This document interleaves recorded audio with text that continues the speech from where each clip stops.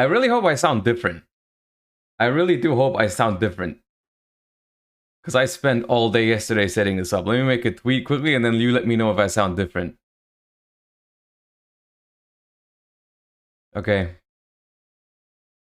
Okay, tweet has been made. Okay, now you tell me, do I sound different or not? Welcome everyone, welcome. Because I set up, I do sound different. Okay, is it better? How's the volume?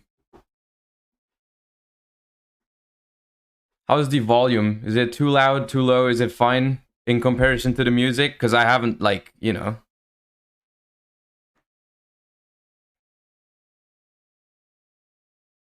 Volume is a little bit too high. Okay. I think I can just adjust it on the thing. Is that better now? Is that better now? Does that change anything? Yes, okay, good. Streamer voice to music ratio is fine? Okay, perfect. Cool. The Discord notification didn't appear? Yeah, because we're just live since 1 minute. It should appear any second. Sounds way more like you sounded on the stream in Paris. Well, yeah, that's my actual voice. Now you know. Because my old mic was not the best. I had it since, like... When did I get it? Like 2013 or 14, maybe? It was very old.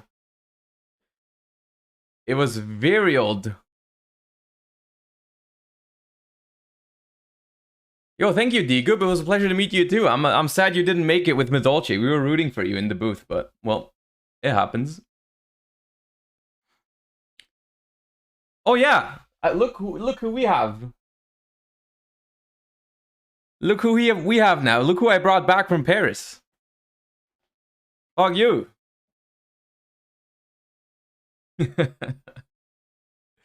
Gitcoin, thank you for the 4 months. Appreciate that. Welcome back.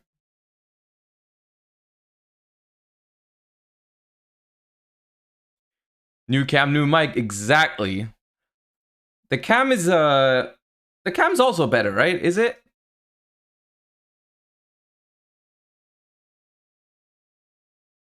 I think it's better. The biggest, I actually think the cam that I had before was also fine.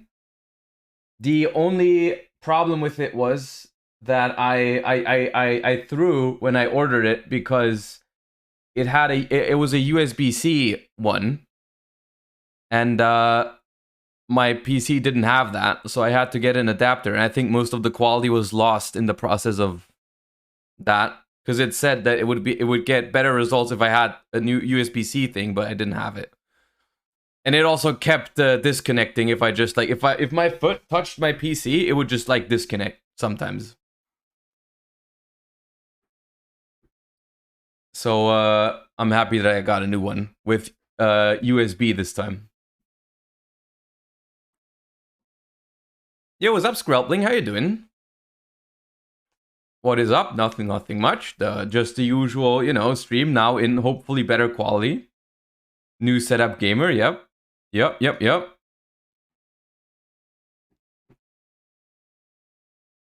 Thank you, Nilmi. Appreciate that.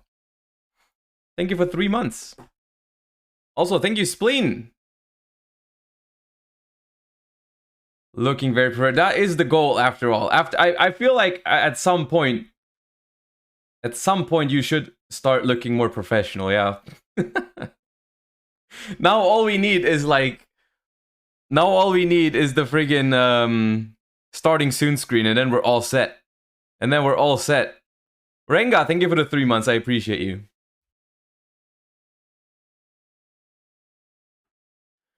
I need your opinion. What is better, Naturia Runic, Naturia Ishizu, Medolce, or Dragon Link? I am deciding between the 4.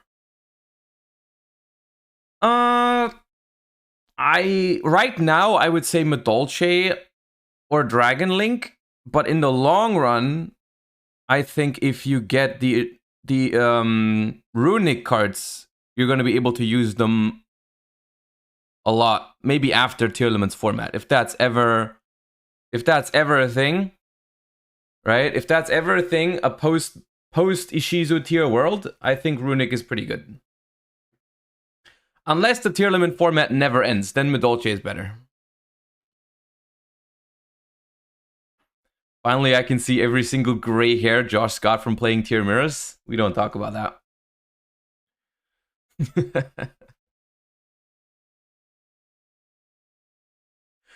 Hog new setup indeed. Killer Dog, thank you for the 2 months. Welcome back. It is something that is made possible by you guys, so you should thank yourselves. It has been pretty much solely because the stream has been doing so well as it has. So you have basically forced me to upgrade my stuff. And I think the next and final step to the stream quality is like getting overlays and stuff like that done. Overlays, starting soon screen, all that good stuff, and then we have the perfect stream setup, or perfect information as some might call it. Okay. And then also, let's start with the dailies. Let's start with the dailies.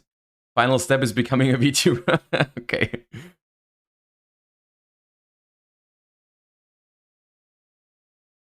And also getting freaking new headphones because these keep pausing my Spotify for some reason. Get some good lights. Yeah, I only have one from this side, so that's why I have some shadow in that direction. Maybe I don't know, maybe I'm putting up a second one on that side at some point.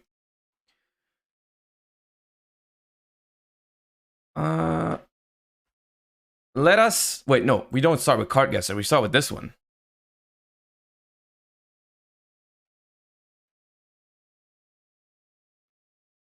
Yo, what's up, official Sub-Zero? I'm doing well. I'm doing great. How are you? All right, we got a level 3. We got a level 3. It is not just an effect monster. It can't be Tour Guide. It can't be Farfa. Aaron, thank you for the 3 months. Appreciate that. Welcome back. It has to be some sort of pendulum, link, whatever, because it's yellow on the effect part. It's got low defense.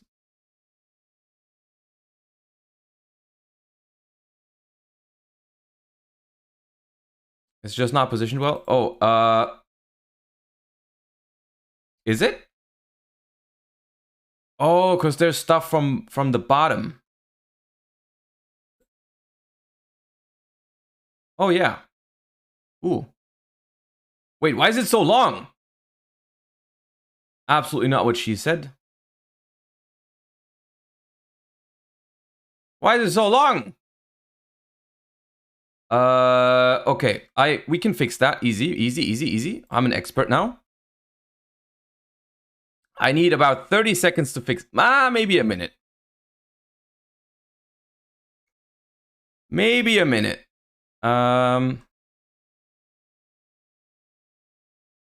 Maybe 1.5. Hold on, I know how to fix it though.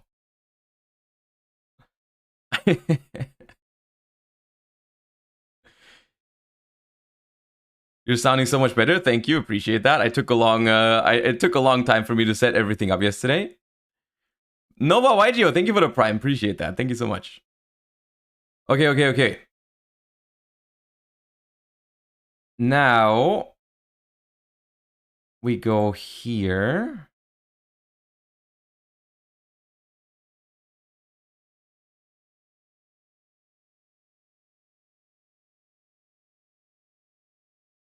And that.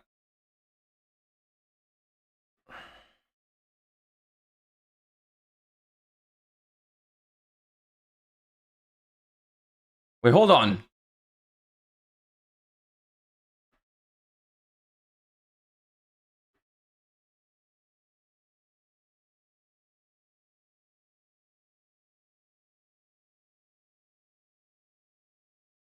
No, now it's good. Yes. Hog you. Hold on. Oh, no. Oh, now it's small here too. I didn't want that. I just want it to be small here. God damn it.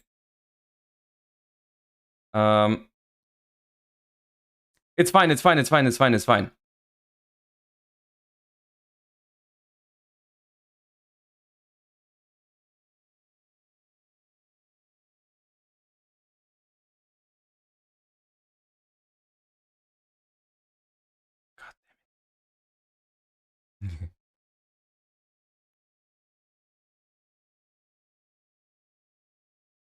See, the setup...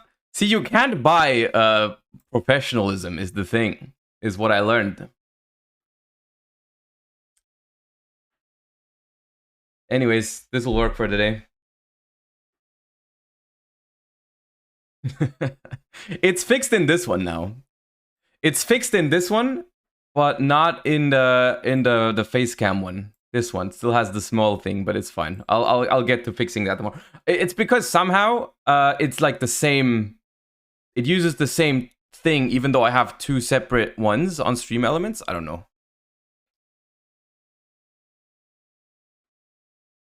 Anyways, what is this card? I'm trying to guess a Link 3, I think. I'm trying to guess a Link 3 because it says lower. No, for Link monsters it would say lower than 1400 because they are treated as 0, so it doesn't necessarily have defense. We can do a Decode Talker. It is not a Link monster.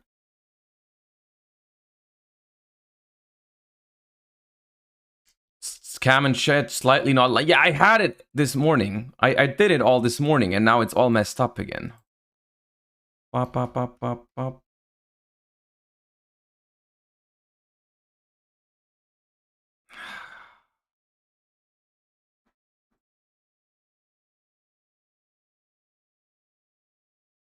Okay, now it's good, right? Now. Beautiful. Okay. Time Gazer. Time Gazer. Magician. That was possible. But it is not a pendulum. Junk Synchron? Junk Synchron is bigger than that though, right? Junk Synchron is 1300, which it cannot be anymore. What BA fits this? Well, there's only technically one. It can only be the tuner, can't it? Oh, wait, it's 2014. Wait, the year is correct. It's Steam the Cloak. Is Steam the Cloak from 2014? Steam... It is Steam the Cloak. It is Steam the Cloak. Okay, well done. Well done. Do you hear me type, by the way? When I just... Oh, wait, I didn't type yet. I haven't typed yet. With this one. Wait, no, I did. You don't hear me type? Oh my god, I'm an expert at mic setup. I'm insane. It's actually... It's infuriating how insane I am at streaming things. He says while his music is cut off by his headphones in the background. Easy clap. All right.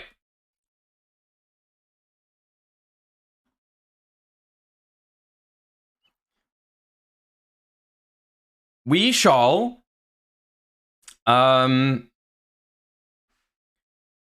We shall be insane at Card Guesser today because we are now pro streamers. So we need to... 700? I mean, the record is 900. Surely with new mic, you know, we have to get 800 or at least 900. Yo, thank you, Mr. Morrison. Appreciate it. Thank you for the 5 months. 5 more months of tier 0. You think it's gonna be 5? I think it's gonna be, I mean, I don't know. It's gonna be like 3 or 4. These freaking headphones. Okay. All right, chat. My headphones are driving me crazy, so I'm gonna turn on my speakers, and you let me know if you hear the music in the background, or if I can use that. Is that like you hear? Oh no. Well, I mean, you hear music because there's music, but like, do you hear the music through my mic a second time? Is what I need to know. No echo. Okay. Well, not right now. The song is incredibly quiet right now. For yeah. Hold on.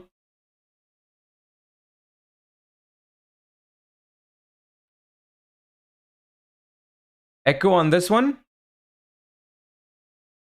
Echo mod check. Okay, easy clap. Cool. Perfect. No, but really quiet. Well, I mean, it's just the song is just starting. I can turn up the song for you if you want the song to be louder.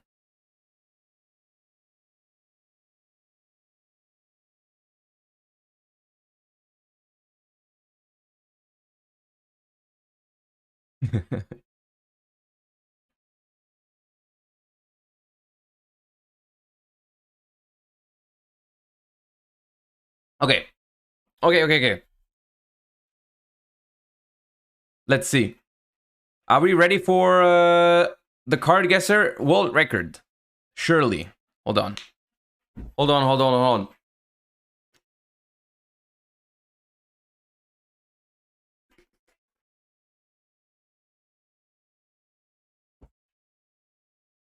Check the VOD, not a single echo. Perfect. Thank you. All right. Chat, I'm clicking. We need to be ready.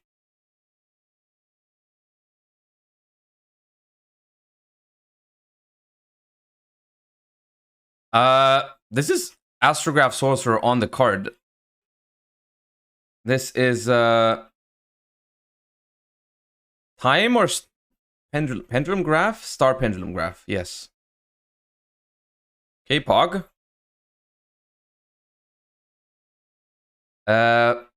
This is Neos. Is this instant contact? Assault Force? Assault Force. That card does not exist. Assault Armor. Alright, almost.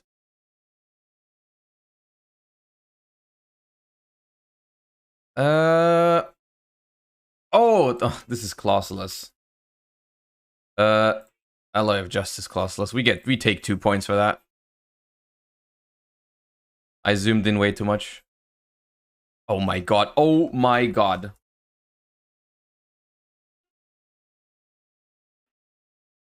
Little bit of a jump scare there, but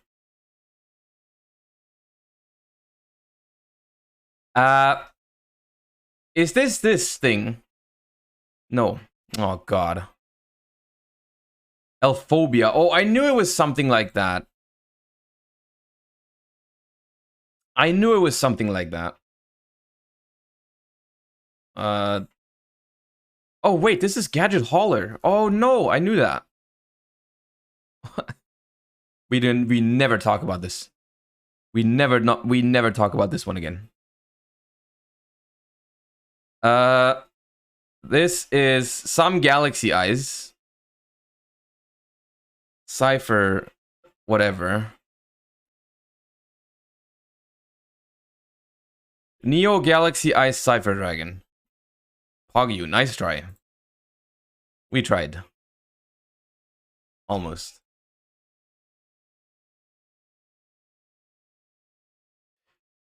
This looks somewhat familiar.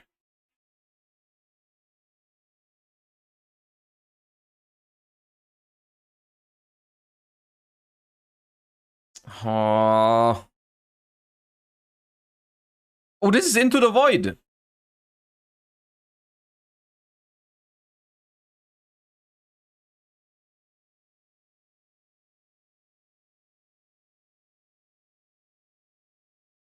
Oh, this is a Constellar. Or yeah, it's a Constellar, but which one? Constellar Algiadi, I think, is what you wanted to say.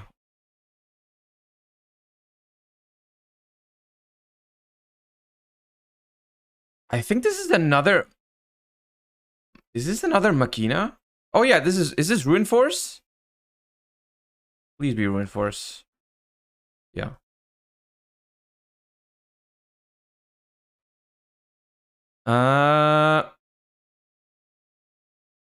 Okay, off rose.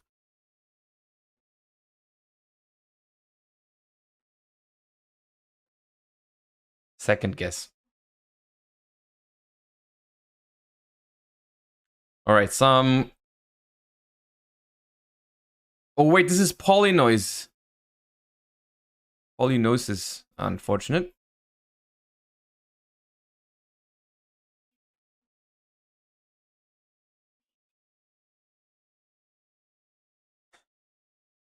Saber dragon, Odd-Eye Saber dragon. Okay, I would not have known that. Is that one good? No, right? Oh, this is Stone of something. I think it's pitch black power. Is it this one? No. I've seen this one 1000%. I'm miracle restoring. Okay. This is Dragon's Bind.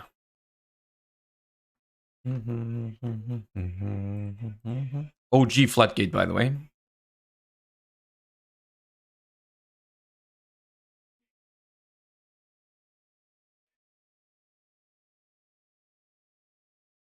Of course you know that one.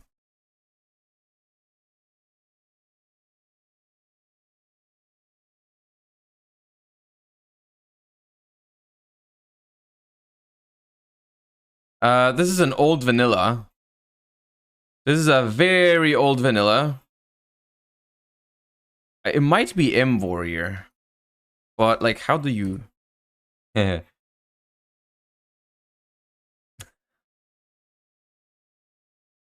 course not.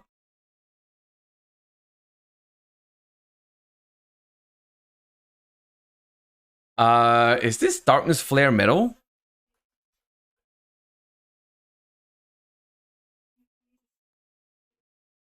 Is this Dogoran?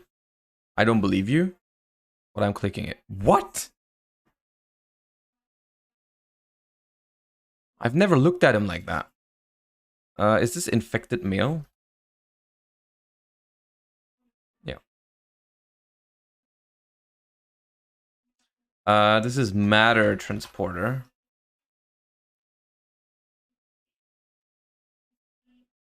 This is the Phantom Knights rank up. Please be the Phantom Knights rank up.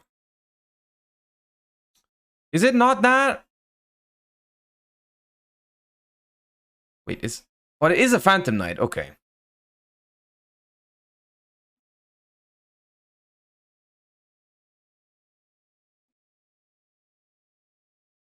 Bro, what are those pixels? Isn't that the level 9 synchro, but just pixeled AF? It doesn't look like that on the card, though, does it? What the hell? Like, I literally know that card, but I would have gotten that way earlier if it wasn't that... No, it's rigged. It's rigged. It's rigged. If we don't get the world record, it's just because of that.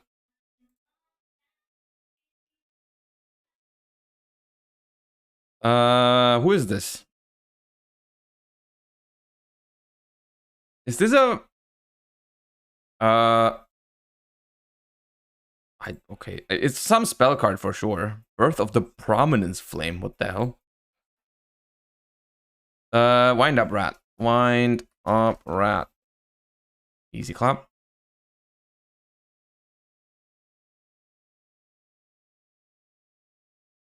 I do not know. Overlay regen.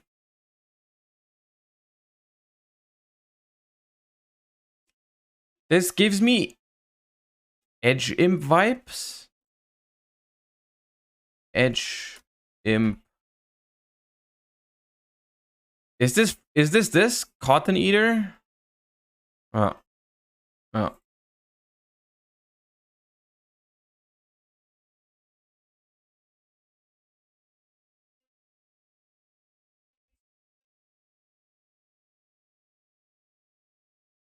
I mean, yeah, I can tell that's a gusto. Like, everyone knows that this is a gusto, but, like, there's a million gustos for no reason. They got no business making that many gustos. Swords of some light. Swords of some light. Burning light? Spirituals. No, those ones, yeah.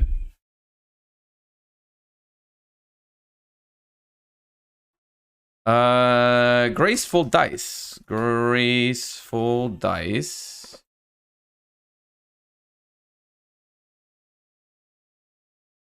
Riryoku Field. Yep. See, I'm good with hit me with more old cards. This is an old card. This is one of those chain cards. The one with the effects where the higher up you put them in the chain, but there was a bad one. It might be called chain healing. Yeah, because it's like the opposite of chain burn. See, I know my old stuff. Don't call me a boomer. This is Luna Light Fusion, I think. Yeah.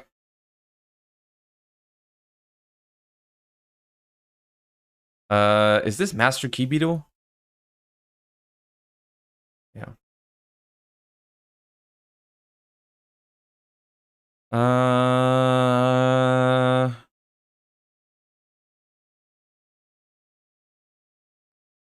Oh god, okay. Well, I've played that deck not enough to know that.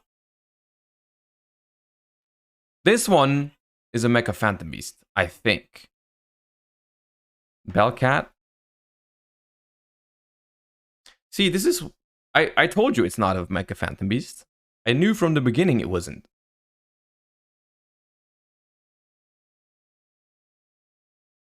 Light Imprisoning.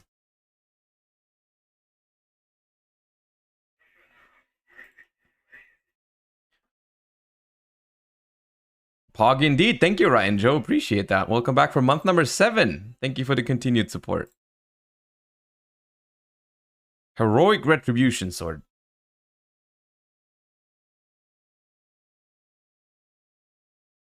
This is a predator plant.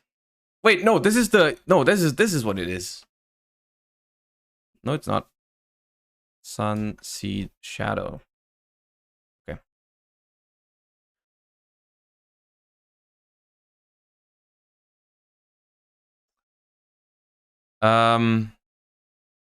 This is Micro Ray this time. I think, yeah.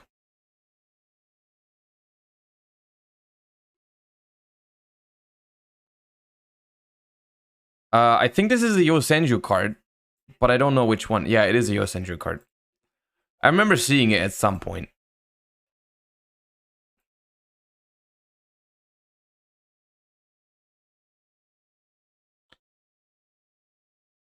Onomatopoeia. Sure. Tethys.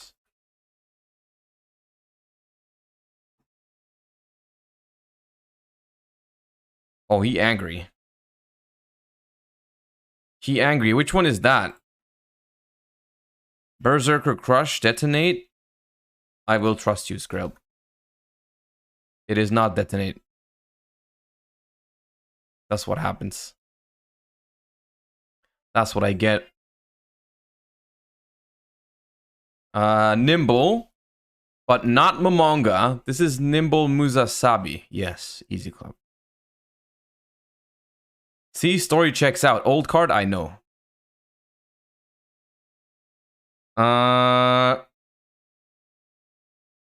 Coin Norma. Okay. I definitely didn't know that. Okay. There's Raimai. And there's this. Is this Raimai? It's not. Because it's not Raimai. God damn it.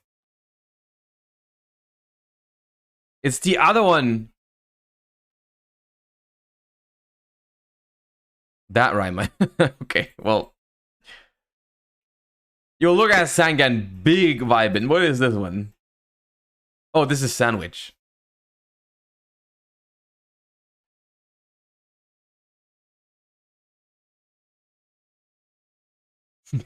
Emote? I mean, that is funny, yeah. Maybe. This is Virtual World. Is it not? It's giving me Virtual World vibes. Steel Star Regulator? Yeah, that's what I meant. That's exactly what I meant.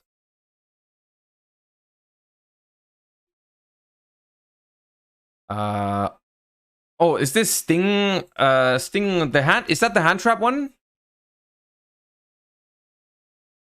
This is the hand trap one, right? I played it in Master Duel before, but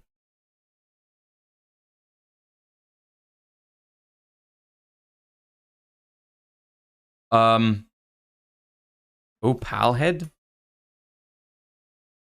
Fire Opal Head. I've never seen this before.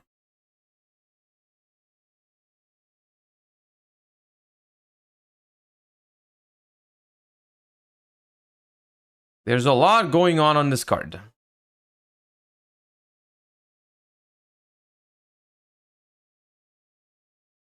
I think this is... Nope.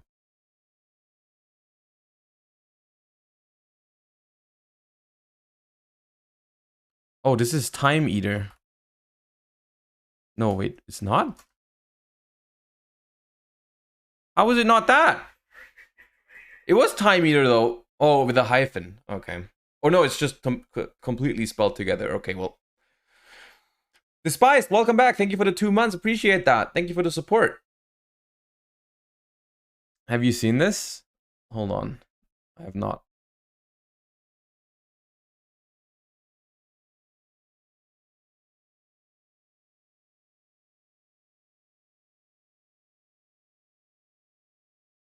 Pack throwing fists.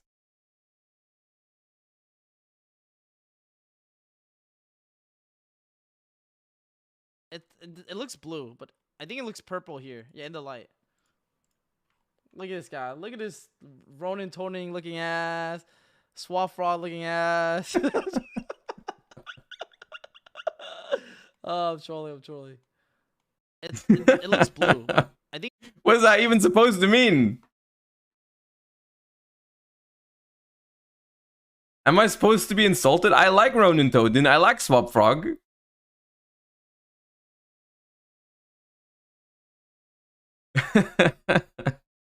No, I'll take it as a compliment. I'm taking it as a compliment.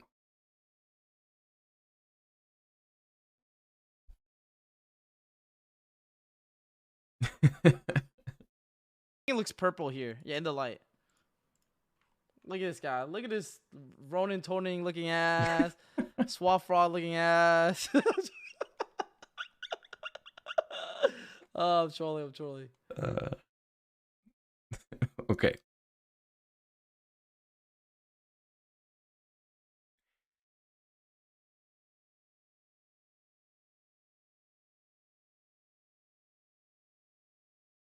Have you seen the guy making a threat accusing top players, including you, conspired in a YCS? I've heard about it. The French people in Paris told me about it.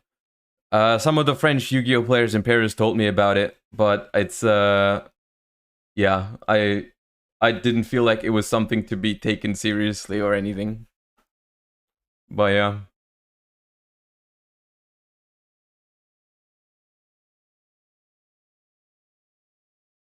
Anyways, let's get into today's stuff. I mean, that is actually a good segue, because what Pac was looking at was what I was up to all weekend. I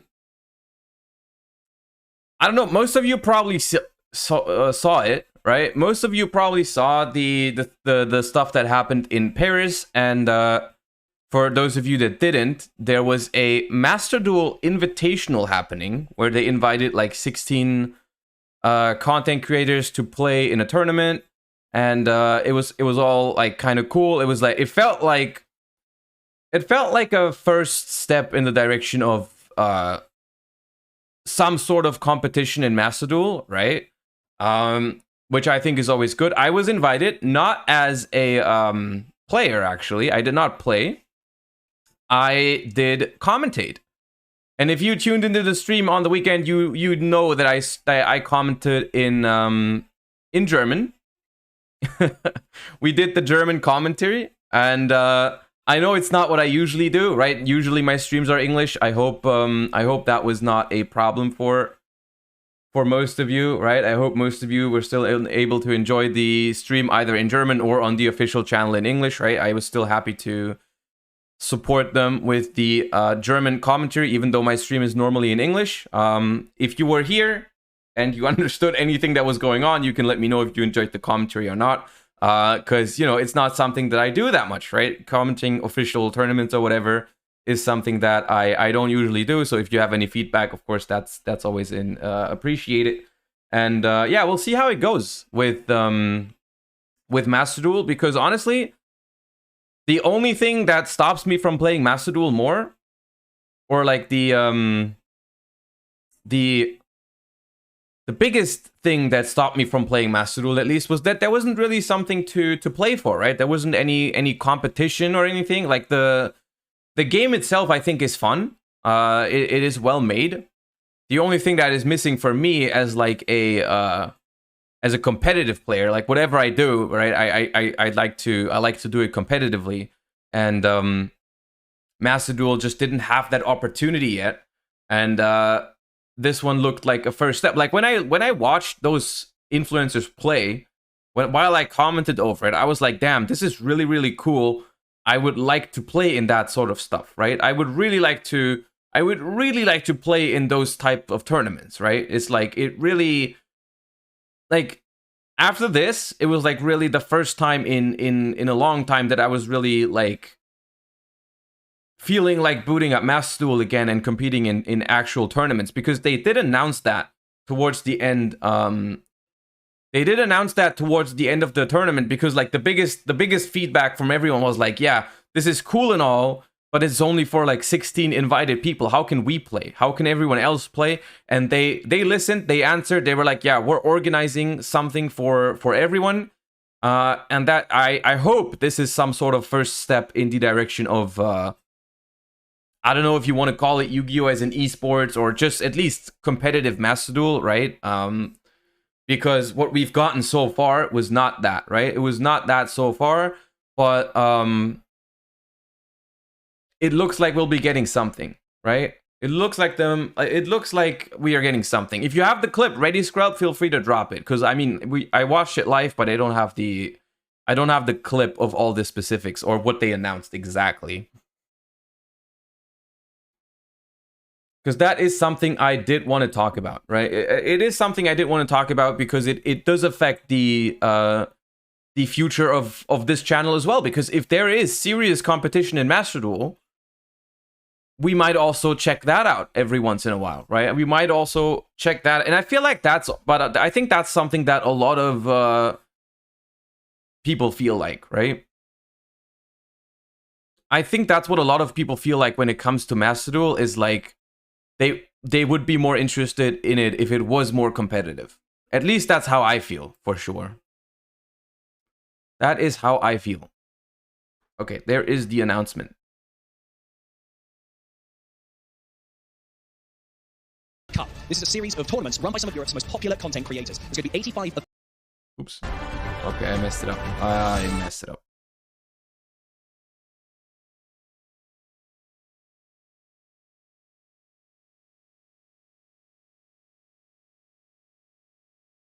popular content creators. There's going to be 85 official tournaments with over 10,000 duelists from the 17th of December right the way into late February. Each tournament will be hosted by Konami in partnership with a European Yu-Gi-Oh content creator, and it is 100% free to take part. This is a very exciting thing for us to have, and to include all of these content creators as well is very special for us. We have 15 confirmed hosts, including Farfa, Mangaka96, Lithium, Schattenspieler, and Zulu, a lot of whom you guys have seen throughout this, the Yu-Gi-Oh! Master Duel Invitational. So this is very, very exciting for people who want to be taking part in some of those online events. If you play Master Duel and you live in Europe, you are eligible for the Challenger Cup. The prizes for this include a Master Duel hoodie, which you've seen some of our duelists wear during our feature matches, the Master Duel card sleeves, PlayStation 5 and Nintendo Switch OLED consoles, and also, as you may have already seen popping up on the stage every now and again, the Rescue Rabbit plush, a very sought-after item in the Yu-Gi-Oh! Community. You guys might want to get your hands on that by taking part in the Yu-Gi-Oh! Master Duel Challenger Cup. That is going to be it for that announcement. Very cool. Very, very cool. Although, I mean, we have to wait for the specifics, of course. Because, I mean, a lot of people have been asking me, will you take part of these as well and whatnot? I don't know yet. I do not know yet. There's nothing I can announce at this point. If I get the chance to take part in these, if I get the chance to maybe even host one of those, I'll be very happily do that. That is something that is not clear yet, though. Nothing I can announce as of yet. But I'm looking forward to it. I don't know. I feel like when I watched the thing over the weekend, it got me really hyped to maybe join Master Duel events in the future, and we'll see what happens. Zytek, thank you for the 4 months. Appreciate that. Welcome back. Thank you so much. Quite a good increase in mic quality. I'm glad to hear that you guys can hear the difference, because I feel like it was long overdue. But yeah, I finally did it. I got a new mic.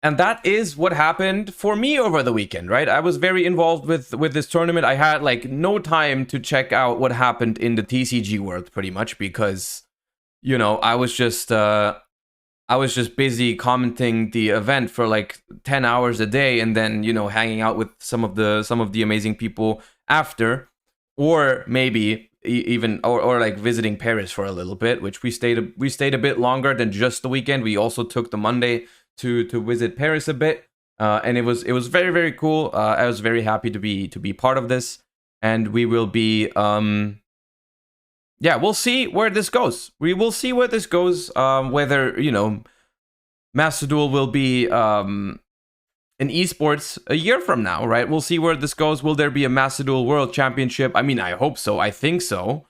Yeah. If that's the case, we will see what happens with it. And I'm honestly excited. I'm excited. I'm down to visit Master Duel in the future if this is the case. Like if yeah. Thank you, yugioh. Appreciate that. Welcome back to month number 2. Thank you for the support. Jesse joined the 3-time YCS Champion Club. Well, I did see that. Of course I did see that. I'm not blind. Yeah, I did see that. Congratulations to Jesse Cotton for winning YCS Costa Rica, which also happened over the weekend, which I guess is the segue from Master Duel into the TCG stuff that I wanted to talk about for today. Because YCS Costa Rica happened. And we got some stuff to look at. I don't know, like, if we're gonna watch that many Tournament profiles, because there's a lot of Tournament. However, it is worth noting something that I'm seeing for the first time right now. I'm seeing this for the first time right now as well, is that the top 32 of YCS Costa Rica only had 17 Tournaments, or only 17 Tournaments, but there was a couple other things. Gores, thank you for the 3 months. Welcome back. I appreciate you so much. Well, yeah. You're right. You are right. Infinite 39, thank you for the 2 months. Appreciate you. Welcome back. Thank you for the support. I guess there is 5 unknown. I guess there are 5 unknown decks, so it could be, hypothetically, it could be up to 22. right? So I mean, it's likely. Wait, where did this go? Hello. Okay. It's likely that in these. Wait, no. Now there's only 4. Okay, 1 tier limit just got confirmed, I guess. Yeah. Okay. Now there's 18 tier limits as we speak. Tier limit representation is going higher. Monka. Latin American tournaments got a lot more rogue decks. Maybe that's the reason. I don't know. I haven't actually been. I haven't actually been to a Latin American event, which I do want to change that in the future at some point, but we'll see. But yeah, I mean, it was rather small as well. It was rather small as well. 445 players, so it's probably, what is that? 9 rounds? Is that 9 rounds? I think it's 9 rounds. Right? 9 rounds, yeah. It is only 9 rounds, so it would make sense for some more rogue-ish decks to make it into the top 32. And we're going to look at some of that stuff today. Although, I'm not seeing many decks here that have a deck profile available while not being Tirlament or Flunder. But I guess, I mean, we can look at Jesse's deck. Just let's look at what's currently the best, or like, what's the most successful Ishizu tier build.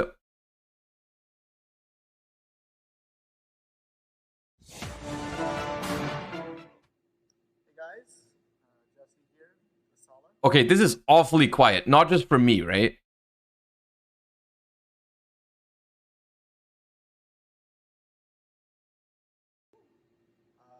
Fresh off Costa Rica. Obviously, the first place. Oh, it gets better. Okay. 8. Only losing to me, yeah. Luxury killed at this event. Anyways, we played almost the same deck, very small differences, some of which aren't intentional. But yeah, we'll get to the deck. We'll make it short and sweet because we played very similar lists to Dortmund, and then even Dortmund with some of Pasadena, so really not too much to talk about. This is the downside of a tier 0 format, by the way. One of the downsides that even I feel is like, or like this particular format rather, is like, there's not that much deck building going on. Like the thing is, the games themselves, I think are absolutely fine. Like a tier mirror match is actually a good matchup. Like I don't feel like from a playing perspective, there's any issue with the format. And even with having this format for 2 or 3 more months, I don't actually have an issue with that from the playing side of things, right? It's like, I'm probably gonna be okay playing tier mirrors for a couple more events. That's okay for me. Thisig, thank you for the 3 months. Appreciate that. Only if you play tier though? Well, like, yes. But I personally don't mind being quote unquote forced to play Ishizu tier, because as a hyper competitive player, which I'll just call myself that, right? As a hyper competitive player, you are always forced into a deck, right? You're never you never have free choice technically. Like you're never free in what you want to play because you're always bound to what you think is the best, right? Rimgear, thank you for the 2 months. Welcome back. You're always forced to play like what you perceive as the best deck, even if I hate it. Like even if, like, I'll be honest with you, if I actually thought that like Flunder was the best deck for the next YCS, I would play Flunder because I would be forced to by my own mindset, right? I'm entering the tournament trying to win, so if I think Flunder is the best deck, I'm gonna play it. Frogosaurus, thank you for the tier 1. Appreciate you. Welcome back. So, like, the only reason why I haven't played Flunder so far is because I didn't actually think it was the best deck. But if I thought it was, I would play it. And that's why I don't feel forced into any sort of deck more than in any other time. Like, even if it's a format like where there's like 3 different decks, I don't feel like that gives me more freedom of a choice, because then I just have I'm just forced to find out which of these three is the better one. The sub goal is still absolutely broken. And I don't know why. I always need to manually refresh it. Yeah, now it's here. Well, I don't know what exactly the problem there is. I wonder if anyone else has that.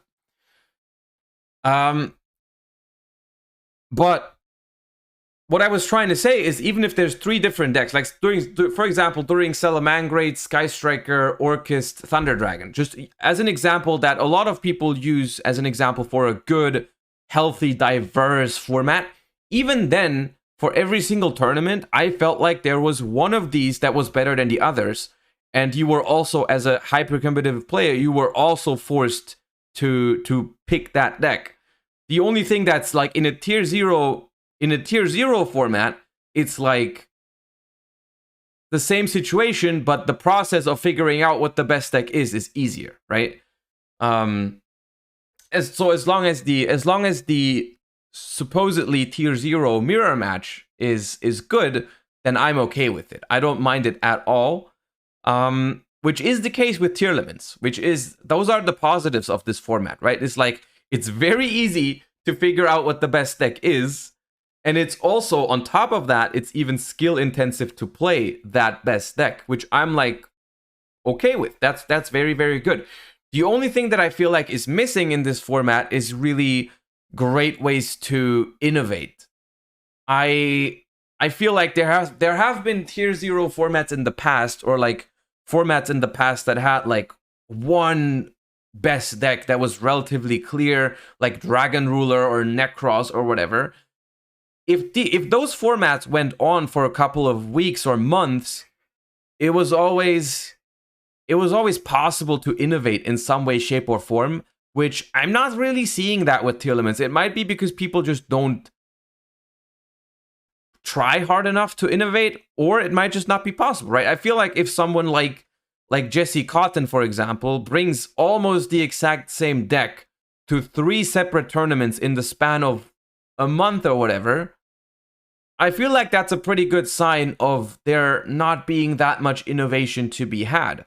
And even though the gameplay itself is still probably fine, I still think it would be better if that was the case, if you could innovate, if you could get an advantage by being a good deck builder, right? Because I think we can agree on the fact that someone who's very good at deck building should be rewarded for that, right? And right now, I feel like it's as easy as just copying the most successful tier list from the last tournament and then trying to do well with it, which that's essentially what Jesse did, right? He didn't change much about his deck, I assume, is what he said. So, like, there's not that much. Like, anyone could have watched his deck list from the previous YCSs and played the same deck, right? It didn't have to be Jesse for that. The only difference that was there was that Jesse probably played it better than other people did. But yeah. Via Texan, thank you for the 3 months. I appreciate you. Welcome back. But let's see if there were any changes. But we will give some depth to, I guess, what you feel needs explaining. Yeah, like I think the big differences between like our list and everyone else's at this point. So is the fairy count. Yeah. Well, which I feel like we've talked about, but yeah. I mean, like the visceral thing too. I think Sure. more Okay. Yeah, we'll talk about that as well. Yeah. So yeah, I mean, this should be pretty stock standard. Is the 9 2 Rhino, because it is the worst into bestials, and those are getting everyone popular. Yeah. This is a really good start, but it's not the only good way to start. And you just don't want to. The deck's already 43 cards. You just 43. Okay. Well, first of all, it always hurts me when that happens, but I mean, I guess that's a different philosophy. The Rhinoheart being the worst into Bestials is like an interesting, or like, it's not a wrong take. It's as a normal summon. As a normal summon, that is true. As a mill, though, it's the complete opposite, right? If you start with a Merly or a Sharon, and you're able to mill a Rhinoheart, then it is the best against Bestials, because then you can discard a tier name from your hand and then trigger basically 2 separate tier names in 2 separate chains, which makes the Rhinoheart really good. Of course, I feel like with Rhinoheart, it's like you're going to draw it more often than you're going to mill it with your first mill 3, because your opening hand has 5 cards and your first mill usually has 3 cards. So the chance of opening a Rhino Heart is higher than milling one, like off the get-go, right? When you start to get going, which I think is the argument why 2 is correct. And looking back at Dortmund, I played 3, and I think it should have been 2. Yeah, which is more reason to play 3 early, because you just want to be able to mill it. I will say, like, I just like having 3. It's really one of the best starters. I've never considered Merly to be cuttable, by the way. I've seen a bunch of deck profiles talking about, oh, I decided to play 3 Merly because of that or whatever. I think there's straight up, I'm not going to say no reason, but almost no reason to cut down Merly, simply because the card is almost everything you want it to be. It's like, it's an absolutely acceptable normal summon in this deck now, because the number of hits is just so high. It's a card that even if you draw multiple normal summons in this deck, I feel like you can always either use it for a Rhino Heart discard or a Sharon discard or whatever. Like, this deck is so flexible with making use of it that it's absolutely fine. And you just, like, I feel like cutting one of the straight up best mills in this deck is the tier name. So I don't agree with anyone cutting on Merly. Putting a second engrave is good too. Yeah, so you always have back targets. Yeah, and like they're going to be banishing them. Hani winning with 2 Merly made everyone go crazy. Yeah, but that's like, I don't feel like that makes sense, and I don't think that, like, results-oriented thinking like that is the best way to think about it. Because, like, I don't think winning or doing well with a list is always the indicator of that every decision you made was correct and perfect, right? It's like, I played 41 cards at Dortmund and I don't think that was optimal. I still did well with it, but I still think the deck could be improved. And that was probably, I think that was the same. It was the same thing with Hani winning the YCS with 2 Merleys. Is like, he probably won the YCS because, first of all, he played well. The rest of his deck was probably solid, and he also got lucky, which you have to do that in order to win a YCS. And that, but all of that doesn't mean that every single decision that he made in deck building was perfect. Having another one's always like more threatening. Yeah. Don't need to go more. I think that's fair enough. The more contradictory stuff right now that everyone has been kind of moving away from, and we're one of the few people that still stand by this. That is just a full package of the fairies. Not slimming it down at all. No diviner, but yeah, for like the core fairies maxed out, unchanged. And we've been over it a bunch, but you want to go over kind of. I mean, like, so the biggest thing is like they don't play this card because they don't play this card, and we are just activating the mill effects a lot more often. As long as we feel comfortable, like we have one of these and we're like just ready to stop it. And this is where I'm gonna let him finish. Then we can get a better exchange because we have access to our extra deck and our link monsters. And it also just means that we have way more ways to play turn 1, which has been a big problem because everyone's just maining all 9 Vistrials and they just can't do anything turn 1, and then we just get to break the just pass. Yeah, like they're not really making anything strong. These allow you to make Dweller way more often because there's like way more level 4s on the field. And just when you're ever playing against anything that's not tier, you will just win more often because you have access to these. And you get to like high roll way more. So I'll provide some anecdotal evidence. In the finals, game 2, I'm down game 1, so going first. Open up Keldo with a name. Don't remember which one. It may have been a Guido. And I just go Keldo to Shigito. And just because you have the Keldo there on field, you feel safe. You know 5. Like, the worst case for you is them milling a Shuffler and then Solid Scream, which is absolute worst case. But most of the time, if it's like Shufflers and Tiers, the worst case you can mitigate the Tiers by just banishing the Keldo. It's not a big deal. But I got the Agido, I mill 5, they mill 5. He missed the Shuffler. And even though he had 4 hand traps, 2 Vistrals, Imperm, and Havness, it's just not enough because I hit a Shuffler, he didn't. And I didn't even hit any Tiers, but like, he just didn't get to do anything. I summoned Agido, brought back another Medora. I had 3 bodies in the field already. And let me, like, through 3 hand traps, still end on Dweller Baron. Yeah, Matthew96, thank you for the Prime. I appreciate that. Welcome to the stream. So I agree that Herald of the Orange Light is a very powerful card for a number of reasons. What I do not agree with is using these mill 5s very, very aggressively, especially as the start of your turn, because well, not always. It really depends on your hand. It really depends on your hand, but I think that because 3 Modora and 3 Keldo are in every single graveyard, you give your, like, on average, I don't think you actually gain much out of it. Of course, their argument is like, on your turn, you have access to your extra deck. You can link, summon, whatever. You can make Dweller, you can make Barone, which is something that they cannot. Even if they resolve some effects or whatever, they cannot do that. Which is true, but there's also another component to it, which is basically the flip side of things, is that on your first turn, you usually have access to all these graveyard effects, and your opponent does not.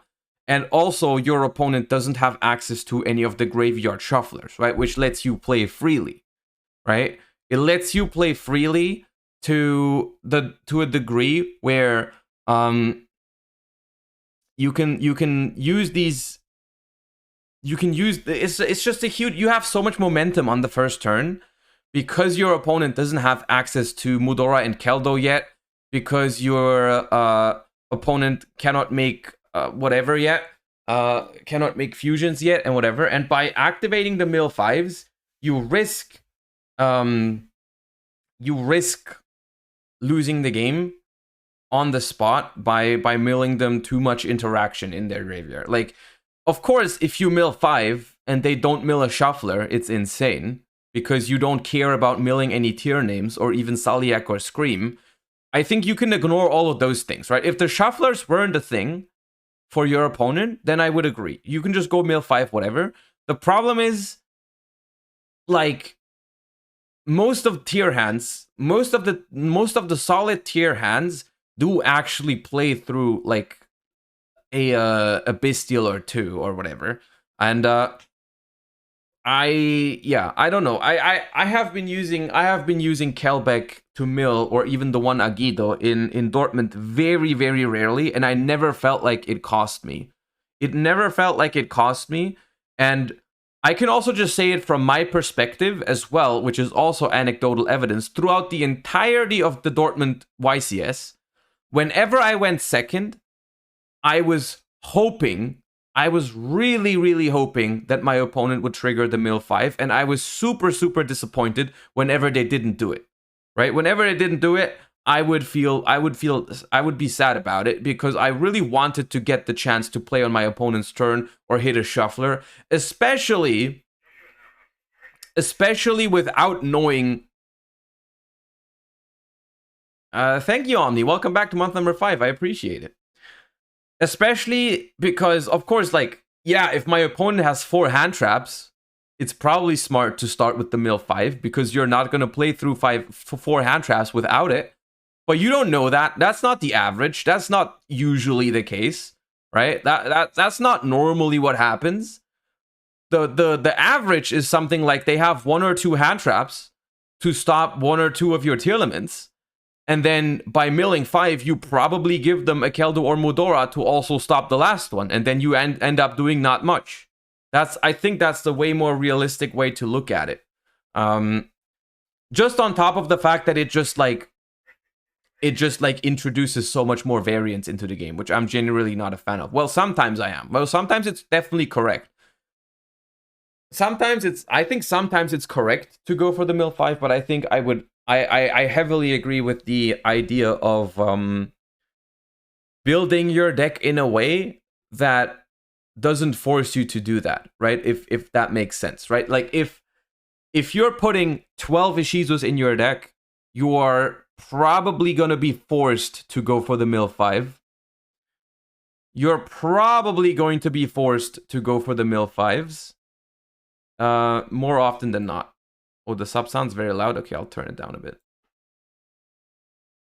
Should be better now. And, well, I think the only reason to play Agido is Herald of the Orange Light.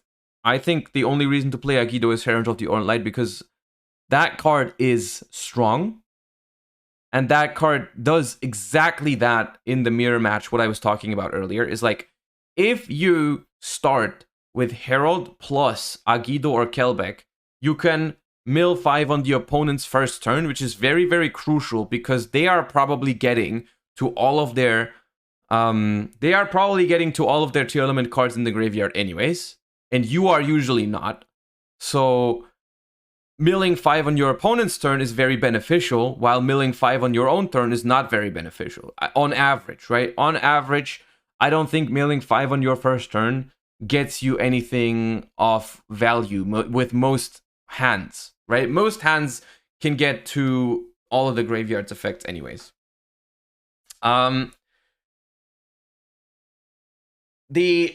The thing is, Herald is going to 1 in December, which changes the way I think about this topic entirely. I think with Herald going to 1, at least from my first impression, the standard should just be you run 3 Keldo, 3 Modora, you run 3 Kelbeck, and you just run 1 Herald. And that's it. I don't think you run Agido at all. I would be very, very surprised if Agido is going to be considered standard after the new ban list. Maybe a one-of.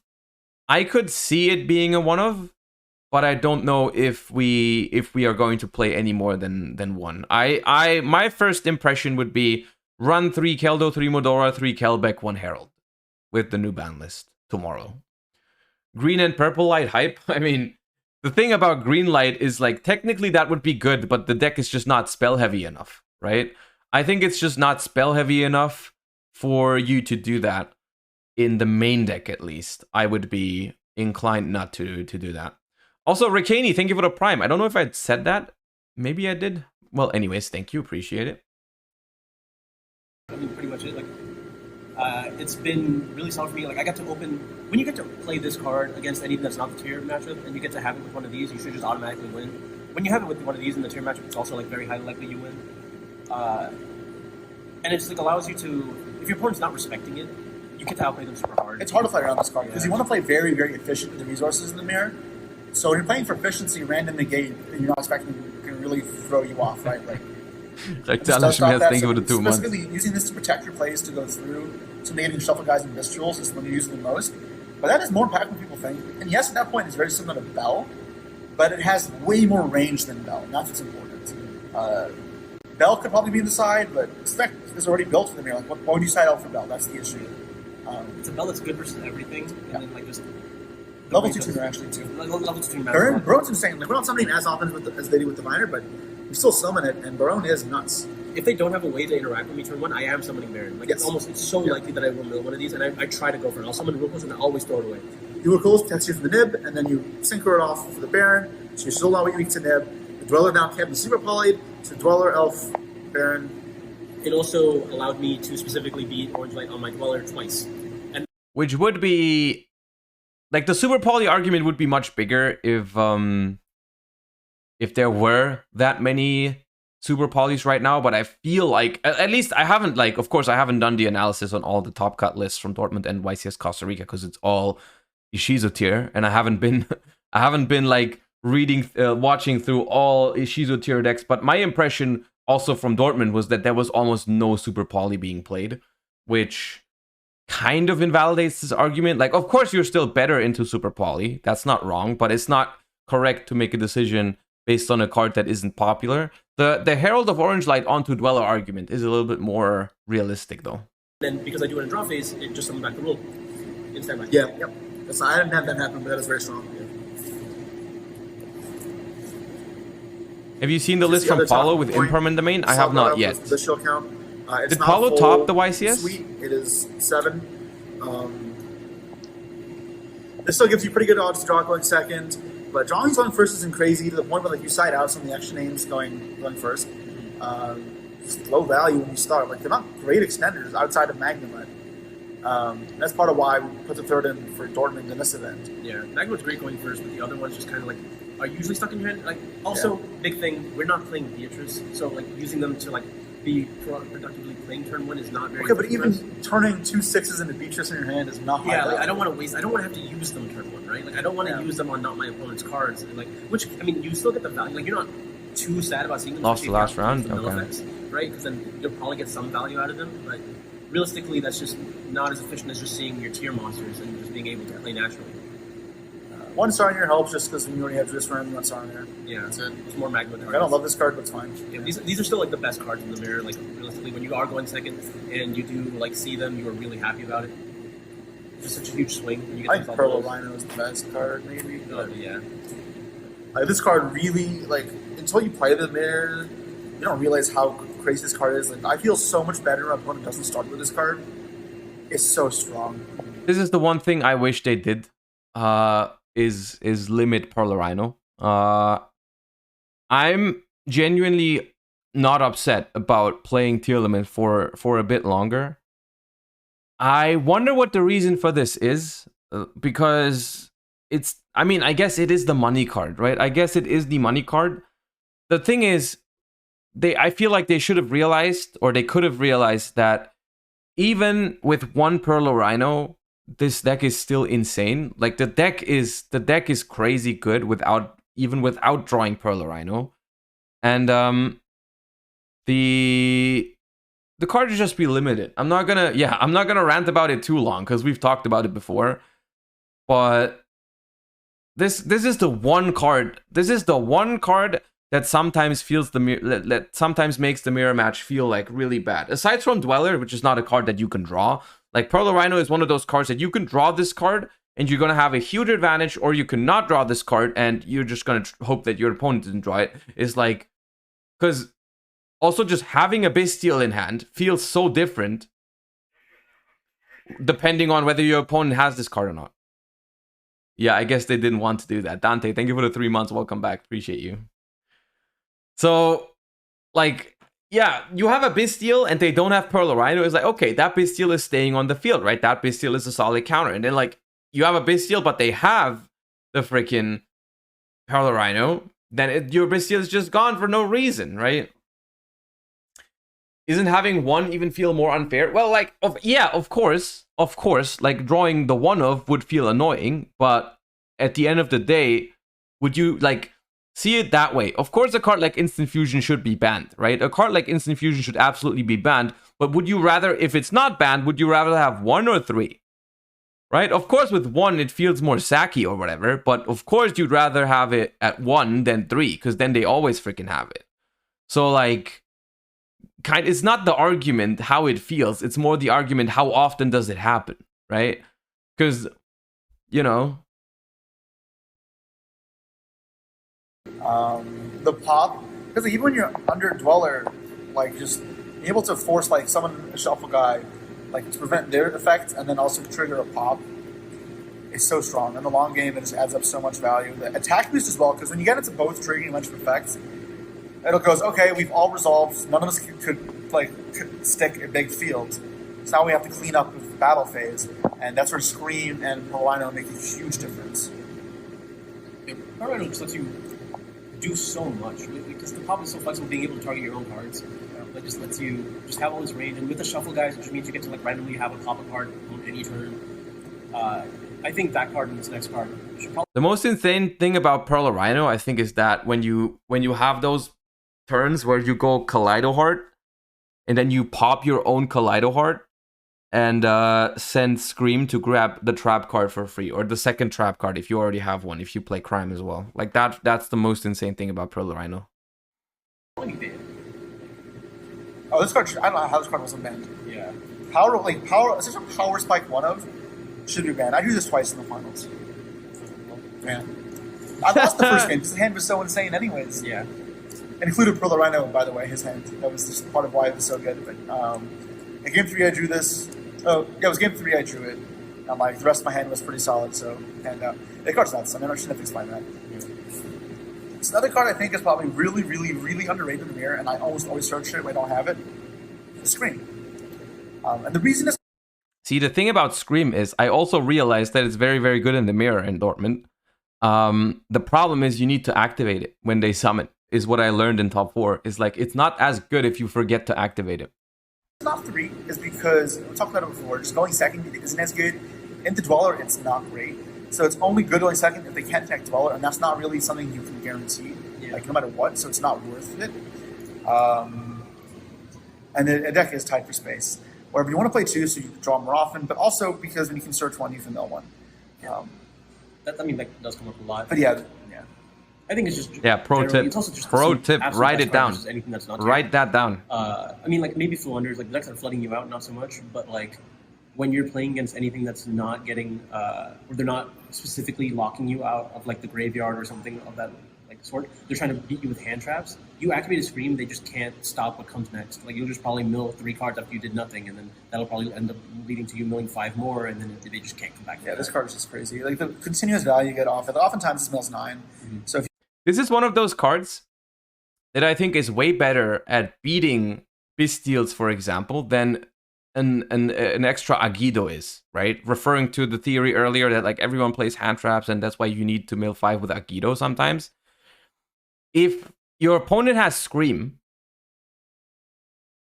the Bystials feel like 1,000 times worse because you might be able to stop them on their turn a little bit, right? But then on your next turn, you have to play into the Scream and Pearl Rhino and Sulliak and whatnot again, right? And that's how you win those grindy games with hand traps. I think that's a way less variance introducing or inducing strategy rather than playing the Agidos, right? And so like I would absolutely rather play like 3 Screams rather than play the Agidos, in my opinion. Or like the multiple Agidos.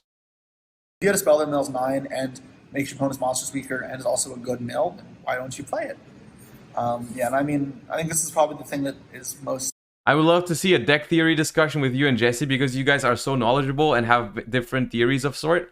It feels a lot like... when I see Jesse's decks, it reminds me a lot of Patrick Hoban back in the day. Because... I also tried, or we did talk about decks from time to time back in the day, and we would have like very different opinions on some things. As to like, I would always be the one of being like, oh, I want to avoid like variance. I want to try and build it as consistent as possible, right? Not trying to build a deck that like needs to win the dice roll or loses going second or whatever, right? And it's like.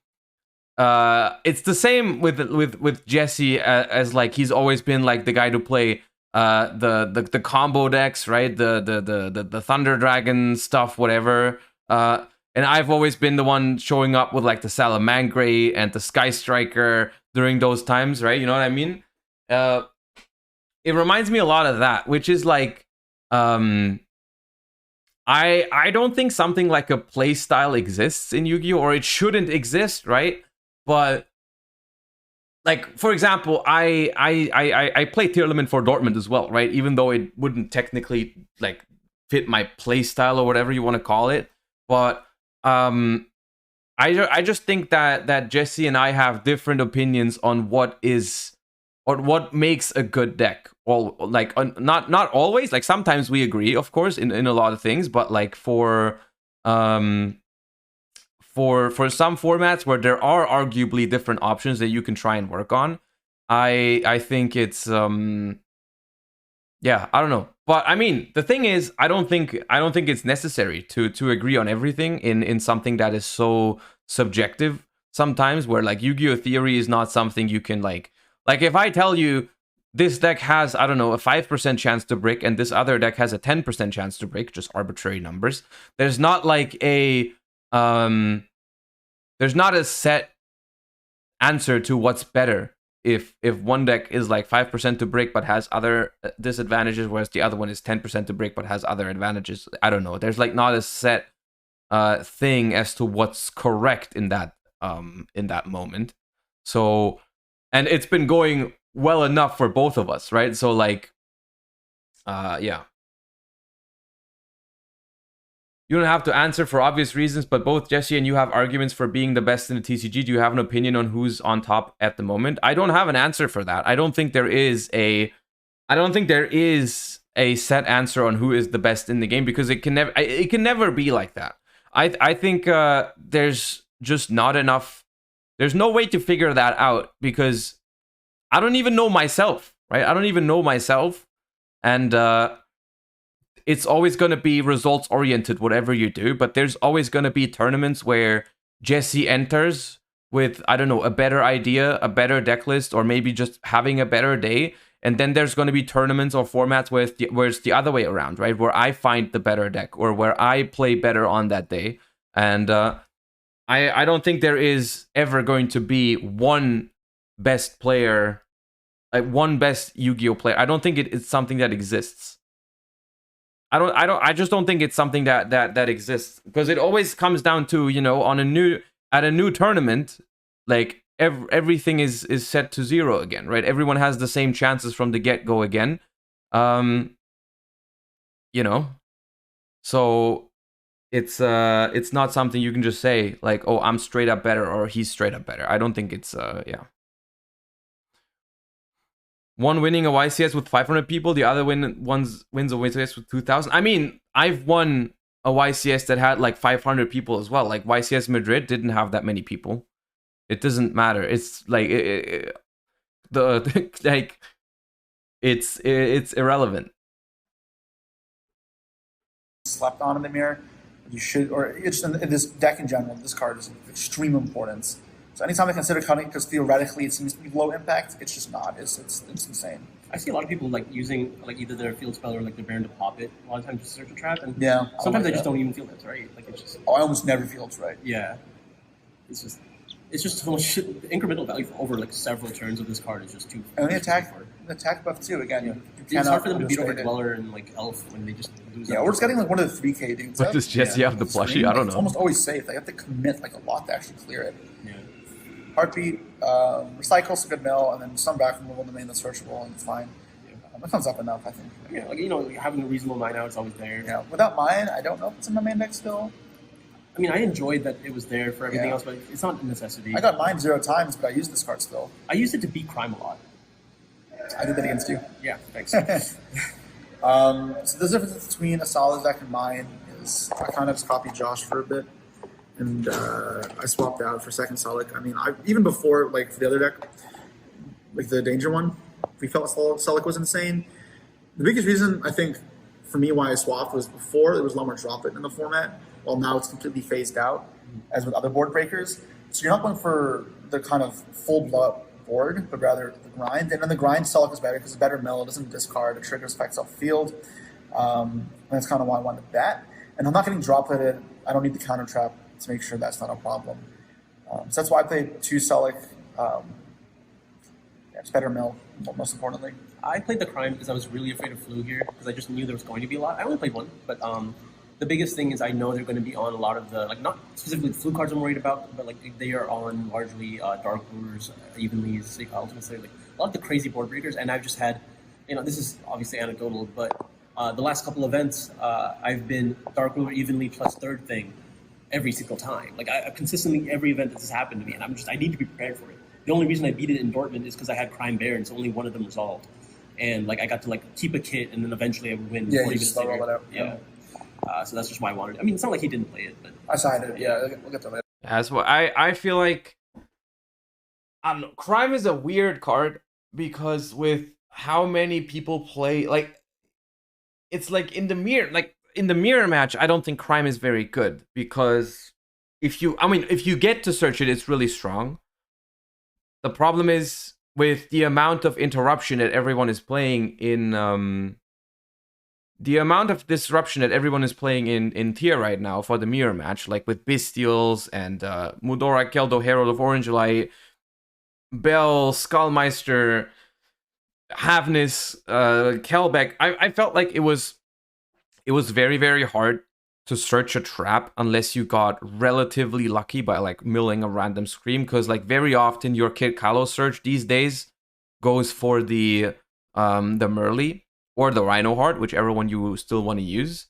If you even get to freaking Kit, like there's a bunch of games in Dortmund where I didn't even get to go for Kit, and the fact that like Saliak is just so much more of a better mill when it goes to these grindy scenarios in the mirror match just makes me think it's a lot better overall in the mirror match. And then the Crime, of course, is a lot better against Rogue, especially if you get to go first. And so it's kind of a question of like, it's just the philosophy behind deck building, I think, where if you try to beat the mirror as best as you can game one, then I think you should be on double Saliak. And if you try to be like all-rounder solid against most things, then I think the Crime makes sense in the main deck. Because against Flunder, a deck that besides Shifter doesn't have any hand traps, right? Usually doesn't have any hand traps. If they don't have the Shifter, you can almost always set up the Crime, and that probably wins you the game. The question is, do you even need the Crime in that scenario? Because, like, I mean, if you have a Barone, then you can even beat evenly that way. But I definitely did struggle one game in Dortmund, where game one against Flunder, I didn't have Crime, and they evenly me. I still won, but, like, it was a lot harder. I don't think there is a set right or wrong here. I went with the more consistent approach, because the second Saliak is basically good in every matchup and always good if you mill it. Whereas the Crime is like only good in some scenarios and only good in some matchups, but like if you get it, it's much better than Saliak. So I feel like the Crime is once again one of those more like high risk, high reward kind of things, whereas the Saliak is just very consistently strong. But I just felt like it's going second is also just definitely worse.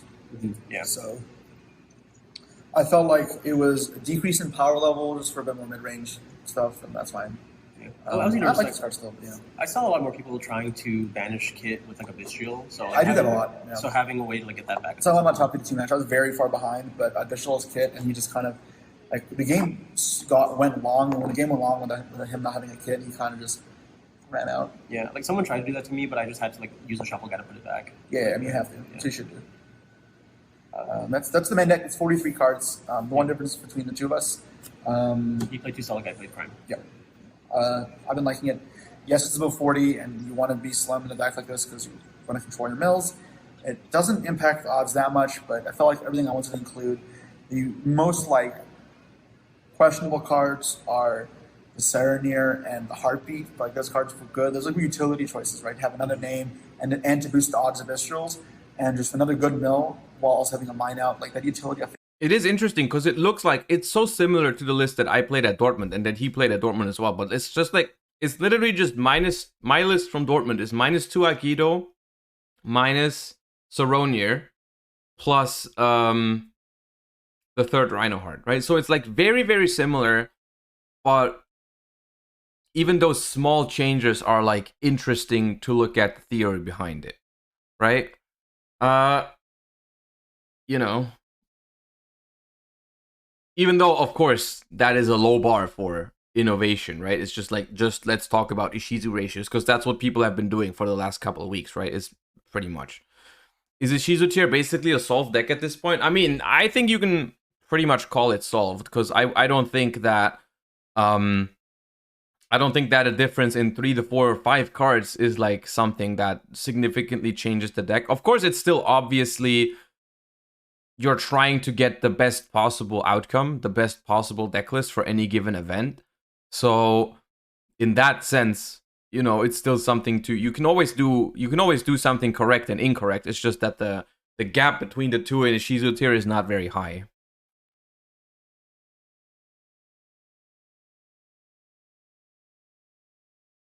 Felt like was worth an incremental decrease in consistency for the mills, and it's not a crazy decrease. It also just like means like just playing Heartbeat means you don't have to shuffle back the traps. You can just like use Pearl Reno, pop Kaleido, send Heartbeat, get one of those guys back. Like hit send. Yeah, you don't have to work too hard to get some stuff back.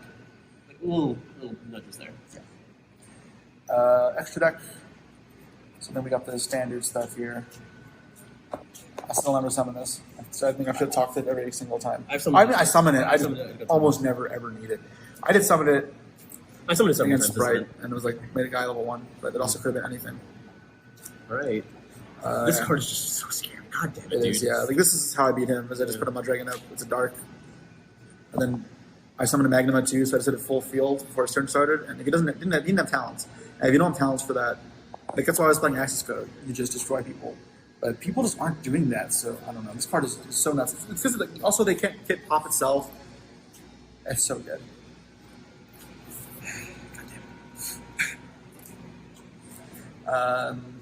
Sprites. Can you see it, Shaq? Yeah. Okay. It's pointing like up. 2 sprites, standard. I guess so it's dark. The one that's not is Asa. I still summon this. Like we're playing more fairies, so it's more understandable. Yeah. I like this one. I like this one for a few reasons. And I was really thinking about adding it back. Of course, with more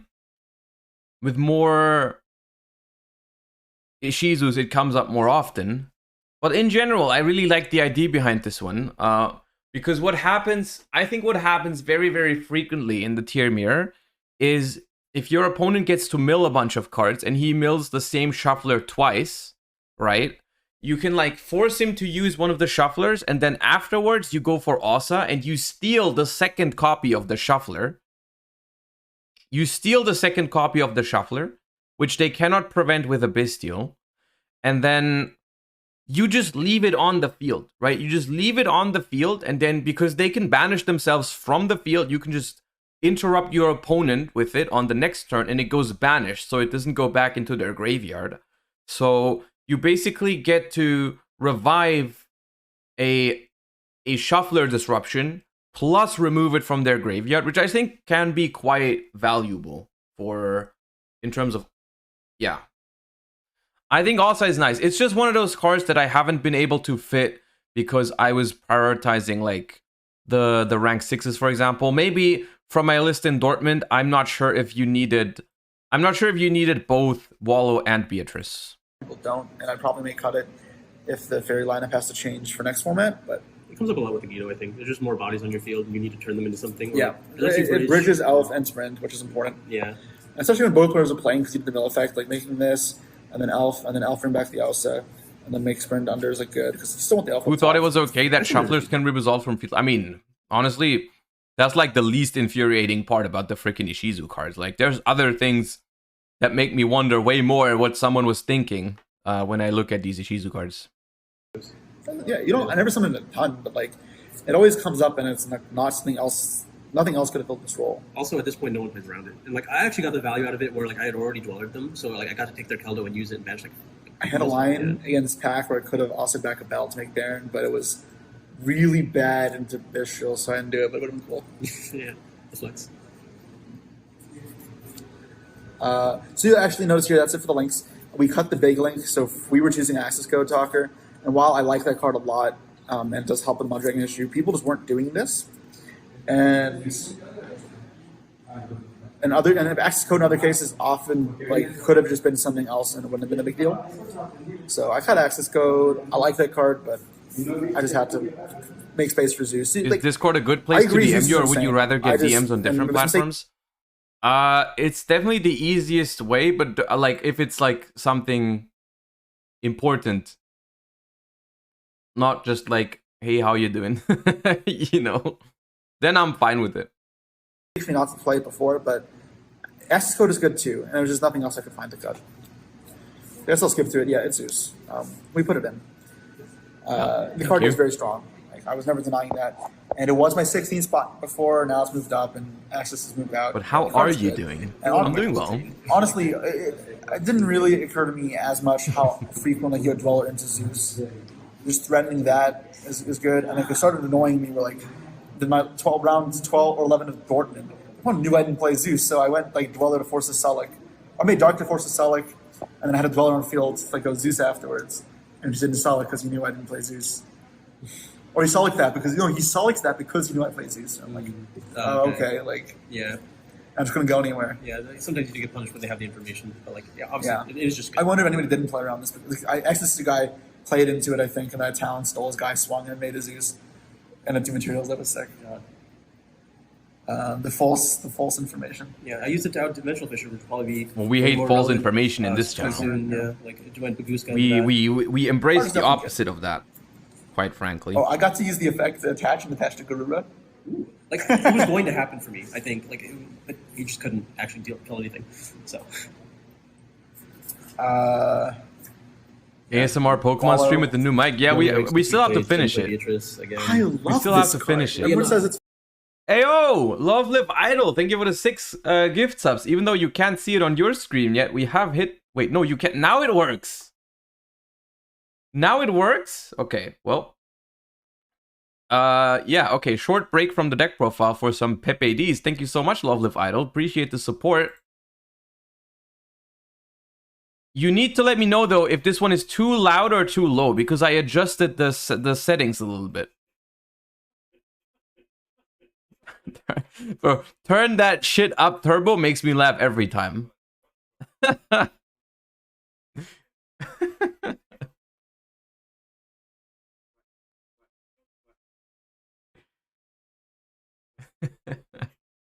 Is there anyone we can ask to make an updated version? I mean, I guess at some point that's gonna become a topic, right?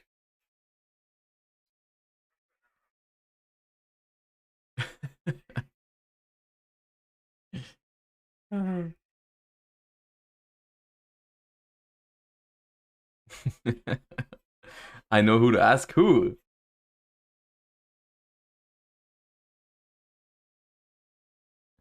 Thank you, Love Live Idol. I appreciate it. But at the same time, I also am thinking about other sub goals because I do feel a little lazy about just doing that every time and then just increasing it. You know what I mean? We could still play it every once in a while when we hit sub goals, but like I'm trying to think about ideas of like bigger things for sub goals as well, with like, you know, I don't know, something like that. Yeah, it's in the works. 24-hour stream. Yeah, well, we're doing that anyways, right? Like, what's the point? I could just write that down there, like 24-hour stream at, I don't know, 800 or whatever, but we're doing that anyways. But yeah, okay. Can we have new channel points rewards too? I mean, look, I have a section on the Discord for exactly that type of stuff. So if there's any specific thing you want, right? Like if like you can ! Discord, you can join the Discord community, and there's a feedback channel where if you have an idea for a specific sub goal, or there's also a channel for emotes that you can suggest, whatever. If there's anything, you know, feel free to, you know, feel free to suggest it over there. I always appreciate any sort of input. I know it takes a while until this stuff gets done, right? Like new emotes and stuff. It takes a while because I have a lot of stuff to do right now, but you know, vegan cooking stream, maybe. Yeah, maybe at some point we can do that. I mean, I just acquired a good setting for this stream. So like until I have the set up for a cooking stream, I don't know, we'll see. Anyways, let's finish this deck profile, shall we? Flex, I summon this card a lot. I don't think this one's like that arguable anymore. I think this one's like borderline staple now. It's just kind of crazy that we don't play Beatrice, and it did technically come up for me, but I still never did Beatrice. They were games we wanted to play. Like I summoned Wallow 4 times. Every time was good. I think 3 times like it was needed. I don't know if it was needed, but it like, significantly helped the field. One time it didn't matter, but it helped me with kill shots as well. And like I talked about, sometimes it's hard to kill big bodies. This fixes that issue. Yeah. I feel a little different about Wallow. But it's once again this one might just be on me having a very different experience with the card. Is like I have not summoned this card once at YCS Dortmund, and I summoned Beatrice 2 or 3 times at YCS Dortmund. I do think in general, the rank 6s in this deck are the least important part of the extra deck, I think. They are good sometimes, and sometimes you need one of them. I think so basically I'm convinced that Beatrice is better. I'm convinced that Beatrice is better because I think I look at it in a way that actually is very similar to the earlier discussions we had. I think Beatrice is the more consistently good one, right? Beatrice is the more consistently good option where like For this deck, Beatrice does something for you every single time, and Wallow isn't always insane, right? And I just wanted to, whenever I have the access to a rank 6, I wanted it to be a good option. And that's why I chose Beatrice, because there's really never a scenario where Beatrice can't do anything for you, right? You could either, you can send like a, if you haven't hit it yet, you can send another Soliak and then have the Beatrice for the opponent's turn. You can send the Shuffler you're missing. You can send Scream for a trap card. You can send whatever. Like, Beatrice is just good, right? Beatrice is just always good, whereas Wallow requires more setup. Wallow does not only require 2 level 6s, it also requires your opponent to have a good target in the graveyard, which I think makes Wallow less consistent, and that's why I chose to run Beatrice. The reason why I also played Wallow was just for Avermax, right? Because Wallow can help you out Avermax, and I was like, okay, if I want a card in my extra deck that can out Avermax, it doesn't have to be like Underworld Goddess or whatever. I can just put Wallow, and then I have 2 rank 6 options, and also an Avermax out. How do you out Avermax with Wallow? Well, without Wallow. Yeah, without Wallow, I don't know if you can. Like, you'd have to think about it. Like, if you play Barone, you can do it anyways. Like, you could also just play Barone instead, right? Even if you just play Herald of Orange Light, that would be enough to out Avermax. So, yeah. I think if you only play 1 rank 6, it should be... I think it should be Beatrice, but yeah. Unsealing Talents this event, that sucked. I stole an Emperor, that was cool. I stole a crime. I stole a Scream, that was cool. I said, like, I needed a way to mill, and you had a Scream is great. I'm like, still got to try. You did it to me at some point. Oh, no, that was in testing. Okay. In testing? Yeah, we can play a bunch of those. So. Yeah. The stapling cores. Again, Redoers, like, again, the last couple spots, like Beatrice, Redoer, now Access Code are the 3 spots I really wish I could fit. Can't. But these are stable. You kind of have to play these. I made Redoer so often. Yeah. And this card that people aren't playing, but I think is nuts to play Orange Light, even as no Diviner. This card is so strong that, like, just having your deck makes you going first way better. And the deck yeah, this is a fine decision. I think that could have been in my deck. A lot of chances to lose. I think if I had to go back for my Dortmund deck, or like even moving forward for this format before tomorrow's new ban list, I think I would like to fit Barone and Ossa, but I would not take out Redoer. I would be fine cutting Wallow and keep Beatrice, but I would not cut Redoer for the other one. What's up, Viking? How you doing today? Make things really watered down. I don't think I've lost a game of Sun Baron though. I did in the finals. Yeah. Almost every other time I've won. Cleaning up the field is very good as the pop as well. Pop your own card as well is also good. Tagging out, it's just 3 good effects. Yeah, it's a good card. Yeah. Finally getting reprinted, right? Yeah. Noted. So side deck has a couple differences. Go into... We'll go over it. You're so dumb. Sorry. Can you make an actual update you would play on Dueling Book? I mean, we can talk about it after this profile, yeah. Tactics for going first. Don't love it going second. If they're so everyone playing more mid range now, it gets better going second. It's for one day. Well, I mean,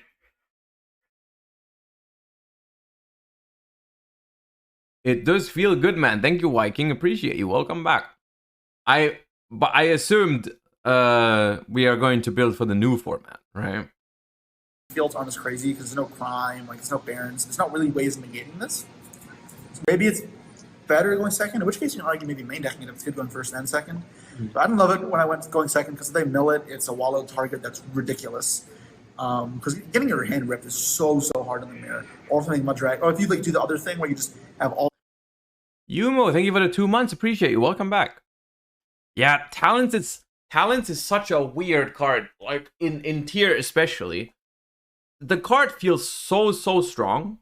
Like, the card is so good, going first and second. I don't think there's a difference. If you draw this card going first or second, you're happy. You're happy about it. The problem is there's so many more implications to this card in this deck, right? Because if you play this card instead of other cards that are good mills, or you play it over 40 cards, right? You are making your deck worse at milling.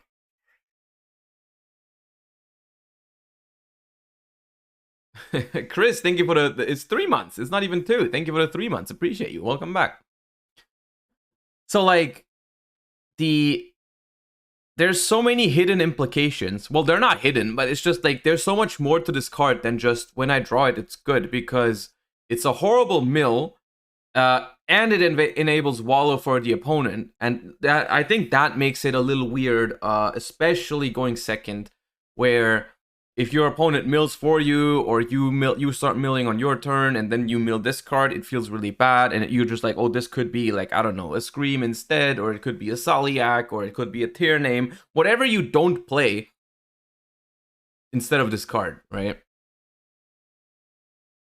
Cards that play in your opponent's turn, you summon everything in the field, and think you're protecting the Mud Dragon, like what happened with Hani, and they steal it. Either way, this card's just nuts. I'm going first, so. But yeah, and then I don't want them to wallow it.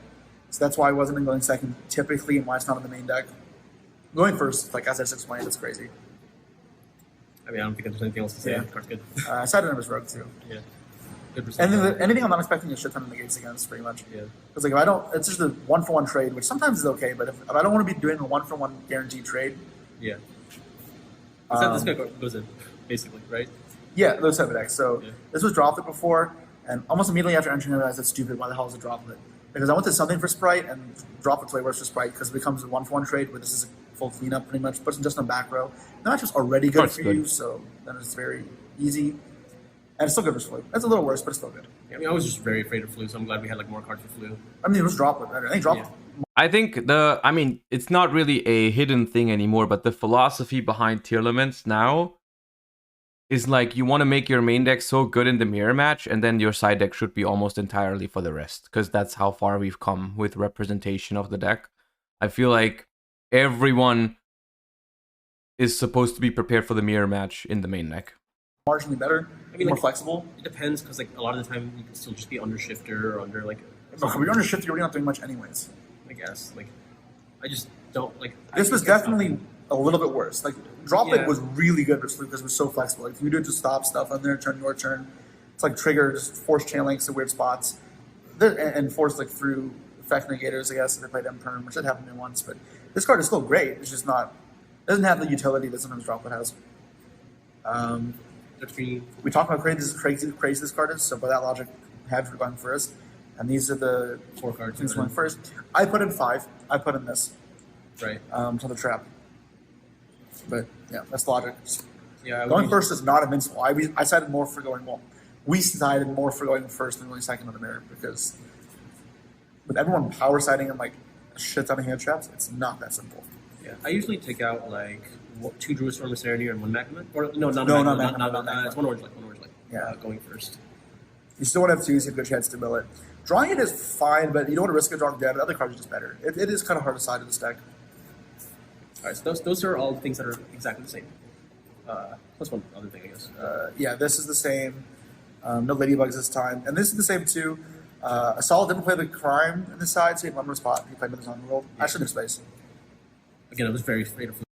I honestly think Zombie World was the most insane card in my deck at in my side deck at Dortmund for Flunder, because I think besides the mirror match, Flunder is the #1 concern. Flunder is the #1 concern right now for tier, and Zombie World is the most insane card out of all. Like, that card is so good, dude. Like, it was so strong in Dortmund. Like, it's the only card, I think it's the only card in the game, actually. Or like, maybe not in the game, but like the only playable card in the game that can beat Flunder alone. Like, the only card that if you just draw this card and the rest of your hand is totally normal, nothing specific, you can just beat Flunder with that. Because it doesn't matter if they had Shifter, it doesn't matter if they have Feather Storm, it doesn't matter if they have another, like, if they have the Dreaming Town or whatever.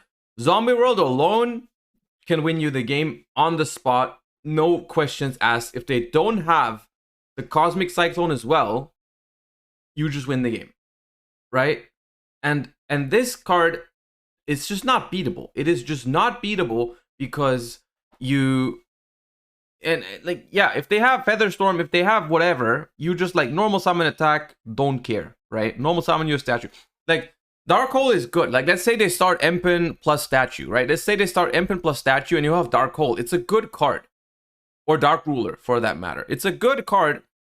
You just like activate it, and then you can start playing. But if you have to normal summon, or they just activate Dreaming Town, they might set up another interruption, right? They might set up something else. Whereas like versus Zombie World, it's just no questions asked. Activate Zombie World, normal summon, attack over their statue, play in main phase 2. Easy as that. Easy as that. And like, I think I should have played more Zombie Worlds.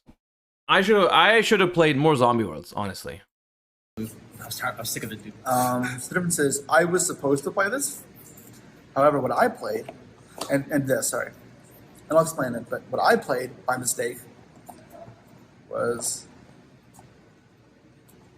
I'll find it, just this, which if you'll count as 14 cards in my side deck. So I wrote my deck this wrong. Pretty much, when I was writing out the 2s, I knew I had 2 cards left. So I've already written down 2 Twin Twisters, but I'm missing 2 cards. That's Twin Twister. So I wrote 2 Twin Twisters twice on my deck list and left this card off.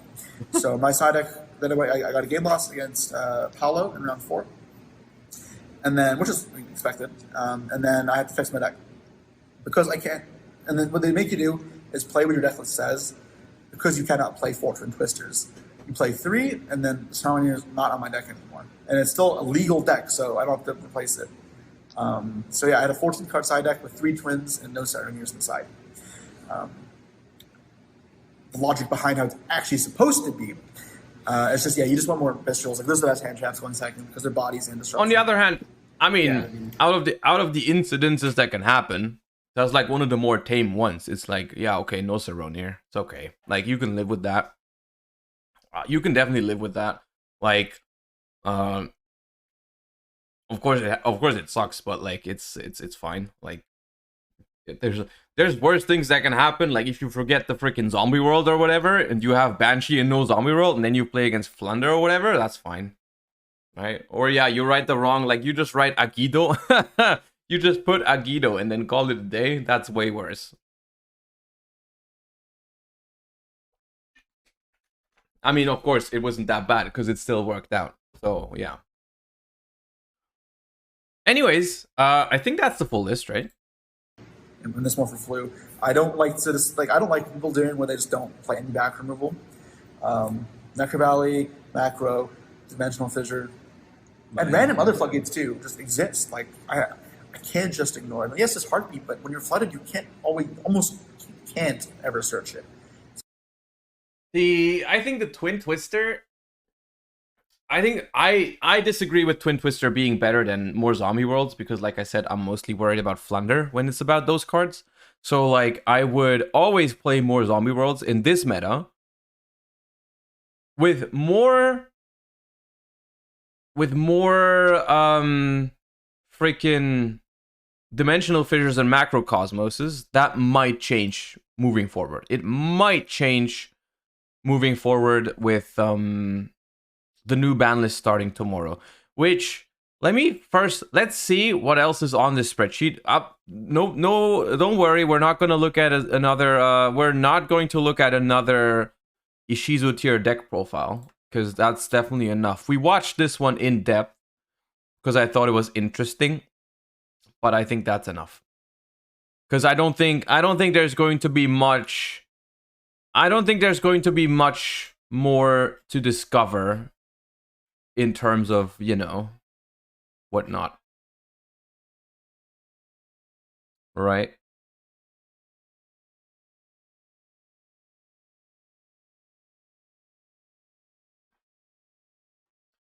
Niven's list, I'm sure they're not going to be like fundamentally different. I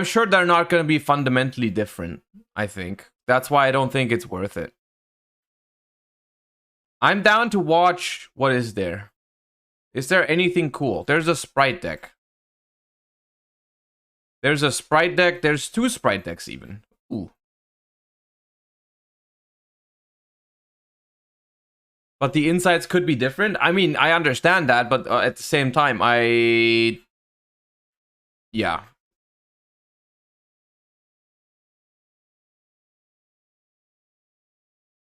Let's see what the Sprite end is looking like. Because I will say one thing. I promised you guys, and I still stand by that. I'm attending a regional in 2.5 weeks. Roughly. Yeah, 2.5 weeks. And I am not going to play tier limit. I promised it. I'm a man of my word. I'm not going to play tier limits. And Sprite is like one of the better options. We'll see what I decide for. We'll see what I decide for, but I promise that I won't be playing tier. Bueno, mucho gusto. Mi nombre es Joseph Tello. Quedé top 8 del YCS de Costa Rica y este es mi deck profile. Mencionar que en rondas jugué la mayoría contra Tier Elements. Tuve un duelo bastante difícil contra Draco Slayer y contra un Flounder al final. A Draco Slayer le gané, la única derrota que tuve fue por parte de él. Y bueno, jugué en lo que es el motor de Sprite, los 3 azules, los 3 Jets, la roja, la Carrot, las 3 magias y Smash, solamente por parte de lo Sprite. Okay. En la parte del complemento, sapos, los 3 Toali, perdón, los 3 Swapfrog. Hay gente que juega 2, pero es cierto que el tercero te da un cuerpo más en campo en el turno del oponente para poderlo usar con Smasher, para poderlo pivotar con roja o Carrot, entonces te da muchos recursos. 3 ágiles, castores y 2 angler. Esto es it is also tener, just Giga combo. standard. Y lo bueno es que si Tyr te lo bota, te da 2 cuerpos que te sirve para... It is also just Giga standard. En la parte ya de interrupciones, para jugar de segundo, si fuera el caso, 3 Impermanents, juega alrededor de Tactics, 2 Ash y 2 Schoolmeister, esto para poder ralentizar un poco lo que es Tier Element, lo que es los hechizos. Okay, weird En la parte de ratios. Hand Traps. Otro tipo de Hand Trap, pero que da mucho más luces, es de lo mejor del formato, los Bestial. Juego 3 rojos, 2 negros y un azul. Este nada más para tener variedad de cartas en mano. Solo 6 por tema de consistencia y en caso de enfrentarme a otros matches. There's no way you play Skullmeister over more Bestials. I think. Like, that's weird, champ. Donde no sea tan efectivo. Y los MVPs que me dieron muchos matches, muchas rondas. Fenrir, demasiada buena carta para no jugarla, pensaría yo. Con 2 es más que suficiente porque una busca la otra. Si te botan una, no importa, al final esa búsqueda es simplemente una carta más. Ella en campo presiona mucho. Contra decks de control, con simplemente bajarlo ya presiona bastante. Entonces es una carta muy versátil y te sirve para ir de primero o de segundo. Juego 2 tácticas para forzar cosas yendo de segundo o para tener más jugada yendo de primero. Ahora que hay se hacen muchas jugadas en el turno 1 por parte del oponente. Y para consistencia 3 spots, hay gente que no lo juega, pero esto te da apertura a todos los motores. What regions are you attending in 2 weeks? Frankfurt, the German Open. What was I gonna say? There was something I was gonna say. About the...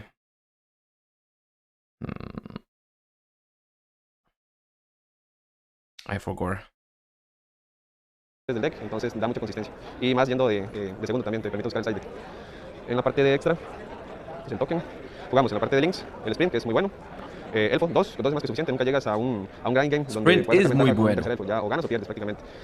Juego un Fénix para decks de control, ayuda a quitarse mina en el caso de que el oponente ya tenga monstruos, por ejemplo, Talents Prost. I think in this deck it's fine to play Talents with Prost because Sprite, most of the time with Talents, honestly, it just steals. It just takes. Mucho con mina, y también sirve para botar el ángel y hacer más jugada. Este se complementa con este me puedo quitar Baguska, que muchas veces es a lo que optan cuando pegamos Shifter a Tier Elements, y con esto, bueno, lo bueno es que apunta para abajo también y lleva con el Fénix. Dark, muy pocas veces lo bajé, muy pocas veces me fue más conveniente sacar provecho del cementerio del oponente. Generalmente con Angler y con Sprint ya uno intentaba forzar muchas cosas, pero siempre es buena carta, te permite hacer más unos con los Beastials. Mascarena, que es demasiado buena para bajar lo que es Abramax. Para Tier Elements es muy difícil quitarse este monstruo. Este sí que no fue muy efectivo contra el Mirror, porque se tiene el out que What's this card? Which one? I assume you mean this one? That's Codebreaker Virus Swordsman. It doesn't have an effect. It's just a 2300 body that needs 2 monsters. And it's there to run over Baguska. We've talked about it on the stream before. I suggested it to you guys as well. I think it's a solid pick. You could play Cerberus, but like Cerberus needs to discard, and Cerberus also doesn't work if they put it in the extra monster zone. Tenemos 2 gigantes, básico. El segundo casi nunca se resuelve, pero es importante tenerlo, porque siempre te va a interrumpir el primer gigante. Lo que es Toalioso, un básico, Onibimaru, que presiona mucho yendo segundo. Uno de los mejores outs contra Abramax, Centaurian, la Downer. Did you play the Mosquito? No Mosquito, unfortunate.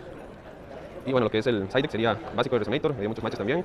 Bankratops no tenía que meter en este espacio. Estoy jugando la magia de los Sprite para... I see it coming. Pero no siempre es tan efectiva, porque al hacer shifter no pagas completamente los decks, te setean o Zulig o te dejan el Baguska, no siempre vas a llegar a hacer el OTK, entonces mejor utilizarlo para otro tipo de cartas para tus matches. Yo, el Testu, es muy bueno contra Tier Elements, es fácil de lograrlo con Swapfrog, lo puedes mandar directamente desde el deck por su efecto, ya que saca.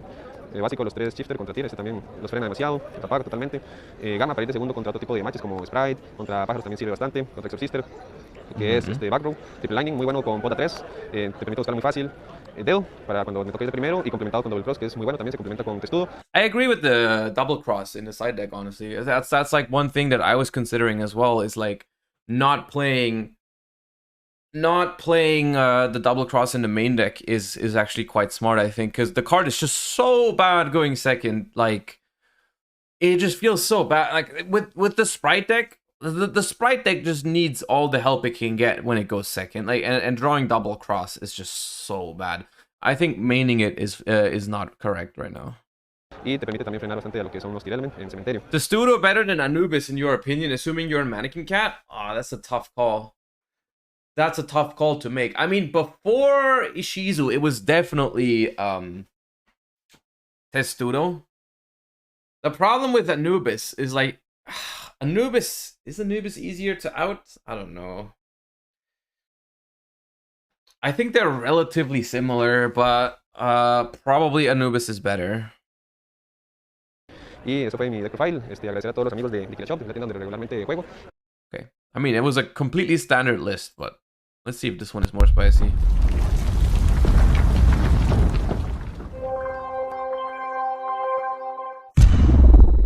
Estamos aquí con Ángel Valle, top 16 del YCS Costa Rica. Felicidades, Ángel, por tu top. Dinos qué tal tu experiencia y tu decklist. Hola chicos, ¿cómo están? Aquí en el canal de nuevo. Les voy a enseñar mi decklist y les voy a contar un poquito del torneo. Jugué lo que vengo jugando hace rato, que es Sprite. Ya está muy acostumbrado al mazo y me gusta. Y siempre que puedo competir, quizás un tier mejor, pero bueno, es lo que más me gustaba y prefiero jugar lo que me sienta cómodo. Así que voy rápido con el profile. De One jugué estos tres. Esto fue amazing, fue una carta muy buena. Me ayudaba muchísimo. Además, contra Pingüino para romper en contra Tier, para llevarte la mona que niega, es brutal esta carta. Y esto también. Esto siempre por segundo lo saco out contra los match, contra Mirror y contra Tier. Luego los mandatorios, que son 3 y 3. Bueno, una que de ellos, a veces saco uno y un ensayo, dependiendo. Luego de lo que no es, solo veo 2 sapos. Me gusta que cuando no me gusta ver esto juntos, entonces solo usted 2. Y los 2 Nimble. Okay. Eso fue todo por monstruos. Y bueno, mi parte favorita del deck, las hand traps, que siempre uso bastantes. That's the guy that tried to create drama with Jesse? What was that about? I haven't heard anything like that. Jugué 3 hatch. Is there like is there some saucy stuff that we need to react to? 6 dragones. Okay. Jugué 2 Crow, 3 Bell, 3 Skullmaker. Y, o sea, la razón por la que jugué este ratio es la siguiente. Contra Tyr, como es el match más difícil, ¿qué queremos? Ahora se da mucho que juegan alrededor de los Bestial. Por eso cogí Crow y funcionó muchísimo. O sea, en muchas situaciones donde tienen la trampa, que tenían y se quedan sin mono y no pueden hacer el Bestial, tuve Crow para aguantar la jugada y luego poder seguir tomando ventaja en el juego. Y esto es lo mismo, o sea, defensiva y ofensivamente es brutal. Y bueno, ya los Bestial complementaban, que eran buenos, claro, por supuesto, pero también que esto me funcionaba más en el match sprite, así que quería hacer un poco más balanceado que podía. Y I think he presented an illegal deck, tried to change it, and Jesse called the judge, so he was mad. Well, but that's, I mean, it's completely in his right to do that. So, I guess, just present a legal deck next time. Easy clap. Problem solved. bueno, jugué también 3 Impers, por supuesto, porque le pega todo.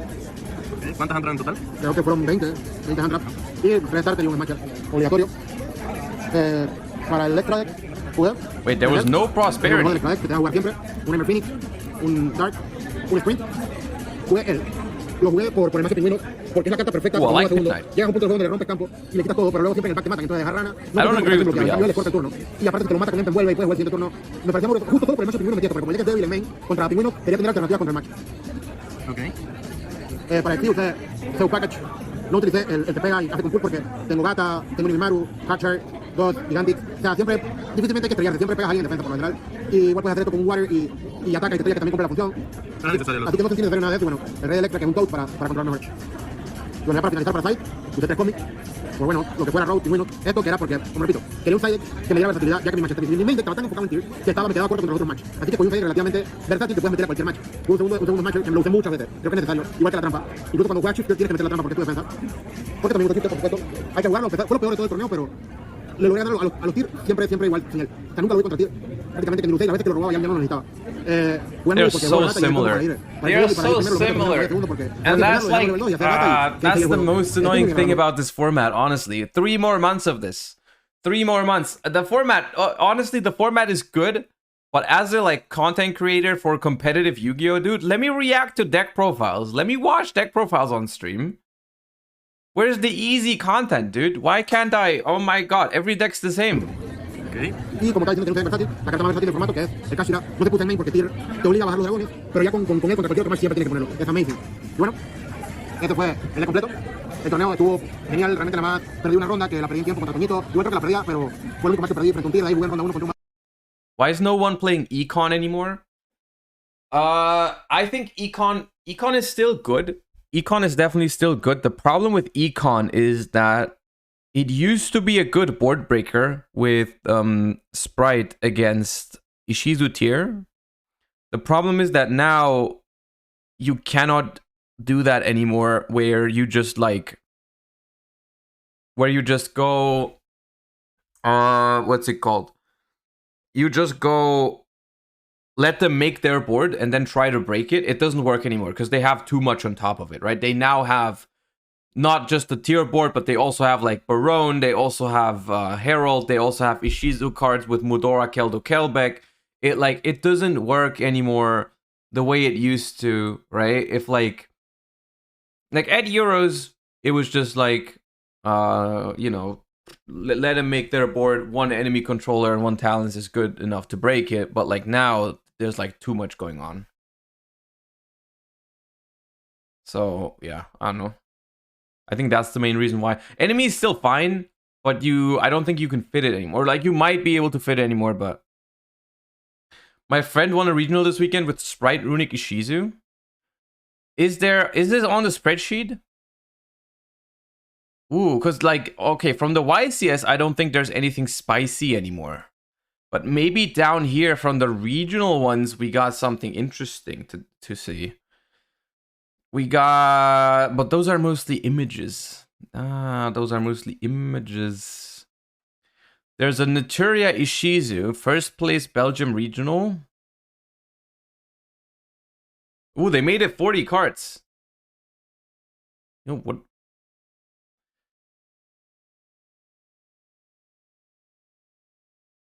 They made it 40 cards. What did they cut? They cut Kelbeck completely, I think. See, this deck looks way better. Oh wait, no, they don't. They took out they also don't play the Runics at all. They also don't play any Runics. Do I like that or do I not like that? What does this G Golem card do in the extra deck?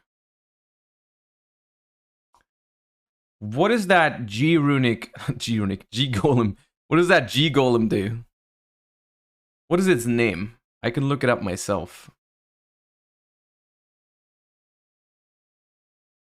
G unit. I'm pretty sure it's the G Golem. Let me see. Let me hop on DB and check what the card does. Well, G Golem. This is the one. G Golem Dignified Trillathon. Link 4. 2+ Earth monsters. All monsters your opponent controls must attack this card if able. Once per battle, if this card battles an opponent's monster, before damage calculation, quick effect, you can send one Earth monster from your hand to the graveyard. Until the end of this turn, that opponent monster loses 200 attack, also negates its effects. When your opponent activates a card or effect that targets a link monster you control, you can negate that effect, and if you do, destroy that card. Wait, what?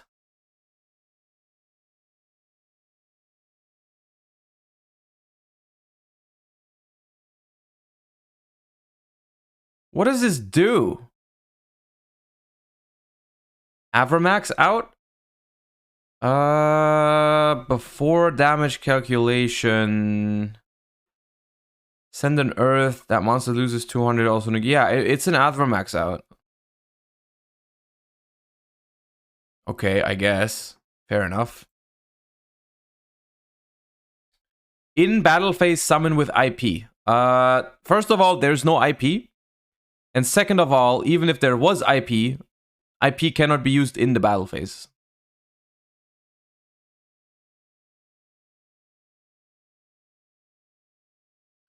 WCQ Regional Pisa, first place Sprite Runic Ishizu. Okay, I'm down for that. I am down for that. Sei, cosa hai fatto? Ciao, sono Michele Aimi, ho fatto primo posto Regional Pisa con Sprite, Runic e un po' di Spicy. L'engine più debole, quindi 2 blu, 2 jet, mono e senza pixie, perché i miei fratelli mi hanno fatto cambiare idea. Come mai non blu? Perché sono povero. Poi, reparto livelli 2, 2 beaver, 2 angler, perché sì, staple. Mono Imperial, se no non sai cosa portare di Gigantic. Bro, how are there Runic? Prima c'era mio padre, Gattino Molla, ma mi ha fatto cambiare idea all'ultimo.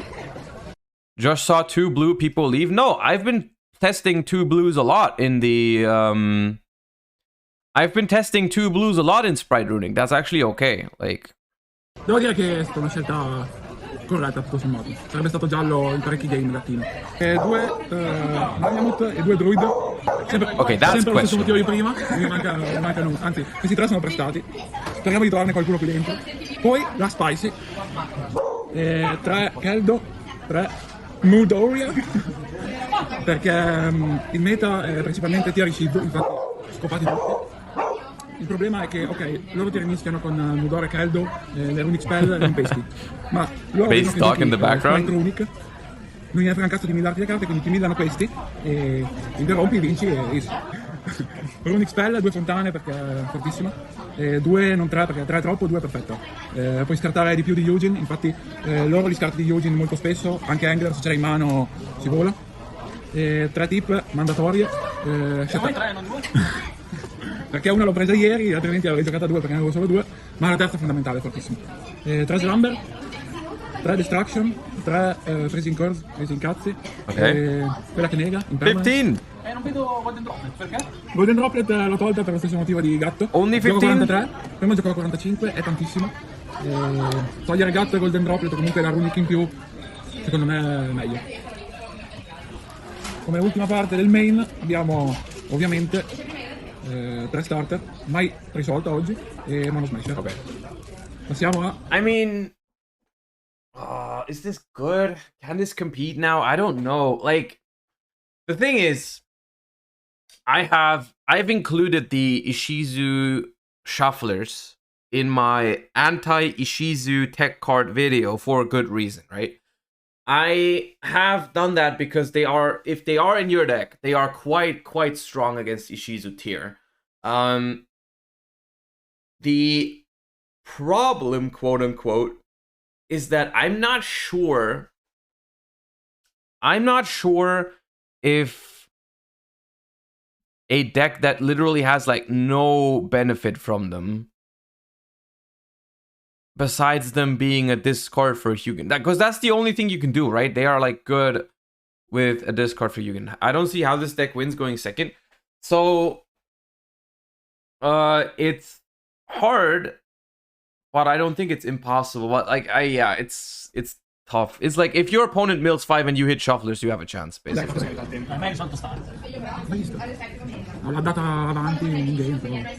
Extra deck, Unicorn con Mascherena e la sedia. La sedia è forte, però non mi ha risolto il game, quindi la rigiocherei, però... Hyperia was there. Hyperia was there. 2 Elf, Sprint, fortissimo, carta più forte del mazzo, probabilmente. Mono Dark, che è anche lui super forte. Xiz, 2 Gigantic, Onibimaru mai tirato, Bagusta tirato, però ho sbagliato la zona, non l'avevo giocato sotto Elf, me l'hanno ribaltato, e Zeus mai calato perché non ho la battle, quindi... E poi Mono di cattivo. Cioè, 2 Yujin e Gary per fare, o per darsi fontano o per fare Bagusta. Passiamo al 6 Gary, come home. Forse I miss Gary. le scelte peggiori che ho fatto. I miss Runix being like actually the best. 3 deck. Cosmic mai utilizzati, avevo paura di Flander. Questa è vita per non segare, cosa non fare? Avevo paura di want that Flander, so ma per bad. fortuna grazie a Dio non ho beccato Flander, infatti ho vinto. Cambiare idea, fortissima, sempre in mano, godo. 3 Regiaki sempre per Flander. 3 Golem, andando secondo togli le normal, tanto parti lo stesso, tieni Golem. Ese. Questa è veramente la carta da non giocare. 3 Cherry per il Mirror più Icarus per Tier. Fa cagare, non giocate, questa carta è da buttare nel pattume, veramente. E poi 3 Dresonator. Bella, commenti finali? Mi è piaciuto il regio, ma aspettavo... I mean, I think it's a solid list. I'm just not sure if it's strong enough to win anything bigger than, like, I mean, at regional level, it's probably fine, right? It's probably fine. It can still beat most of the rogue decks, and every once in a while you can also easily beat Ishizu tier, but I'm not sure if it's that good. Oh, this is interesting. There's a Dragon Link deck. Bestial Dragon Link. That's cool. Let's see that one. Hi, welcome to class. We're the only two right now, but the other ones will show up eventually, right? Wait, what? I hate my life. I hate my life. And Professor Sunrise Productions! Hello class, Professor Sunrise here. In today's class we are taking a look at my updated deck profile of Bestial Dragon Control, I would call it. I went on a regional with it, got 4th place out of 102 people. Pretty good result. The deck has been overperforming the whole time I was testing it. I sadly didn't get to test as much as I'd like to, but the deck still went great. I did a few misplays here and there, but that's just what happened. So, what was that? Stay tuned. Without further ado, don't forget to like and subscribe, leave some feedback down below in the comment sections, and let's get right into that profile. So here we are in the profile. First of all, I want to quickly go over my matchups. It was 7 rounds. Oh, he spoiled Bell. 40 elements, 1 hero and 2 sprite. No, 3 elements. So 1 hero, 2 sprite, and 1 runic Ishizu Tutorial. Now I know the end of the profile already. I'm mad. And I thought I had the luxury of playing around talents, but in hindsight I didn't have that. And I went into a draw once because of a misplay in time. I did get a new mic, yeah. Because I was trying to hurry up my opponent, of course. You now get to hear my real voice. I'm very confident with a deck for a tournament like this. But overall, the tournament experience was... Say the thing, what? The German name? I was actually playing quite poor, to be honest, because I had like a very busy weekend on that particular weekend. But anyways, German Bestials, best Bestials, dude. We have 3 Lebellion for the Bestials, 3 Magnemite, 3 Drewsworm, and 3 Sironia. Your German voice was so weird. Thank you, appreciate that. Very happy to hear that you find my normal voice weird. Would not change a thing. You really want to maximize them out because you want to counter tier elements, of course. And then 2 regained. Definitely will still play these at 2. 2 regained. So broken to establish, but it is so hard to do so because of all the Ishizu shufflers in the meta. But once you have this card set and it survives 1 turn, you basically have won. The amount of pressure and advantage this one generates is insane. And then the 1 branded beast would not change anything about this ratio. The 2-1 ratio really helps, especially with the desires I'm still playing. So for the starters of the Dragon Engine, 3 Chaos Base, 3 Seyfert, 2 Black Metal. In theory, I would want to play 3 of this, but play Black Metal as well. I keep breaking on normal summons, and it seems weird. I only play 5, but I so many times have 2 of them. Everyone does what? Play 2 regain? It's still better, even though the Red Ice Darkness Metal Dragon is so broken once you have everything established. So I'm playing 2 of these is so totally fine. So you have the luxury of everything. Not sure if I like the Black Metal Dragon at all. You search with Magnemite, you search this, and then you just completely dunk on your opponent with the Red Ice Darkness Metal. So I would still play these. And Chaos Base is Chaos Base, of course. It is so broken. Getting the draw off, it's just an insane card. And then for the last of the dragons, Dragon Bestial goes so hard, legit murders tier. The problem is, I mean, maybe it does that. I'm not sure. The problem is, how does it do against like Flunder and Sprite? Because those are also, even though tier is like the most important. Like, let's say you play, I don't know, a 9-round YCS or a 9-round regional, right? Is like, how do you beat those other decks consistently? And it's like, if you only build to counter tier, then it's not that great. Also, then why are we just not playing like the anti-tier, like the bestial tier elements? Is then like, why? Yeah, I don't know. Especially with the regained, you can keep recycling them really strong. And then the 1 Red Ice Darkness Metal Dragon, this card keeps overperforming. It being the biggest dragon helps. It reviving a Bestial. Then you can use it. Literally auto loses to Flunder if Flunder has a hand. Keep triggering Red Ice Darkness Metal Dragons, which is pretty bonkers. Probably. This card is insanely strong. And for Desires, of course, I still play this. I thought about playing the Levy art and stuff like that. Ooh, what? Just the 1 Levy, actually. But the problem I think I have with it is that it just does seem like a win more thing. It is an additional brick, and if I have the luxury of searching this, that means I already have all of my Bestials set up and a way to play. And in my opinion, I already win if I am at this point, so I don't really need the Levy. You could argue that you want the Levy so you can kill faster, so you don't go into time. That's probably the strongest argument for Levy, in my opinion. But Desires in... That seems so risky. The Forgotten guy playing Bestial Dragon, he does play the Levy. But I just also, were there just no rockets? Where are the rockets? This ain't no Dragon Link. Oh, it doesn't say Dragon Link. It says Dragon Control Deck Pro. What? You like the Desires, and they help you with consistency and with power, of course. Dragon Control? Well.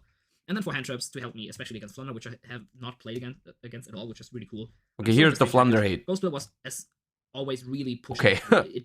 Oh, okay. They help me mostly against Flunder. Puts Bell on table. Easy clap. Best hand trap against Flunder by far. Nothing comes close.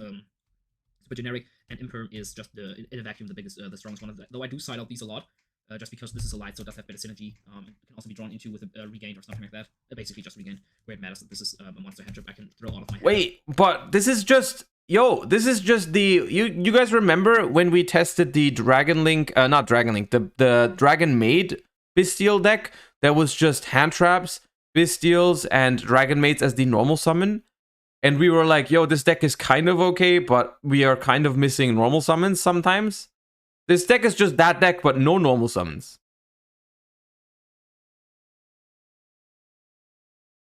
It's just that deck without normal summons. So what does it do? How does it win?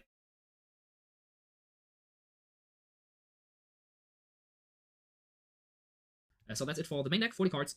I don't think I would change anything. Yeah, the main deck was insane. I cannot complain about that at all. The extra deck is where it's lacking today. It's actually not the normal summons just make seal. So like you just play, which I didn't notice, but it's really important. But yeah, you need so long to win. Like, how do you win with seal pass? And that's the literal maximum your deck can do. Is going first, you can use this over the striker dragon, so you can play around an opponent's dark, because with regained and bestials you can heavily influence your FTK, okay, with the dark types for the opponent's dark against tier elements. That way they cannot go into the sprint route over the dark, which is really helpful. So if you can use this, you have this in your graveyard just for free, and you can just keep it in there, so you have one less dark to worry about playing around the dark. There's definitely something which comes up. If you want to play this deck perfectly, you probably just always want to go for this one in the first turn. And the one Striker Dragon, of course, you just need ways to link off your Red Ice Darkness Metal and your safe. Yeah, not even boot sector. I guess put no highly boot on sector these without rockets makes sense. Important for your game plan. 2 seal came up multiple times that I wanted 2 seals, just because regained is kind of hard to establish. What did not came up was the Masquerena. I'm thinking about cutting this one. I have one very spicy XZs as an object of interest, because outing Empen is really hard, and I found one which could be pretty nuts in this deck. Just have to do some testing and actually get the card. But yeah, Masquerena did not come up. Dark came up a few times. What is it? Help Link climb a little bit. Would definitely still play this. Summoning opponents' Magnums is insane. With Nightmares. Spoiler, it's Baguska. But I did not really struggle with monsters that hard where I wanted it. And then Access and Appaloosa. Pretty standard link package. These are probably the best links in the game at the moment. Back that up with the Dragon links you need to play the Dragon Engine, and you have a pretty solid box at your... Imagine it's just Baguska. I found this very spicy XYZ because I have trouble against Plunder. Here you can add back lots of different stuff. You can add back Ashes against Despia. You can add any Bestial to just have an additional hand trap in the grind games. This in theory does come up, but at the point where you have 2 level 6s on the board and you play Disruption free, you basically already win. So I guess you still have to play it because you want to be able to win at that point, and not just hope your opponent just scoops before you do anything meaningful. But yeah, it is an okay card. And this was also my Empen out because I did not take a look at the rank 6 pool and see if there's anything better than this. Surprise, surprise, there are better cards than a bounce in the rank 6 pool against Empen. 1 Wallow, pretty broken card. Same as this. If you can make this, you probably already have one. So that's that, but it is an insane card, and can especially if there's a talent in the opponent's graveyard. This can come in clutch and also helps you OTK because of the attack boost it gives. 1 or 2. This is when you have 2 level 6s, being the Seronia and the Dru's Worm, and you want to get into Magnemite. You go into this, summon Magnemite, pitch the Seronia, Seronia sends the Belly, and then you have basically full Bestial package going. And then the Zeus package. I don't think I made a single Zeus.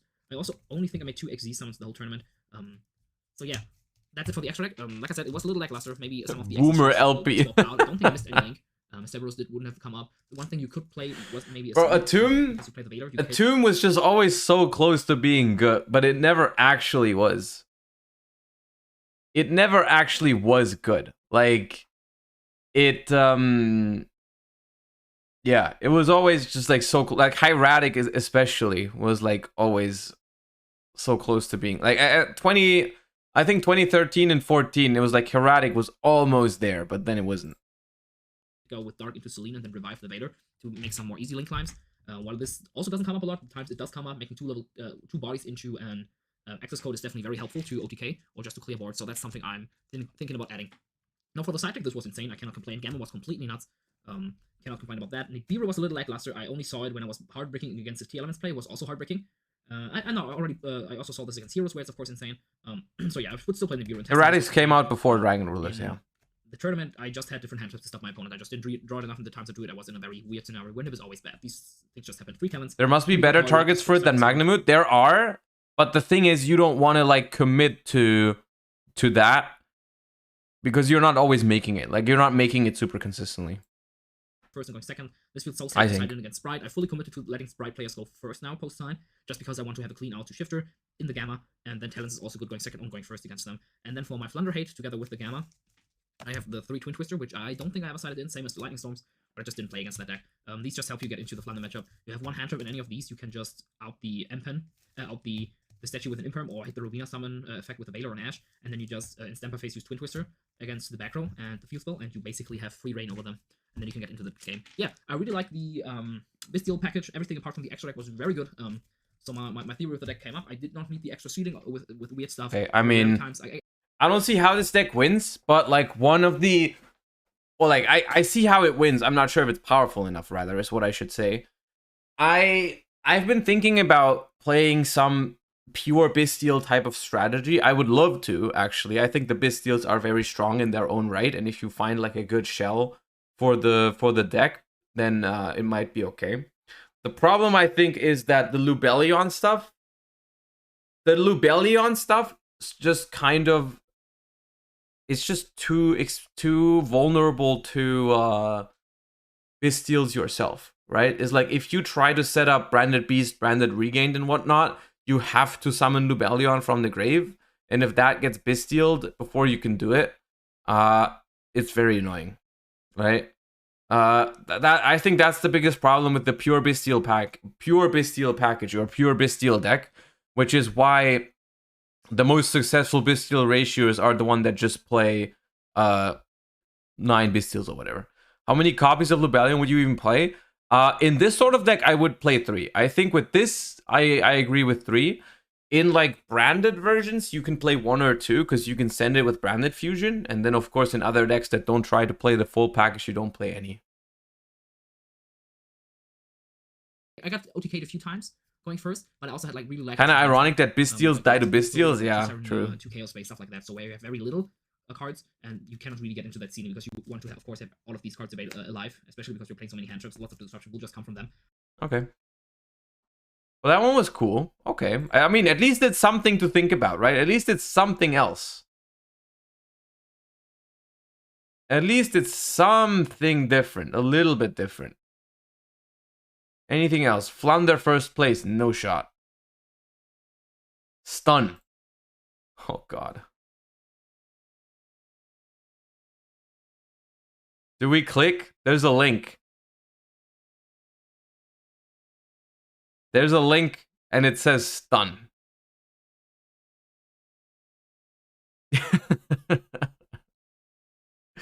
I don't know if I want to. I'm not sure, but I'm kind of interested in anything that isn't tier, just to see what's going on. Let's see. I hope it's not Mystic Mine. That'd be boring. Okay. I mean, those are not very fun cards, but they're not Mystic Mine on the thumbnail, at least. Hey everyone, Daniel here from Team Cerebros, and today I am bringing you Ping Zhao's top 8 deck profile from the Cardiff Regional.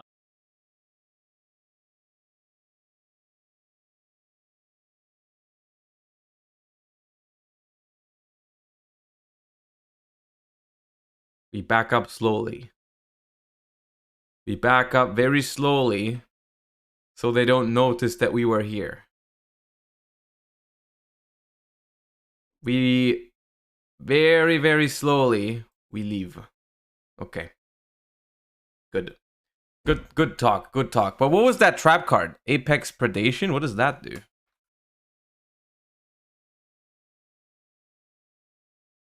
If you control a normal summoned set monster, destroy all special summoned monsters on the field. Until the end of your next turn after this card is activated, you cannot normal summon. You can only activate 1 Apex Predation per turn. Yo, that's not bad. Someone has to go to hell for this. When did this card come out? This card's not terrible. Apex Predation. What is this from? Apex. Burst of Destiny. Okay. No, it's from Burst of Destiny. Interesting. How did he survive the event is the real question.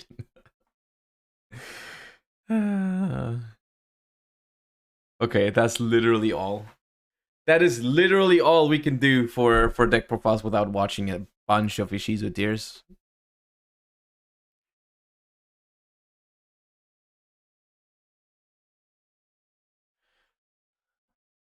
You want to see my updated branded deck? We'll probably do a deck doctor at some point when the new ban list is in effect. Like I'll give everyone like a week or two to test their decks, and then we'll do a deck doctor for the new ban list. I think at some point I'll let you guys know about that.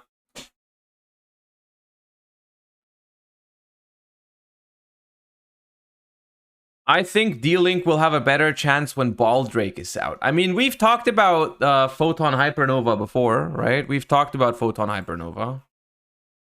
Did I save this here? Yeah. Nope, I didn't.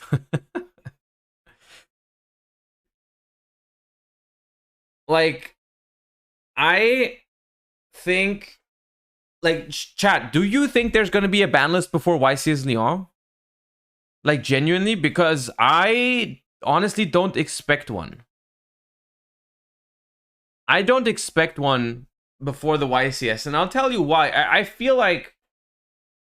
So, just to put this into perspective, the ban list goes into effect tomorrow, and it says, what, a few months? Forbidden and limited list. Card list, Yu-Gi-Oh! The next update after this will be no earlier than a few months from now. This guy have one regional with normal Dragon Link? Okay, thank you. Like, it stays in effect for a few months. What does that mean? Like, it starts tomorrow, which is the 1st of December, and Lyon is in February, right? Beginning of February, like 11th or 12th or something, is Lyon. And so that would be like, it's 2.5 months from now, roughly. 2.5 months until the next YCS in Europe, right? There's YCS Sydney, and then after that, I think there's YCS Lyon. Is there an NA YCS before Lyon? I don't think so, right? It's after. Like, there's Vegas after.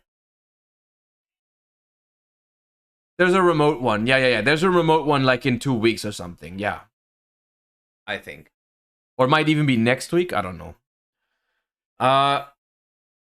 Anyways, it's like we get the YCS. We get the YCS like barely after these few months. Like, few months means like, well, what is few? At least 2? Just by definition, has to be at least 2, right? For it to be a few. 3? Does it have to be 3?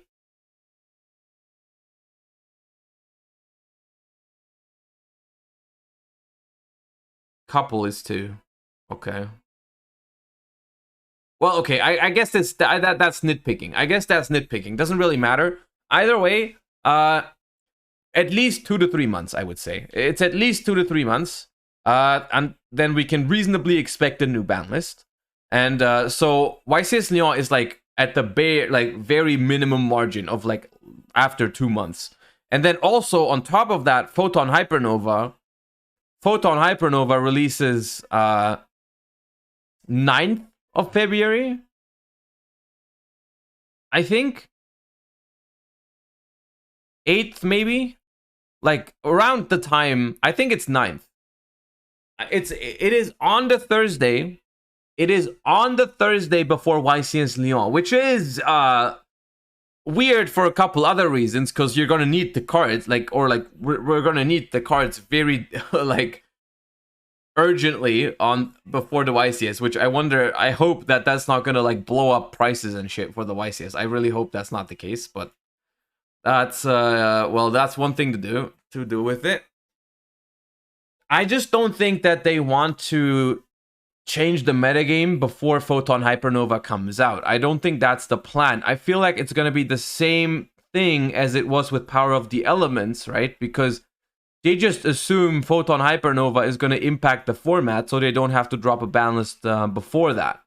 They're just going to like drop Photon Hypernova and then adjust the format after some weeks or months even after Photon Hypernova drops. Hopefully weeks, because let me tell you, Photon Hypernova Photon Hypernova will not impact the metagame in the same way that Power of the Elements did, right? Power of the Elements was a huge shakeup. I would argue at the time that that Power of the Elements dropped, they didn't need to do a ban list. They did everything right. Like, of course, they could have hit like Mystic Mine and Anti-Spell and whatever, or Scythe. But for the most part, Power of the Element coming out was enough to fix the format that we had before anyways, right? And Photon Hypernova is not the same level as Power of the Elements, though.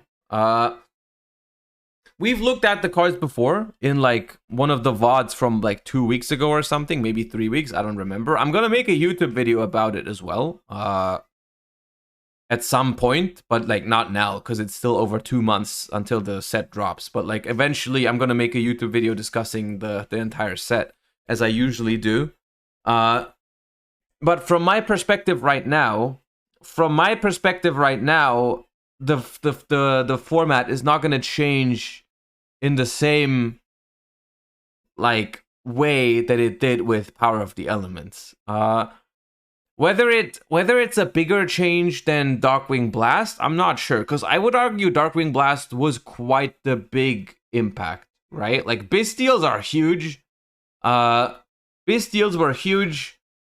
Kashtira Fenrir is also quite big. I would argue that Rule Kalos, Sprite Sprint, there was a lot of big stuff in Darkwing Blast. Photon Hypernova feels less impactful, even. A little bit. It's not impactful, right? It's not impactful, but it's not as impactful as Darkwing Blast, I think. Yo, hi, Arashel. Yeah, new mic. Now you can hear my real voice, confirmed. Speaking of Photon Hypernova, I remember seeing them announcing one or multiple of the new cards from the TCG, right? That we didn't know before. The TCG exclusive archetype was revealed, right? Not all of the cards, but some. Let me look at that. Let's have a look at that, shall we? Because I don't remember. I haven't even read the cards yet.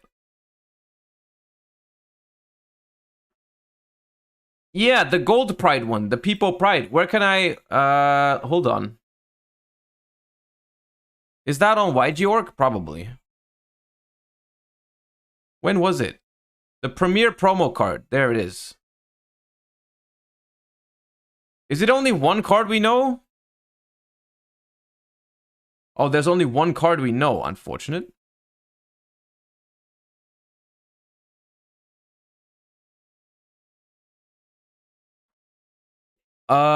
People Pride. Yo, Gold Pride Leon. And that's the only card we know. That's gonna be the sneak promo, right? Yeah, okay, that's the sneak promo. So it's also gonna be a secret rare, most likely. It's gonna be the sneak promo, most likely. Hey Josh, just tuning in. How was Paris? Did I miss deck profiles? Paris was very good. I enjoyed it a lot, and I'm looking forward to maybe more competitive Master Duel in the future. Did I miss deck profiles? We've watched some deck profiles from YCS Costa Rica and regionals already, yeah. It can very easily go both ways. Okay, let me first read this effect. So, Gold Pride Leon, level 3 Wind Warrior Tuner. If your life points are lower than your opponent's, you can special summon this card from your hand. If this card is normal or special summoned, you can target one non-warrior Gold Pride monster in your graveyard, special summon it in defense position. Also, you cannot special summon monsters from the extra deck for the rest of this turn, except Gold Pride monsters. During your opponent's main phase, you can quick effect immediately after this effect resolves. Synchro summon one Synchro monster using only Gold Pride monsters you control. You can only use each effect of Gold Pride Leon once per turn. Interesting in some ways. It doesn't strike me as an incredibly powerful card, but it also doesn't feel like it's bad.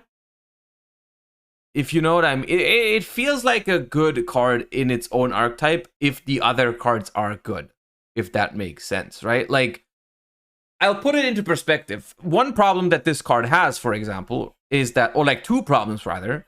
The first one is that you need to have lower life points than your opponent. So how are you going to consistently do that, right? If the archetype comes with a bunch of cards that pay life points, then maybe that isn't even a real requirement at all, right? Maybe it's just totally irrelevant because all of the other cards pay 500 life points or whatever, and then it's fine, right? And then on top of that is like, if this costs normal or special summon, you can target one non-warrior gold pride in your grave, special summon it in defense position, right? So like you need something else in the graveyard, which I don't know how easy that's going to be, right? Let's say they give them a freaking gold pride monster that says you can discard this card and pay 500 life points to add a gold pride from your deck to your hand. Suddenly that's busted, right? Because you can discard that, search Leon, special Leon, revive the one from the grave. Maybe that's insane, right?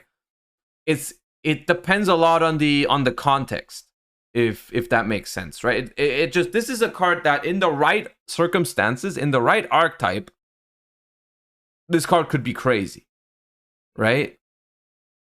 Like just think of this, if this was a punk card, for example. If this was a punk card, it'd be pretty good.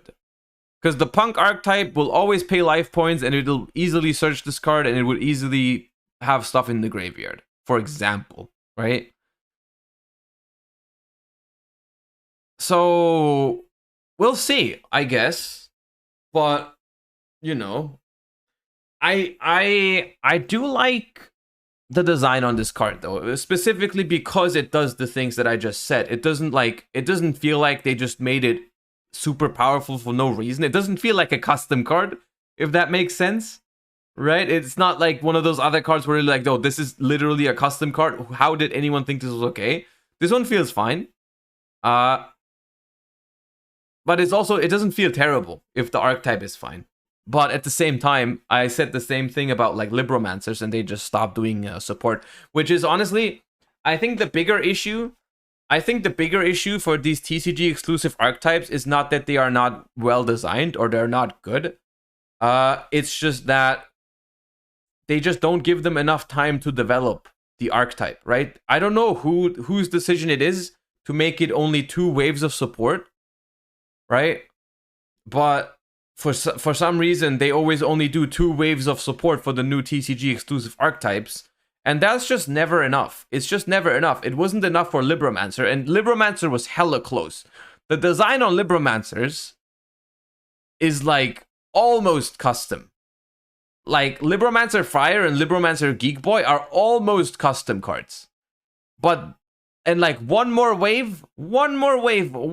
good ritual monster or something, and we could easily play Libromancer. But they just stopped.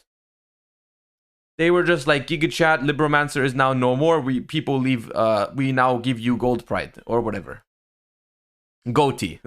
That's what we got. We got Goatee. Goatee instead of more Libromancer support. Infuriating. Infuriating, dude. The Libromancers were so fun to play with. But okay. I mean, I guess there's not much to say. There's not much to say about this card. Other than, you know. Yo, Pack, what's up? You still sub to this, what is it? Ronin Toden looking ass? Swap Frog looking ass? I see how it is. Okay, now you come like face to face. You don't say these things. I see how it is. We just drop a sub and okay.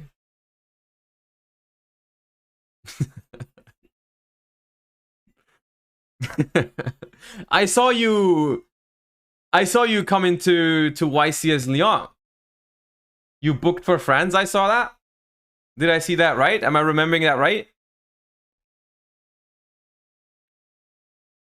Nice. Maybe we'll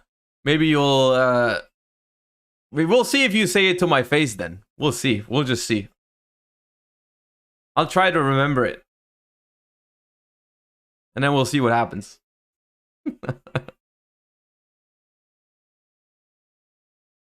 We beefing right? Are we beefing since like I was promised a hoodie and I haven't received one? We beefing since a while. I don't know if we can recover from this.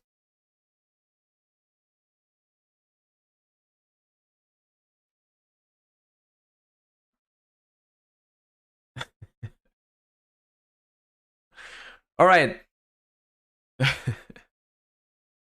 Besides this one, was there anything else? Was there anything else that came out that was that's noteworthy that I missed while I was in Paris?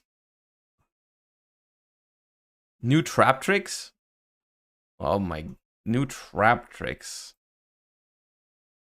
Trade offer, give me your Master Duel one? No way, I'm keeping that one. That one's so sick.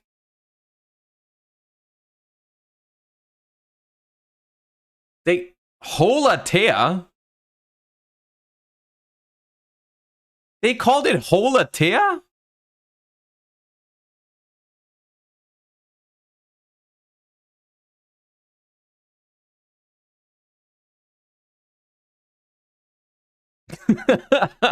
Don't tell me it's called Holatea. I'm not gonna sit there and be like, yeah, activate Holatea response. Activate Holatea response. Nothing? Okay, good. Resolving Holatea. You can either use the first or second effect of this card's name each once per turn. You can activate this card the turn it was set by discarding one normal trap card. That's an interesting concept.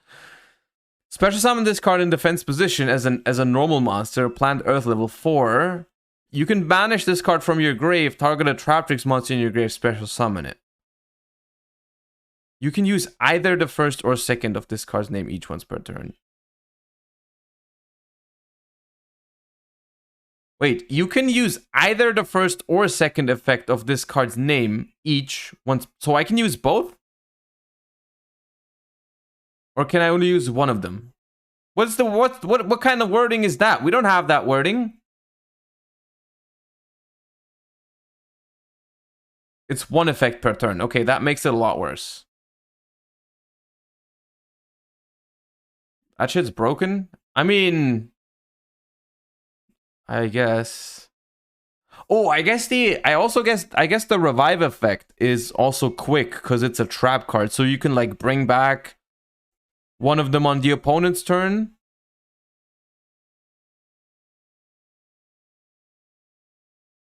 Interesting. I'm looking forward. Honestly, I'm looking forward to the TCG name of this card and the German name. That's going to be an interesting thing to look out for, what that card's going to be called.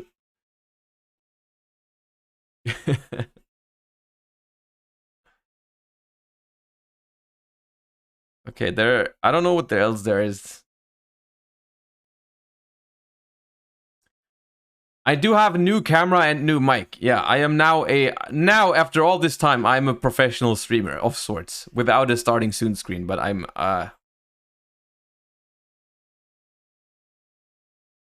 What is this website called? It's called YG Organization.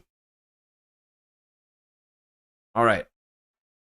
So with that out of the way, let us move to something else. I wanted to get my decks ready for the new format. The new format. Have we already done this? Where is it? Ishizu tier. Okay, this is what I threw together on the day that the ban list was released. On the day the ban list was released, this is what I threw together. Let me switch over. Let me switch sides. Fallenstellerin Lochatea. What do you think of the Viner now? The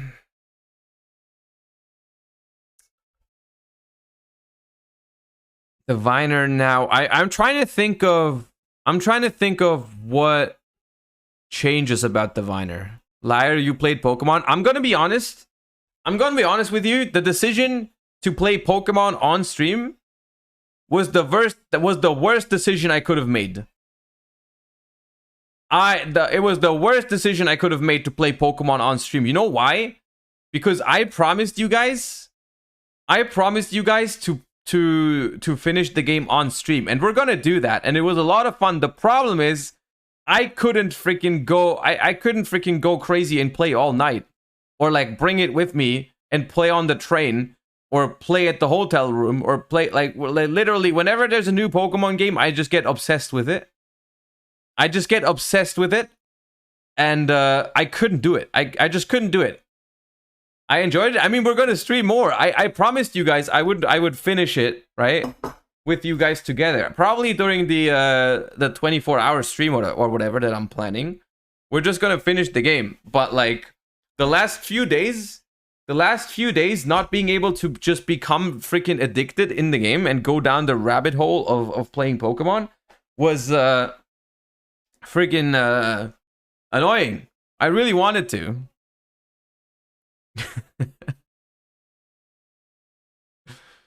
I haven't played since the last stream. What was it? Like a week ago? Is there already a date for the 24-hour stream? I was planning to do it this weekend. Maybe. Or like most likely. I'll let you know on Discord.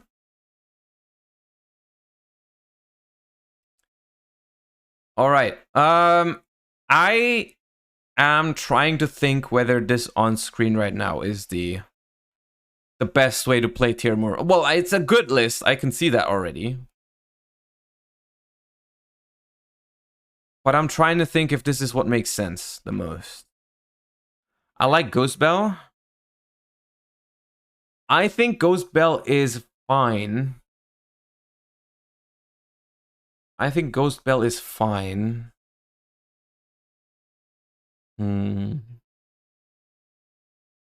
Why 2 Saliak over Crime? I think Saliak is just more consistent. I think Saliak is the game 1 at least, the more consistent card. I think 1 Rhino Heart is cuttable. I think 1 Rhino Heart is cuttable. I don't like Herald at 1. It's dead 35% of the time to draw it. It must be so free. I don't think it's the problem. I think the 1 Herald is fine as like a high risk, high reward kind of deal. I think it's okay. I mean, you could definitely cut the Herald and go down to 1 Kelbeck. That's also an option. Maybe that's, I guess one thing you need to decide about is like, are you playing Kelbeck because you think Kelbeck is great? Are we playing Kelbeck because we love Kelbeck, or are we playing Kelbeck to have high enough fairy count for Herald of the Orange Light? Because if the answer is we're playing Kelbeck for Herald of the Orange Light, then it's probably not worth it. It's probably not worth playing Kelbeck just for the 1 Orange Light. So in that regard, we could be taking out 2 Kelbecks and 1 Herald of Orange Light. Kelbeck to 1 no cap. CPAC, the thing is, whenever I suggest anything, you're like, yeah, that sounds good, do it. And then I say something completely different, and you're like, yeah, that sounds perfect, do that. Every time. Like, if I sit here and talk about 3 Kelbeck, 3 Agido, you're like, yeah, that sounds so creamy, do that immediately. I'm like, okay. And then you're like, oh, but, like, no Ishizu's also insane. You're just a yes man. You're just like... But I do think we could try this and play Bell. Wait, hold on.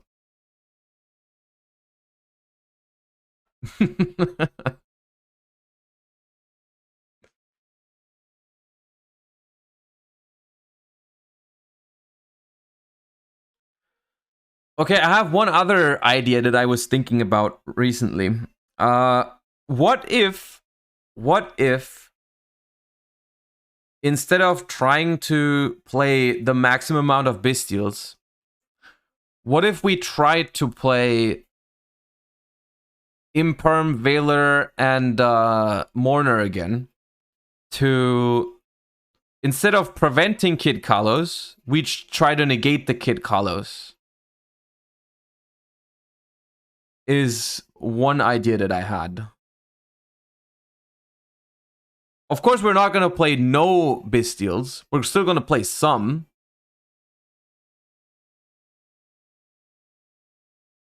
Polly did that. Did he play all of those or just Imperm? Did he do a deck profile? He did not. Okay. You played Imperm. Just Imperm.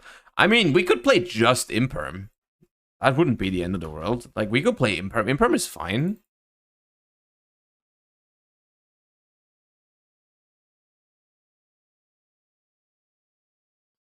And then we need to take out 2 cards. I don't like them getting Kid Kalos. Why not?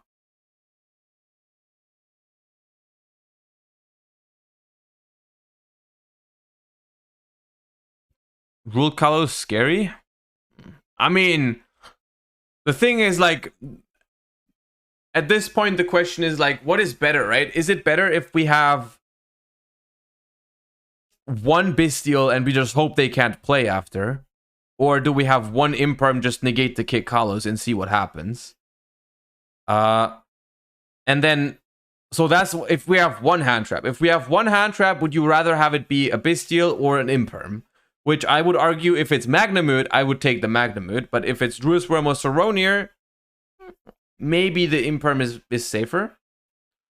And then if we move on to 2 hand traps, would we rather have 2 Bestials, or would we rather have 1 Bestial, 1 Imperm? I think 1 Bestial, 1 Imperm sounds kind of strong, because you just like Imperm the Kid Kalos, and if they can play, you just Bestial whatever.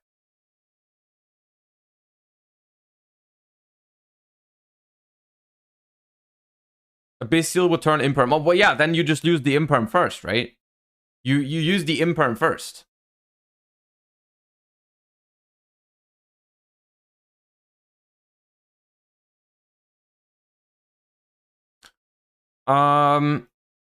So in this deck, before we cut 2 cards from the main deck, because I can see myself cutting down on Bells, I can see myself cutting down on Saronirs.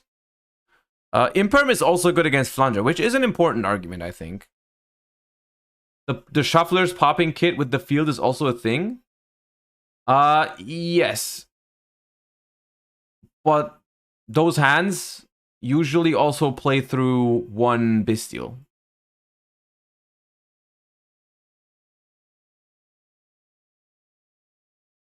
Rav was playing Veiler inside and he said he would have main 3 over Imperm. Is Veiler better than Imperm right now? I guess it doesn't conflict with the Bestials as much. Monster for Sharon. Low-key, I'm trying to play triple heartbeat for Die-Fi. There's no way. Nah. Like, okay. Which deck you think is actually going to main Fissure? You think Flunder will main Fissure?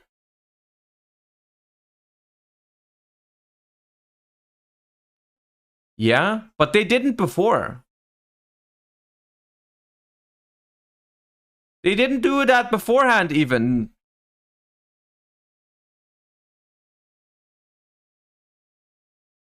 I saw, but how many Flunders did you play against, Pac, in Costa Rica?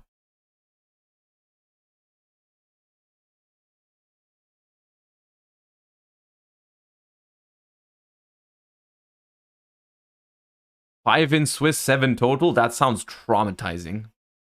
Did you play Zombie Worlds? How many Zombie Worlds?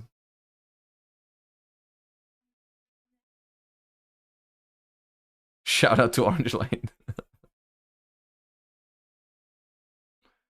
1 zombie, 1 banshee? Oh my god.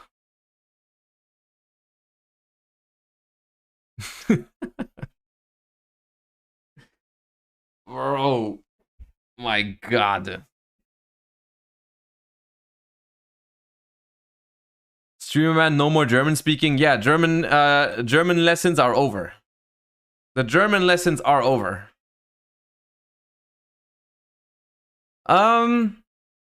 In all honesty, though, even if Fissure sees play, I don't think Heartbeat is the play. I don't think Heartbeat can be the play, simply because it's like, look at this main deck. If I have a Heartbeat in this deck, I'm still not beating like a Flunder opener if they have Fissure, right? I'm still not beating that.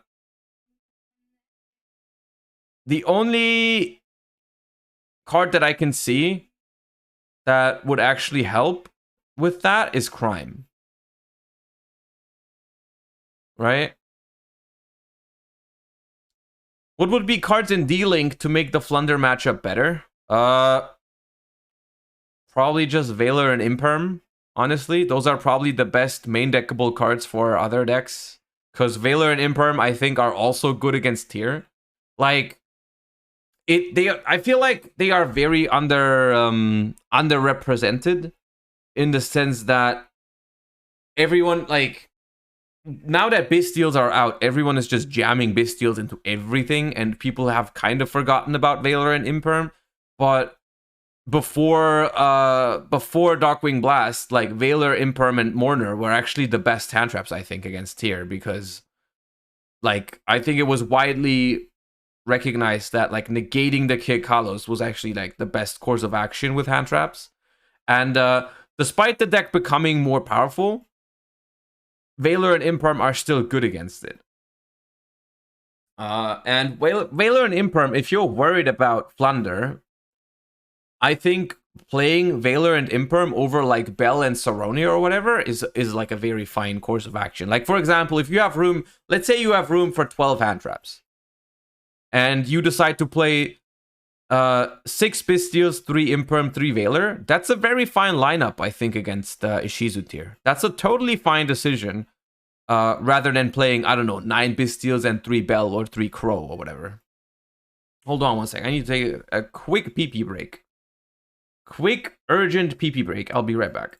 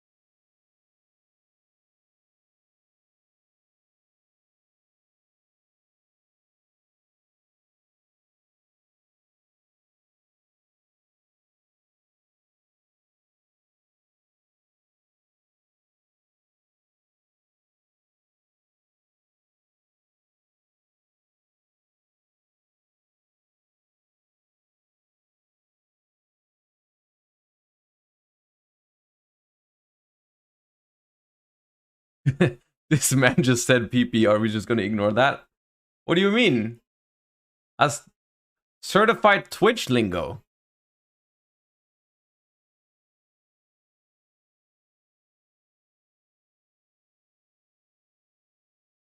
Okay.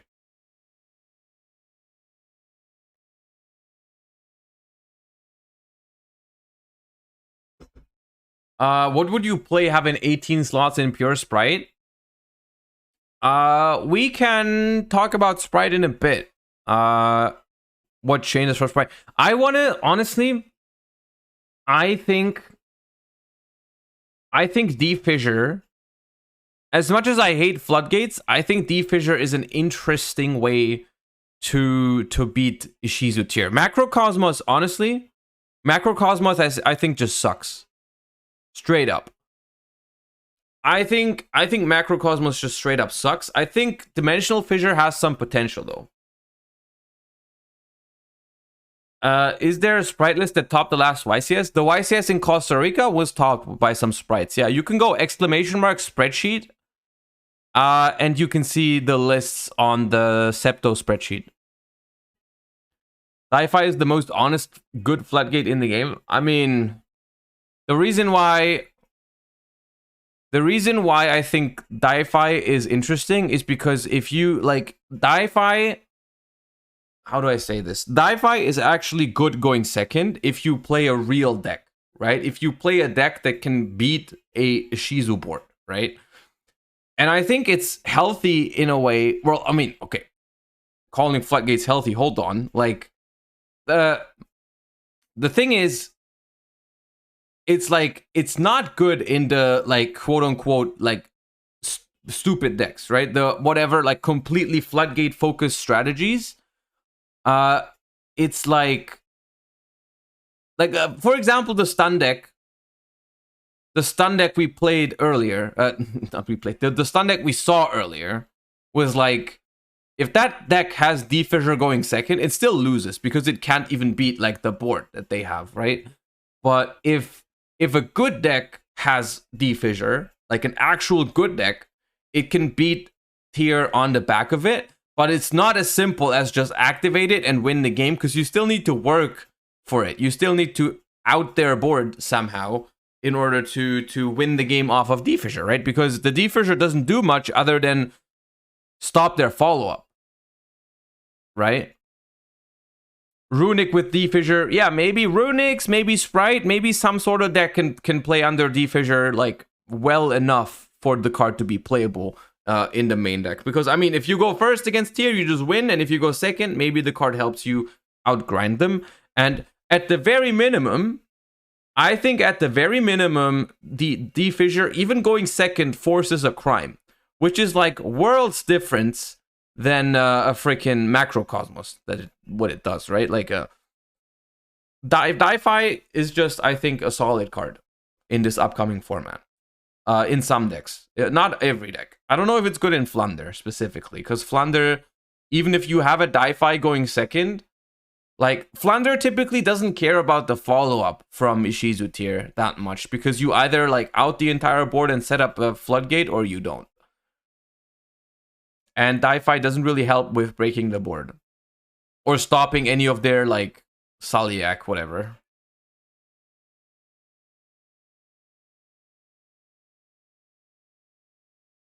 Are you not concerned about Necro in the main? Isn't that pretty much an auto-win versus tier? Necro Valley, actually, funnily enough, is pretty much the same card as Dimensional Fissure in that regard. Almost the same. It's almost the same, and that's why I'm not so sure that Dimensional Fissure is going to be that popular, because Necro Valley also wasn't that popular, right? Like, Necro Valley was just, like, in some decks, but not that common. And I think Dimensional Fissure is going to be right down the same alley. Right? Because, I mean, of course, okay, Di-Fi is better than Necro Valley because it doesn't take up your field zone. So, for example, for Flunder, that's a big deal, right? Because they don't want to put Necro Valley down and then have a map in hand that they can't use. So that matters in some decks. But in most decks, it's actually the same thing, right?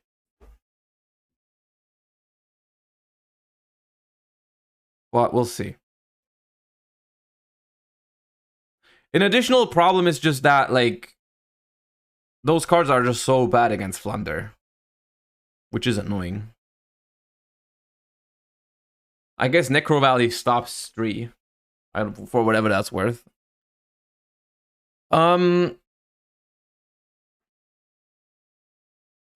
Okay, we do not cut Perla Rhino. That was an accident.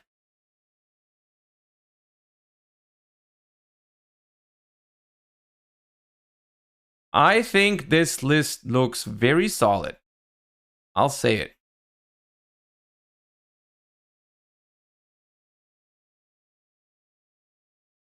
I'll say it right now. I think this list is pretty good for the Ishizu tier mirror. We got 7 Bestials, we got 3 Bell, we got 3 Imperm.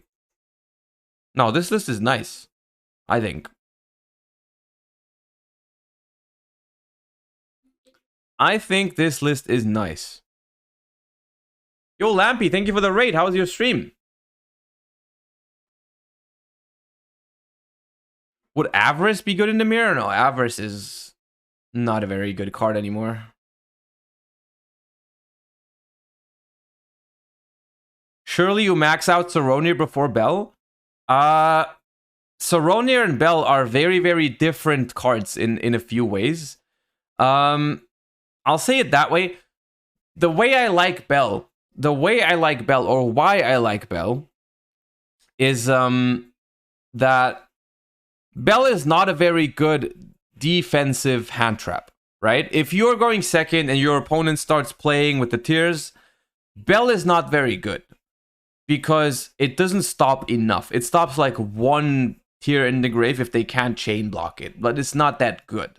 It's not that impressive. Where Bell is at its best or at its peak is when you have when you have other hand traps, or when you can play, right? It's a very good defensive hand traps of like, if they go for a very, very crucial Bestial or a very big Keldo or Modora negate, right? You can just drop the Bell and stop that one. Like, so Bell is really, really good to force your plays through. It's basically a Called by the Grave in that sense, but better because they cannot dodge it with other shovelers, and they cannot, like, it can be used on Bestials. So I think Bell is pretty strong in that regard. And I think now that everyone is running Bestials, I think on average you need a little bit more than just your 3 tier names per turn. You need something to force them through, because otherwise you're just not going to consistently get through to everything, right? If that makes sense, right? Just arrived. So are we cutting the Ishizus for more hand traps? So the current idea of this list is without Herald of the Orange Light, or with just one Herald of the Orange Light. I don't think it's worth it to play the big Ishizu package anymore, because I don't think milling 5 in the mirror is very beneficial.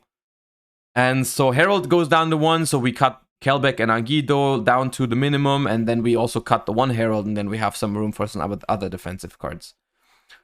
Why not Crossout then? I mean, you could. I've thought about Crossout before. The problem is Crossout, I don't think is ever really better than Bell. Because everything you would cross out, you can also Bell pretty much, but Bell can be used as a hand trap, right? And only because it's usually not good to use Bell on a tier in the graveyard doesn't mean that it's like not good to have the option, because like sometimes it works. Sometimes it works. Gafko, thank you for the Prime. Appreciate the support. Thank you so much.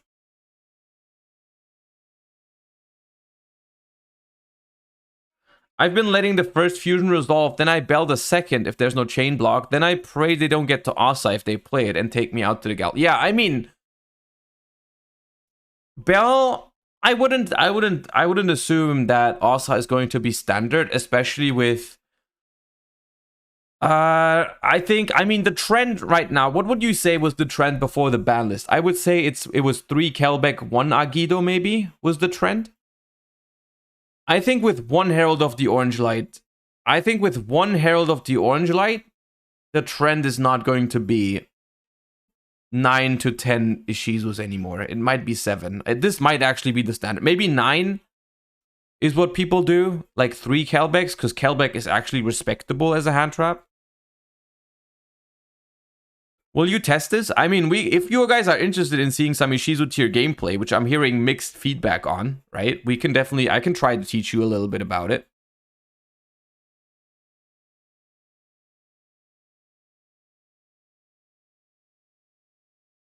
I'd love to test versus this. Okay, what do you have, Scrub? You have the Floodgate pile?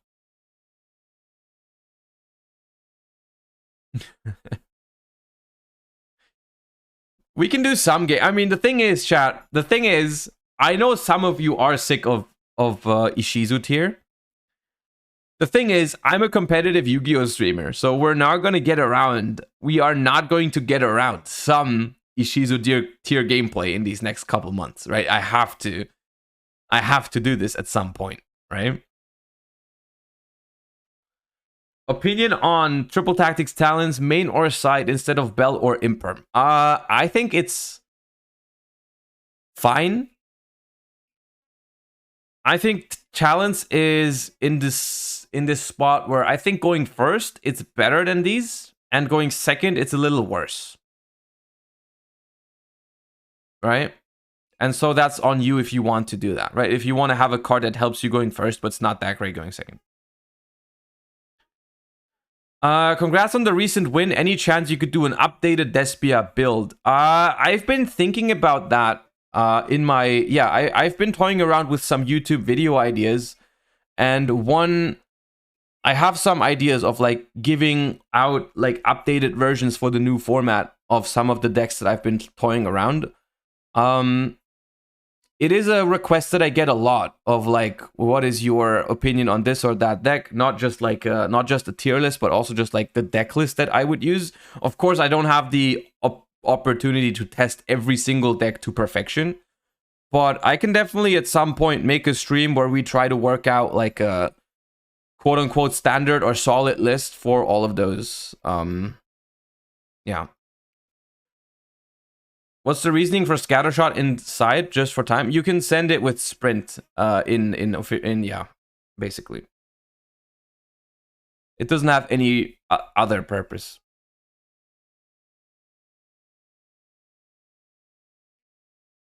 The thing is, this deck, I think the only thing about this deck that I would want to change is maybe I would like talents in the side deck. But I don't know what I would take out. 6 zombie worlds might seem like it's crazy. 6 zombie worlds might seem like it's crazy. But it doesn't feel that crazy, actually, the way, like, we are crazy. I mean, it's basically like we could take out like 2 Banshee and a zombie world for like 3 Dark Rulers. And Dark Ruler would also cover Sprite, which would be a good thing. But for the most part, when it's about Flunder, I was just so happy whenever I had Zombie World. I'd cut some Zombie Worlds if we only play 1 Kelbeck. Wait, what does that have to do with it? What does that have to do with it?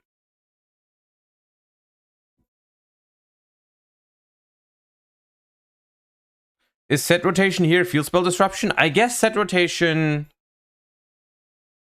No, set rotation is good still. Milling Banshee less. Yeah, but it's not just about milling Banshee. You're fine by just drawing Banshee or Zombie World, right?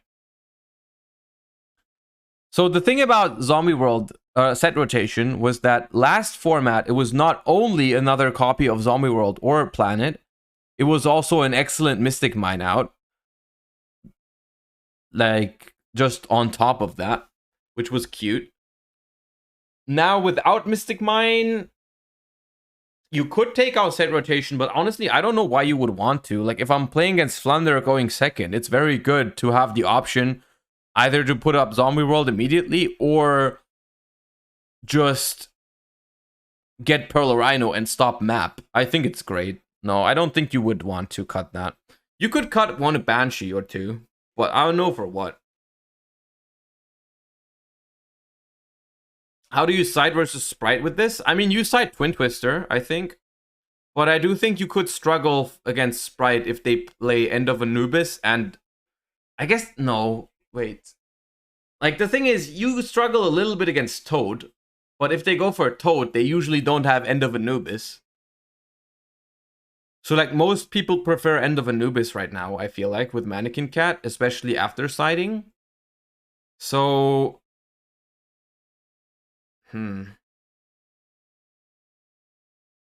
I do think there should be Dark Ruler in here. Like, maybe we do... Maybe we do...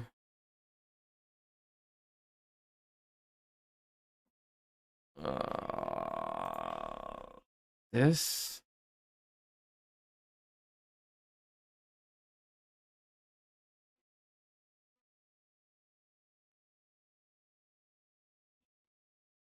I could see this. How many do we have to side out against Flunder going second? We have 3 Bell, 3 Druids, 3 Magna, 1 Saronir. That's at least 10. And we have 1, 4, 7, 10, 11 to side in. 12 maybe. So we also take out, I don't know, Kelbeck. Kelbeck's good though. Yeah. 1 Saliak, maybe maybe 2 Mudoras. Yeah, I think you can, yeah, cut some shufflers. That's fine, I think. And then for Sprite, we can keep in the Bestials, at least some of them. We take out Saronia, I think, and Bell. -4, at least. -4 for 3 Dark Ruler. And like Feather Duster. That's fine. Is this a good list? Oh god.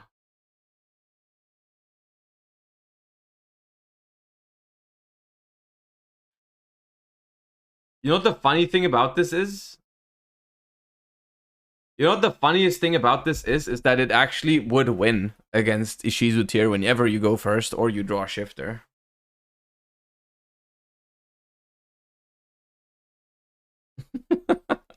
Bro, what is that side deck though? What is the oh, just so okay. I understand Skrell way too much. You just want to label this as Ishizu tier, right? We do a bit of smoke screening, okay. No? Okay. Bro, what the hell do you smoke screen out of this deck? How do you, which 15 cards are getting smoke screened here, Skrell?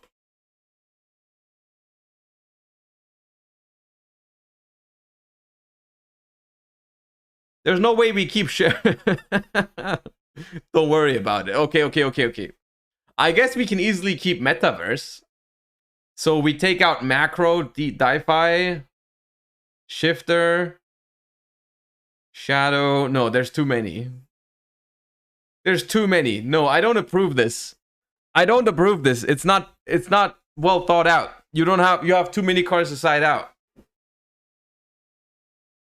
How does this beat Flu? 1 zombie world. What engine do I side into? Bro. Just leave it as it is. Your main deck is a side deck, dude. Your main deck is a side deck.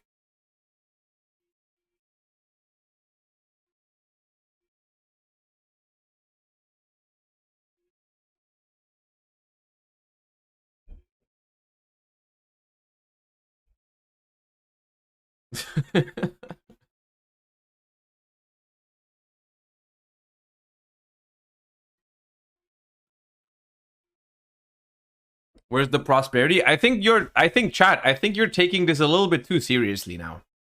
You guys have to remember that this is a Skrelp deck.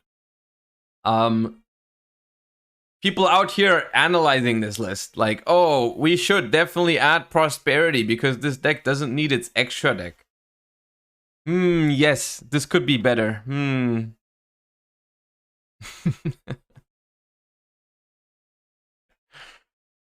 Okay, I just remembered someone sent in an actual Dragon Link deck that won a regional in Spain.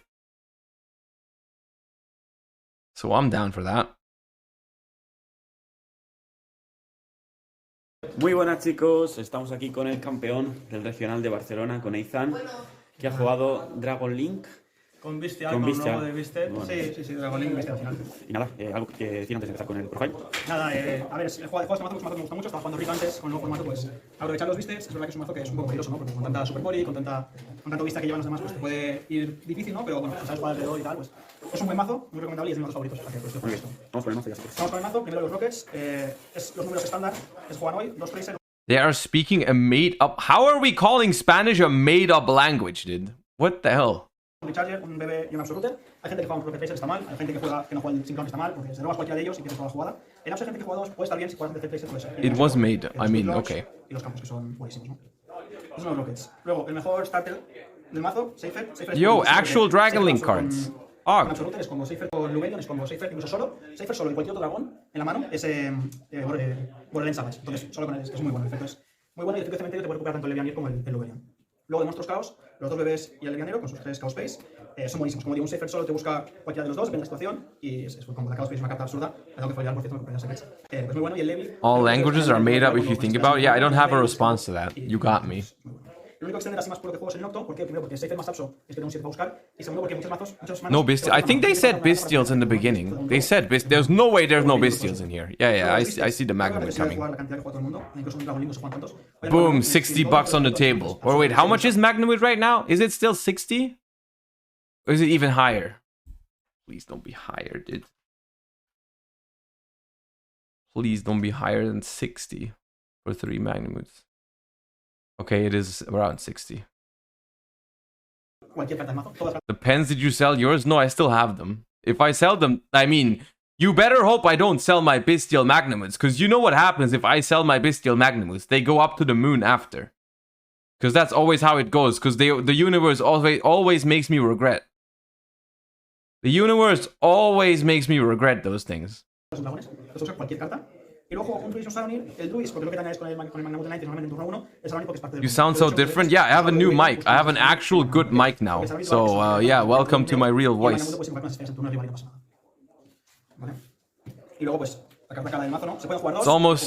It's almost a dream situation. Dream face reveal, but instead it's my voice reveal. Solo me dejo uno siempre para poder buscar la trampa, pero de main, cuando vas primero, hay que jugar 3. Al final te da acceso al Salonir, que es el que te da acceso a la trampa, te da acceso a Magnamut, que es el que te da acceso a follow-up, se puede recuperar centro con Safer, 3 luz, o sea que puedes usar un Chaos Space, es una locura de carta. Y mágica trampa, el Salonir te tira la mágica y luego te coloca la trampa. Okay, one regained, one beast. Increíble, porque cada vez que tu oponente invoca, cada turno, revives un Beast, revives un Magnamut, buscas, te petas un Druis con esto y petas 2 cartas. Thank you for the 2 months, Yisachi. I appreciate that. Thank you so much. Es absurdo. Bueno, y además, una cosa muy importante con esto es, tú activas esto, ¿no? Tienes el Druis en la mano, con el Druis en tu mano. I love these cards so much. I wish I could play, like, oh my god, the Despia deck. The Despia Bestial deck that we played on, like, one of the first streams after Darkwing Blast. That deck was so fun. I wish it was actually good. I wish it was actually good. Maybe I'll try to put some effort into that deck next week. No, I did not. I ordered it on Black Friday. The deck was so good. I really wish I could play that deck. I might spend next week trying to experiment with it a bit more. Maybe we can find something I can bring to the regional. Rival, si no necesitas manchear ningún dark o luz y cementerio rival porque no juegan eso, pues te puedes esperar tu propio Striker Dragon, te lo devuelves, robas una, y el rival, cualquier nivel 4 menor, como tienes en el cementerio, si por lo que sea te hacen dar lo que sea, te metan el Borderland, al final te matas un poco, proteja a Borderland, con un Striker Dragon solo puedes recuperar. Luego Hand Traps, yo juego Ash, Gamma y Tetete. Con Hand Traps cartas para el segundo. Porque la Gamma es buenísimo porque si okay, Ash is a very curious decision. Or like I'm not sure about Ash because I think there's very little reason to play. Actually, both of those hand traps in Dragon Link right now. It's like, I mean, Gamma was a staple for the longest time in Dragon Link, which I think it was there for good reason. Right now, I don't actually see many hand traps that you can hit with Gamma because most of them only work as a hand trap if you have a monster. Like Havness, you cannot Gamma Havness because you have a monster. You cannot Gamma a Bestial because they can only be activated if you have a monster. You cannot Gamma Kelbeck because that needs you to have a monster. It's very weird as to why Gamma is in the deck. Of course, Gamma works going second, but that has never been, I feel like that has almost never been the main argument to play Gamma. Gamma, as a rule of thumb, I think Gamma is only good in the main deck if you have a realistic chance of using it when you go first. You can Gamma Havness if you Safer effect and they, yeah, I guess. I guess you can Gamma Havness after Safer. That is a fair point. But that alone, not sure if that's it, Chief. I think the argument is he thinks Bestials are good against tier, so he wants better cards for Sprite or Flunder. I mean, I guess, but at the same time, there's no Valor and Imperm in his deck. And the card, you can just play those, and they are also good against Flunder and Sprite. Like, especially Ash is like maybe not even that good against Flunder. Valor and Imperm might be better because, I mean, you always Ash one of the birds anyways, so you can also just Ash or a Valor or Imperm, but it can't be chain blocked, right? So there's an argument to be made that Imperm is better against Flunder than Ash. Of course, Valor is a little weak to Shifter, but yeah.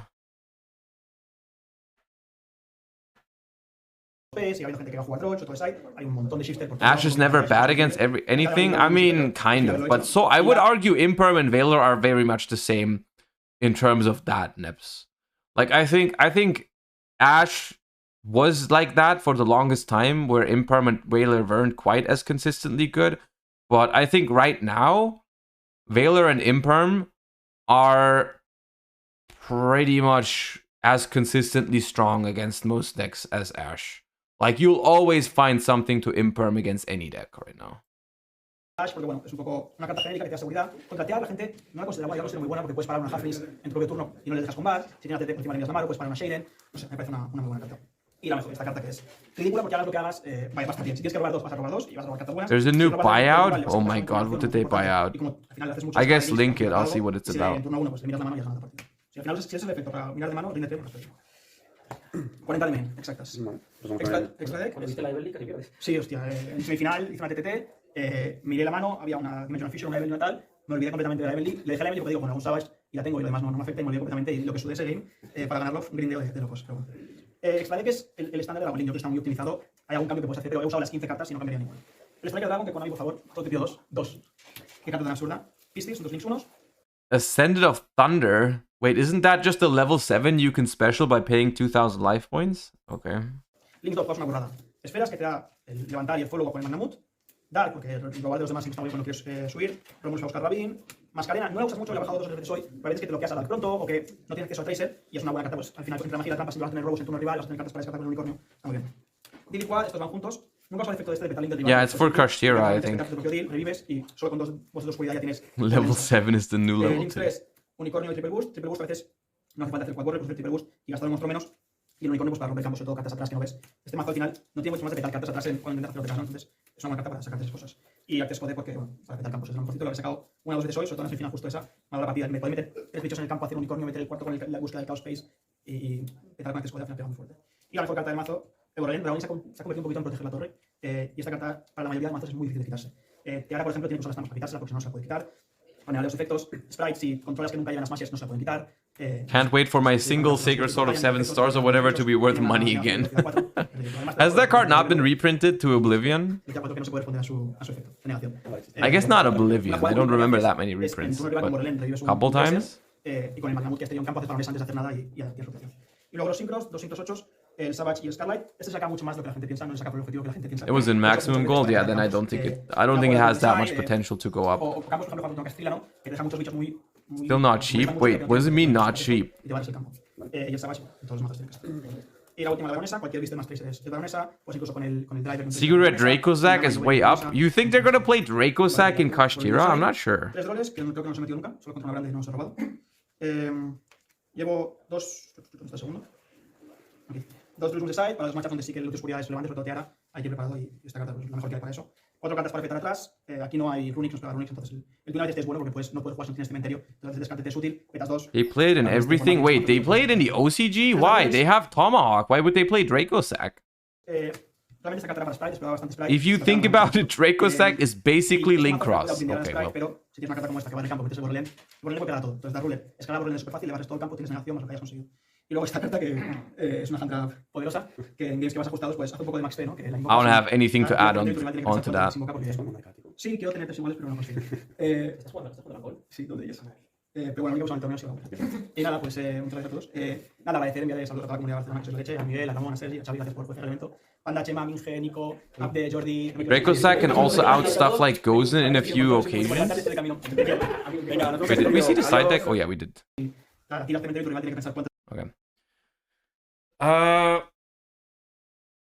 Okay, well, okay. I guess, you know, let me see those buyouts. Anyone who's ever... Oops. Big buyouts following Black Friday weekend. Okay, as someone who is horrible with the Yu-Gi-Oh market, I guess let's see what happened. And I can give you guys my, you know, I can give you guys my sophisticated opinion on the Yu-Gi-Oh market, and we can all go broke together. Hey, what is up, guys? This is Nishi from MST.TV here, back with another Market Watch episode. Today, we're going to take a look at a few cards that are kind of all over the market. With Black Friday and Cyber Monday sales mostly behind us now, we've seen a lot of players go out and take advantage of discounts and such to buy some cards that they've been wanting for the last little while. Now, not all of these cards are going to be huge gold mines. Some of these might just be smaller cards that are used in some more casual strategies, but that's kind of the whole point, right? We want to be aware of not just the doing big the opposite trends, of everything you say now. That more casual players are keeping an eye on as well, especially when we're trying to look for good opportunities to pick up or offload certain cards. Stylzer? I'm doing great. How are you? To get things started, we'll take a look at Flu Wanderies and the Advent of Adventure. This is a card that was actually already trending upwards, but saw an even bigger price spike after the ban list came out last week. Now, back when the 2022 Megatins came out, the Advent of Adventure went from... Do you guys want to know something funny? Now, with the entire vibes of this video so far and what we've been talking about the last couple minutes, I sold one last week or 2 weeks ago. Being around $10. Or less than that. Up to $20 because it was one of the few Flu Wanderies cards not to be reprinted in the Megatins, and with everything else so cheap, people decided to target this card as a buyout target because people would actually need it in order to complete their deck cores. Well, it just so happens that Flu Wanderies actually ended up being a top-tier meta strategy that is able to compete with the Shizu tier limits thanks to its ability to run cards like Barrier Statue of the Stormwind, Dimension Shifter, and Harpy's Featherstorm. Last week, we just saw Dimensional Fissure and Macrocosmos both go to 3, both cards that the tier limit deck is going to be afraid of and Flu Wanderies can run without hurting themselves as a way to counter the best deck of the format. Although the deck did lose access to Mystic Mine, these other floodgates should play a big role in helping to slow down Ishizu tier, and a lot of players suspect that this will help to keep Flu Wanderies as a tier 1 strategy. Josh owning Planner card? I owned one. I pulled one somewhere. I don't know when. I pulled one and just like had it. Of stopping a Shizu tier this format. The Advent of Adventure only ever got one printing as an ultra rare from back in Battle of Chaos, and therefore it isn't expected to be reprinted until the 2023 Megatins. Because of this limited availability, the card has continued its upward trend and is now sitting at $33 a piece on TCG Player. Whether or not you want to grab this card, sell yours? If you really want like to I think then 25. obviously you need to grab it. But if you do, you obviously have to be aware that the card is going to get reprinted and or the deck will get hit over the next couple of lists. If you don't plan on running the card though, you might just want to offload the card now while its price is at an all-time high. Next, let's take a look at cash. Wait, 25 is still the EU price? See, okay, yeah, I'm a businessman. I told you, easy clap. I'm a freaking market genius. Then Tira Fenrir, which is basically the chase card out of Darkwind Blast. Fenrir 70? There's no way. Oh my god. Yo, it's still going up in Europe as well. Yo. It's back over 60. God damn it. Is a monster that absolutely dominated the game over in the OCG, but here in the TCG, I feel like it hasn't quite yet made its presence felt. It can still be a really strong card, but I think that the format is just so built around Ishizu tier limits, especially since we don't yet have Photon Hypernova released here in the TCG. Now that being said, once that set does come out in February, expect this card's usage to skyrocket. With the new Kashtira support, this card becomes even more valuable, as you can use it to search for other Kashtira monsters, as well as remove problems. I mean, as much as I hate to say it, and you're probably going to do the opposite of what I say, which is, I don't blame you. But if Kashtira really becomes part of the metagame, then this shit might just be, like, more expensive in a couple months. I don't know. Like, yeah. Cards from your opponent's board. The deck is even able to run Dimensional Fissure and Macrocosmos in multiples as well, which may be useful if tier limits are still a strong deck at that time. Now that being said, Fenrir was trending down at about $60 a piece, which was a bit lower than I was expecting it to sit at, especially after seeing some of the early price jumps. However, I think that people looked at this past week. It's going to come out in Ulti Trust. I mean, it could be, yeah. Since they were probably going to need to buy a few copies anyways. They announced the Kashtira Ulti, right? They did do that. Right, chat? There's supposed to be a Kashtira Ultimate Rare. That has to be Fenrir though, right? There's no way that's not Fenrir. Which other one would you put? Like Unicorn? That'd be so whack. I mean, like Unicorn would be cool.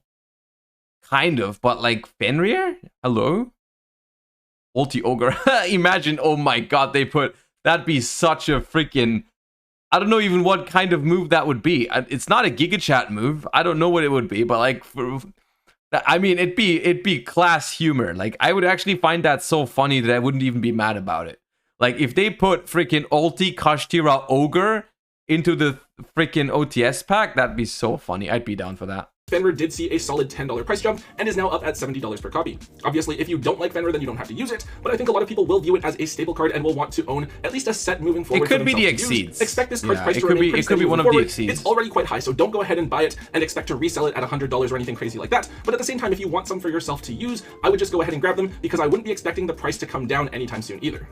All right, so this one is actually... See, he's saying the same things that I'm saying, but they always sound smarter when someone else says them. A meta what?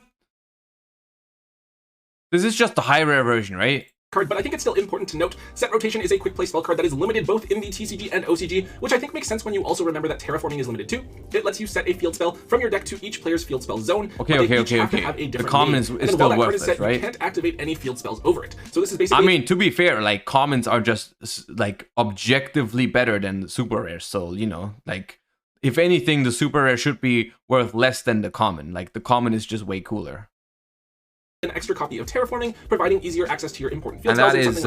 that is one a of the best in the game. In the OCG, this card is used to help tier limits access their one copy of Perlarino, as well as put the new Kashtira field spell to the opponent's field spell zone. Not only does this help you to get an important card out of your deck, but it can also help to shut off your opponent's copy of Necro Valley, a card that is very commonly cited against tier limits. We don't have the same cards here in the TCG quite yet, but after the release of Photon Hypernova, I think that this could definitely be a Common thing, Warrior, especially dude. when you consider...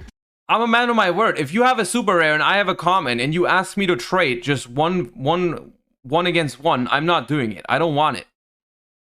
That we just had Metaverse go to 3. Fortunately, Set Rotation has a lot of lower rarity printings, and it's only limited to 1, so you just need to grab one copy for 25 cents or so if you want to play it. However, the card does Where's have my this one common quality. Magnamud? Dude, if Magnamud was a common, that'd be insane. He'd look so much cooler. As a super rare from OTS Tournament Pack 6, and those are going to cost you around $10 a piece. I think it's ultimately unlikely that the card ever goes to more than one. What if I have a common and you have a super? We constantly see field spells get more and more powerful as the game evolves. And I'll just sell my super and buy a common. Like that, but it's worth noting that the supers are worth a little bit of money if you happen to have some lying around. Another random one here, we have the Ascendant of Thunder. This is a level 7 monster. There's no way. There's no way. Ascended.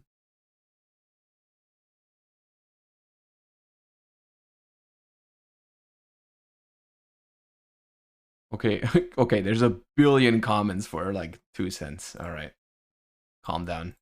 That I don't think has ever seen very much meta play. Basically, you can pay 3,000 life points to special summon this card out of your hand for free. If your opponent destroys it, you do gain 5,000 life points, so it could put you ahead. I don't see why your opponent would really do that. Rather, the idea is that this is a level 7 monster that you can summon really easily in the Kashtira strategy, even if you already have monsters on the field, and it helps to facilitate making rank 7 I forgot the Darkwood deck. It's definitely a cute card. I don't know how necessary it is to play this card after Photon Hypernova when the deck actually gets a good next wave of support, but I guess if you want to play Kashtira now with just the first wave of cards, you might want to run this card. The Ascendant of Thunder has only ever been printed as a common. I believe it was in Code of the Duelists and then again in the Megatins, and technically Code of the Duelists came out like 4 or 5 years ago, so this might not actually be the easiest thing to find lying around in your bulk. However, if you can grab some, this card is actually worth a solid $5 to $7 depending on if it's the original. There's no way it's going to stay there. I'm not even sure if it's going to see play. I don't think it's worth grabbing. They probably won't be using this card once the second wave of support is here, so you'd only be using it for the next month or two. That being said though, I think it's absolutely worth digging this card up out of your bulk if you were playing back when Firewall Dragon came out, so that you can offload as many copies of this card as possible. Next, yeah, if you have it and it's actually going for that much because you're from the US, then like get rid of it. Labyrinth. So I'm not saying this just because of how much I like the deck, but Labyrinth is actually shaping up to be a really solid stun deck over. No!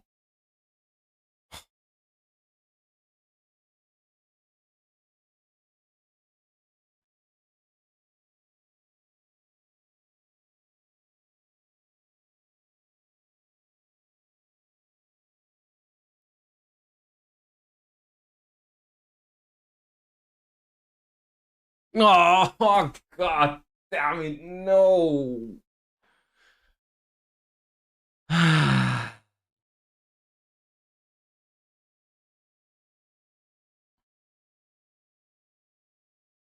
How many of this did we pull? Who remembers? We opened the freaking... When we opened Tactical Masters, how many did we pull? 2? Oh, no, dude. I got like 8 for it or something. I sold all of the stuff that I pulled in that opening, except for the runic cards. Oh, God damn it.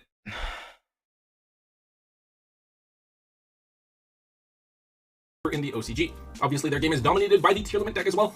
And see, this is why I talk about Yu-Gi-Oh! And I'm not a vendor. I say it all the time. This is why it's a good thing that I'm a streamer, man. And I'm getting like follows and subs and stuff like that, and not a freaking vendor. But after that, it's Kashtira and Labyrinth that are the strongest decks up. Of course, Labyrinth does also get big welcome info from Hypernova, yeah. so although the deck probably isn't going to be top tier here in the TCG either, it's still cool to know that the deck will be able to at least hold its own.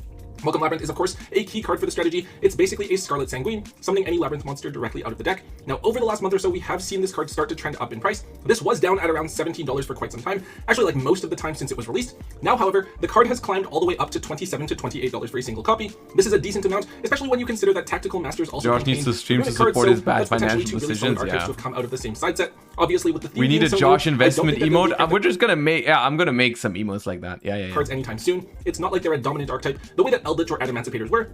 If you want to play the deck, thank God I'm good at the game, because I'm not good at We just got a ban list, so it's unlikely that a Shizu tier limit is going anywhere for the next little while. I'd expect this card to fall to between. Can you review this next side set coming out next month? Want to know your thoughts? We have talked about it already Though this card at does some also have the point, but potential to I go up in guess price once it later on down the road. comes closer, Okay, we'll so revisit this one's it. another random one. It's also a card I haven't thought about in a really long time. What is this? Apparently, Brotherhood of the Fire Fist Eagle is a card that has seen a lot of attention this past week. This is a Link 2 monster that requires 2 Beast Warriors to make. It allows You can only special summon Eagle once per turn. You can activate Fire Fist monster's effect without sending. You can target one spell trap you control in your grave, return to the hand, send the Fire Fist monster from your deck to the grave. What is this for? What cards do you think will be worth money next set? Needed for financial advice? Yeah. Just so you can like not buy it. You to use the effects of Fire Fist monsters without having to send Fire Fist or Fire Formation cards to the graveyard as cost. Now theoretically this card is pretty broken, but then you remember that, well, like, the Fire Fist cards just aren't that great at all, and you need to play too many bricks and there's so much setup. So is it that weird FTK? Is it really because of that FTK? If that's the case, people are just being stupid. If it's that freaking FTK, dude, we looked at that freaking Yasin video, and it's literally a worse FTK than the Ghost Trick one that's already existent. And if people buy out this card because of that, freaking stupid. If the market works like that, I don't want to understand the market. I'm proud of being stupid at investing if that's how it works. God no. See why the card has kind of fallen into obscurity. I don't know too much about the reason for this card going up in price. One of my friends told me it's something to do with Tellarknight Ptolemaeus, the card that just got unbanned, and some sort of like FTK. I literally have no idea, so let me know down in the comment section if you guys know what's up with this thing. It's not like the card is crazy expensive or anything now, but it has gone from being down at like $3 to now being $5 to $6, so I guess like percentage-wise that's a decent enough jump. The card only has one secret rare printing from back in Fist I mean, of the to be Gadgets, fair, which is like one of the $5 still isn't the end of the world. Like more disappointing side sets that we've seen in recent years, so the card may be a bit difficult to find at your locals. However, the card's price point is low enough that you can probably just grab a copy online and not feel too bad. Even 1 year ago, Panda was like 25 euros. Fire Fists have never been reprinted. Why is that, by the way? Why is that, like, that there's just sometimes certain archetypes that just never get reprinted? A little bit back down in price. Alright, the last card we have to take a look at for today is Amorphage Sloth. Now, the Amorphage monsters are all kind of weird. They're a pendulum I mean, archetype this where one they makes sense. This one makes sense because of the pendulum thingy. Have effects on the field where neither player can special summon monsters from the extra deck except for Amorphage monsters. Of course, with the way that Yu-Gi-Oh is played now, this means that these monsters are all floodgates if you can bring them out. Now these cards are also all dragon type monsters. What this means is that with the Bestial cards, you can interrupt tier limits, then go into a Heroic Seal of Heavenly Spheres as an additional interruption, and when you do, you get to summon Sloth out of your deck to further stun your opponent. Now Goliath is the level 8 Amorphage that's a bit bigger stat-wise. But doesn't Sloth have a cheap version anyways? Doesn't Sloth have a reprint? I'm pretty sure it does. Yeah, it's got a super rare that's worth like almost nothing. Calm down. Calm down. Okay, I'm mad. I don't know why we keep watching stuff like this. Every time I always lose. I never win when we watch these. I don't remember a single time where we were like, yeah, that's a Josh W. He did something really pog with card. It never happens. It just doesn't. It just doesn't happen. I don't know why we keep watching these. I always lose when we do that. I always lose when we do that.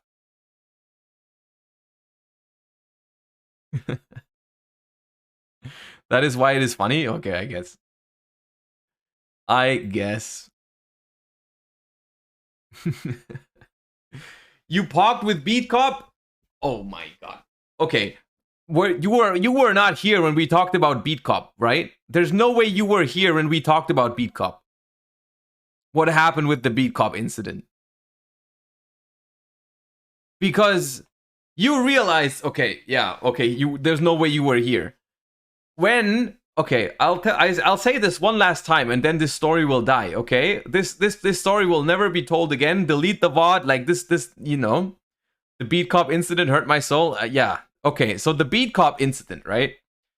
So I discover Beat Cop. Like, what? Like 3 days before Euros. I discovered the Beat Cop Mystic Mind thing. Maybe a week before? I don't know. It was relatively close, right?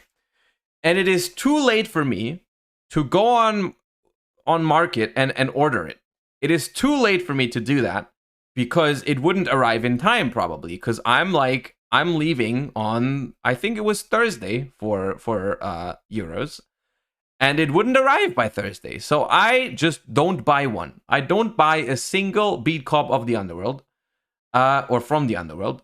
Instead, I borrow one. I borrow one from one of my friends. I'm like, yo, do you have a Beat Cop? He's like, yeah, I got you. And like, he brings it to Antwerpen, and I play it, and I don't even know that this thing has a freaking collector's rare. I have no idea about it, right? And the collector's rare at the time is like freaking €8 or something. And Euros happens. Everyone finds out about the Beat Cop. The freaking collector's rare goes to freaking, I don't know, 40 euros for a while. 40 euros for a while. And then after this event, like, I'm like, yo, Beat Cop it's kind of cool that I'm being like recognized for Beat Cop. It's kind of like a thing because no one has ever played this card for me except for me. So I wanted the collector's rare, right?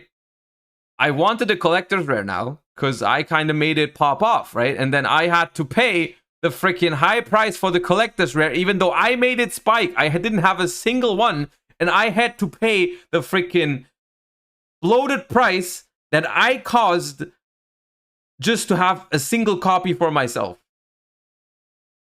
I'm mad at myself now. Okay, and that's why we don't talk about the Beat Cop, sorry.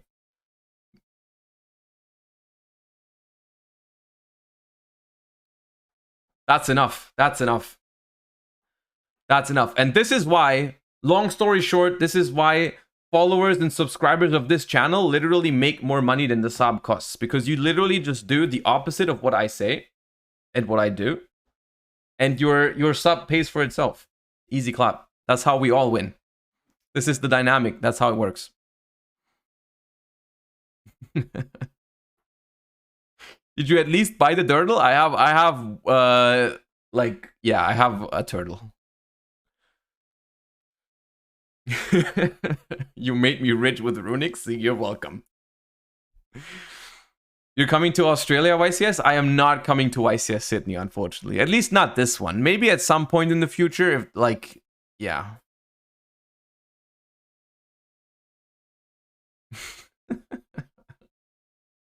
How many Fenrirs do you have? I have a playset of Fenrir. I do have a playset of Fenrir that I paid less than 60 for.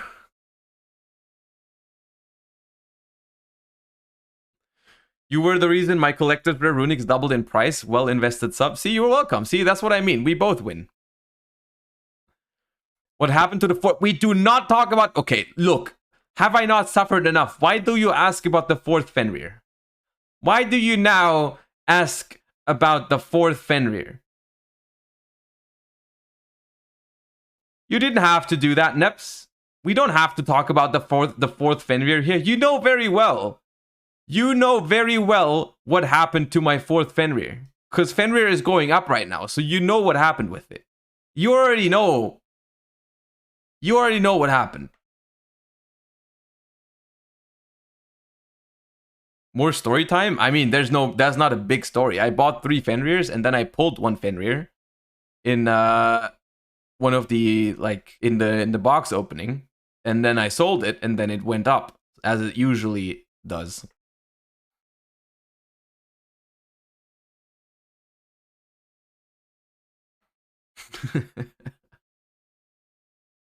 Nebs purposely threw an entire gallon of fuel in the fire, yeah. Not just a little bit. You guys just love me taking L's too much, I think. Is the issue. You guys just like that too much. You're not like happy with one little L. You have to remind me of all the L's. See? Mind freak, like, why do we have to talk about Sprite Elf now? Why do we talk about Sprite Elf? Why? It's not necessary. We don't have to do that. I'd rather not. I'd rather not talk about Sprite Elf right now.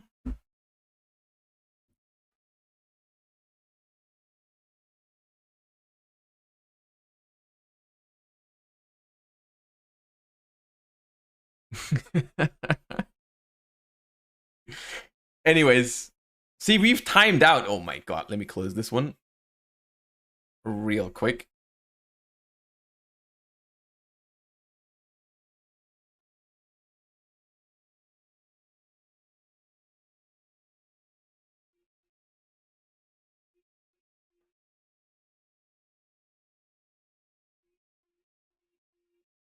Have you ever had a good financial decision? Well, I hope so.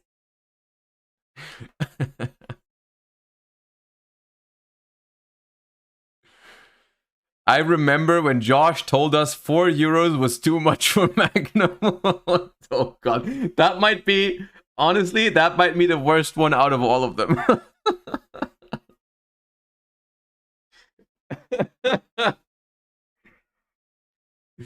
My god. What's in your Spotify Wrapped? I don't know.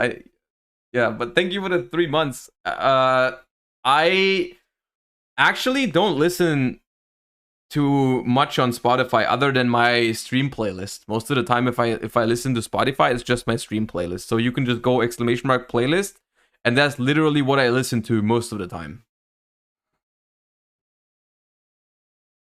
I refuse to pay 10 for Magnamut is famous last words. Yeah, kind of. I mean, look, honestly, to be fair though, we all didn't know. We all didn't know. No one here knew that. No one here knew that shit. No one here was ever thinking that card would be 20 euros. Be honest, chat. You did not expect that. You did not expect that one bit.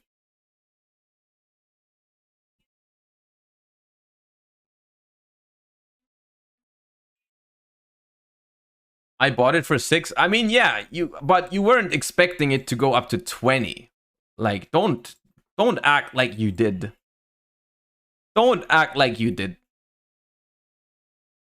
There is no way you did think that.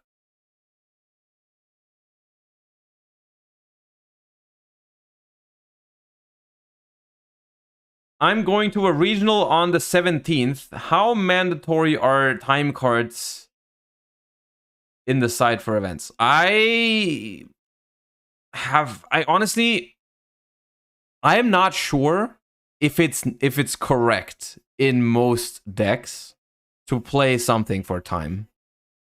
Cause in Dortmund, I almost never used it or even sided it in. I think the main reason why people still do it, even though it might not even come in that often, is just how bad it feels to lose in time. Or draw in time if you think you would have won otherwise, right? I think it's not because you actually have to. It's more so people are afraid of it. Of losing when they don't have it, if that makes sense. So I think you can get around it. Like, the question is basically, like, let's say you play, I don't know, a 9-round regional, and then maybe like 1 or 2 of these rounds you get into time, and then maybe one of those matches you can win because of a time card that would otherwise maybe be a draw. But then you could also just have like more space for other actual impactful side deck cards, right? And then maybe over the course of 9 rounds, that additional side deck card might win you more games that the timeout card does. It could actually be like that. I don't actually know. Yeah. Like this card, literally, this card in Dortmund, never used it. Not even one time. One slot to win you two. Well, but that's like not a given. Like I said, in Dortmund, I played 16 rounds of Yu-Gi-Oh! I didn't use this card a single time. So, like, you know.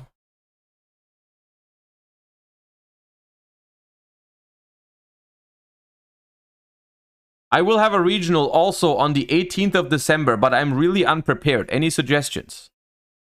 That is 2.5 weeks. My idea, and this might be a hot take.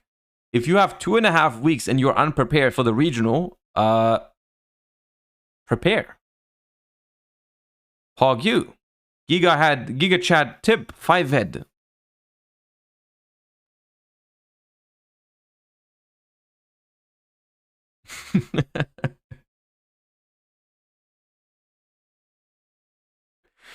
I will be at YCS Lyon, yes. I have already gotten the ticket. I haven't booked my trip yet, but I will be attending YCS Lyon, yes. Big tip.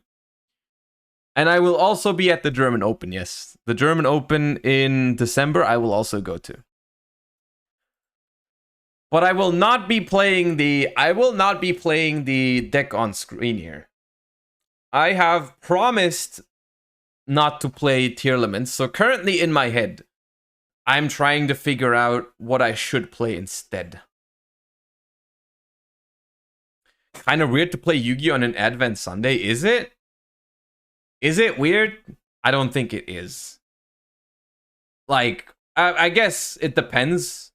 But for us, it's not that special. Like an Advent Sunday. I'm going to, but it feels weird. Okay, well. I don't think it feels weird, but I guess that's it depends on the connection you have with regular Advent Sundays, especially if it's like the third Advent. I don't even know what an Advent Sunday is. You don't know the thing where you have like this with the 4 candles and you light up one on every Sunday leading up to Christmas? If it's not Naturia, I'm unsubscribing. Then, you'll have to find out whether you can stay subscribed. Because I don't know yet. I don't think it will be, to be fair, though. I don't think it will be Naturia.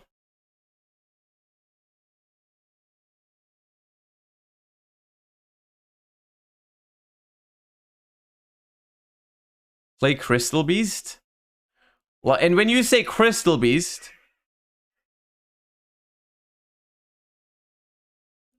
thank you, Diasaku. I'll answer your question in a second. If you say Crystal Beast, do you mean the Floodgate one or like a combo Crystal Beast? How was Paris? Paris was very nice. Paris was very, very nice. I guess we could. I mean, we've talked about it already, so I don't want to repeat myself. But I am honestly, how many of you? I'm genuinely curious. Hold on. I think there's an ad coming that I cannot stop.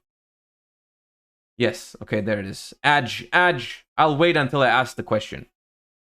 Was it your first time in Paris? No, I've been to Paris. I've topped the YCS in Paris. 2014 was my first time in Paris. 2014 YCS Paris, I played Mermail, and I lost to Robin Bachovna in top 32 because he drew Macrocosmos twice. Thank you for that, Robin. I had a great time.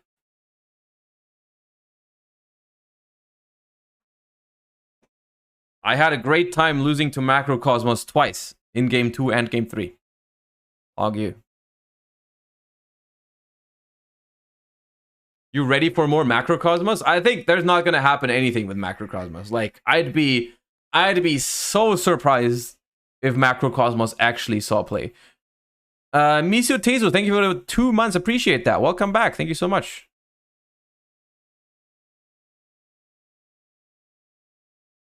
Or every time, I know it's a first world problem, but every time I get a sub, I have to freaking reload I have to reload the freaking sub goal on OBS. There's no way. Has this been an issue for any other streamers you've been watching? Has this been an issue with the sub goal for any other freaking streamer? Because I don't know. Leave it at 1 from... Yeah, I guess I could. Ads are done. Okay. I was waiting because I was going to ask you a question regarding the Master Duel thingy. I guess I should make a poll because otherwise I will not. New poll. Because I genuinely enjoyed the Master Duel Invitational. Even though I haven't touched Master Duel in a long time. Yes. No. Didn't know about it.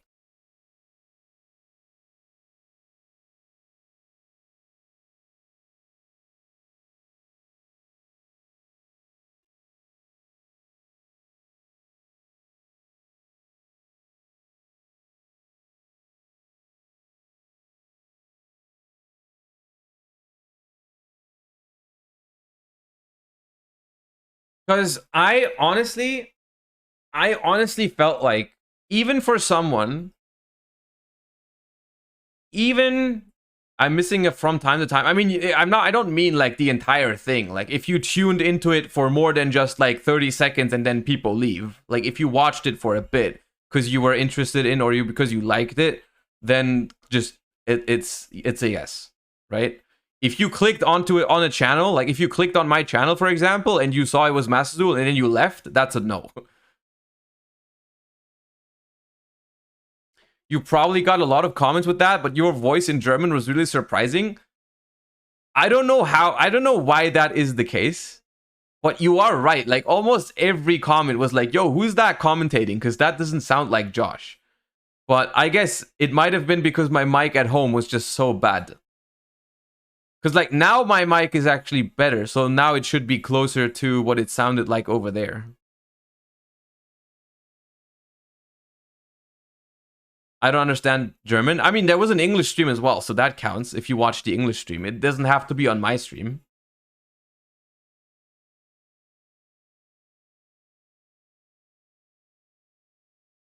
I was watching for a bit and didn't think you were commentating, so I left. Okay.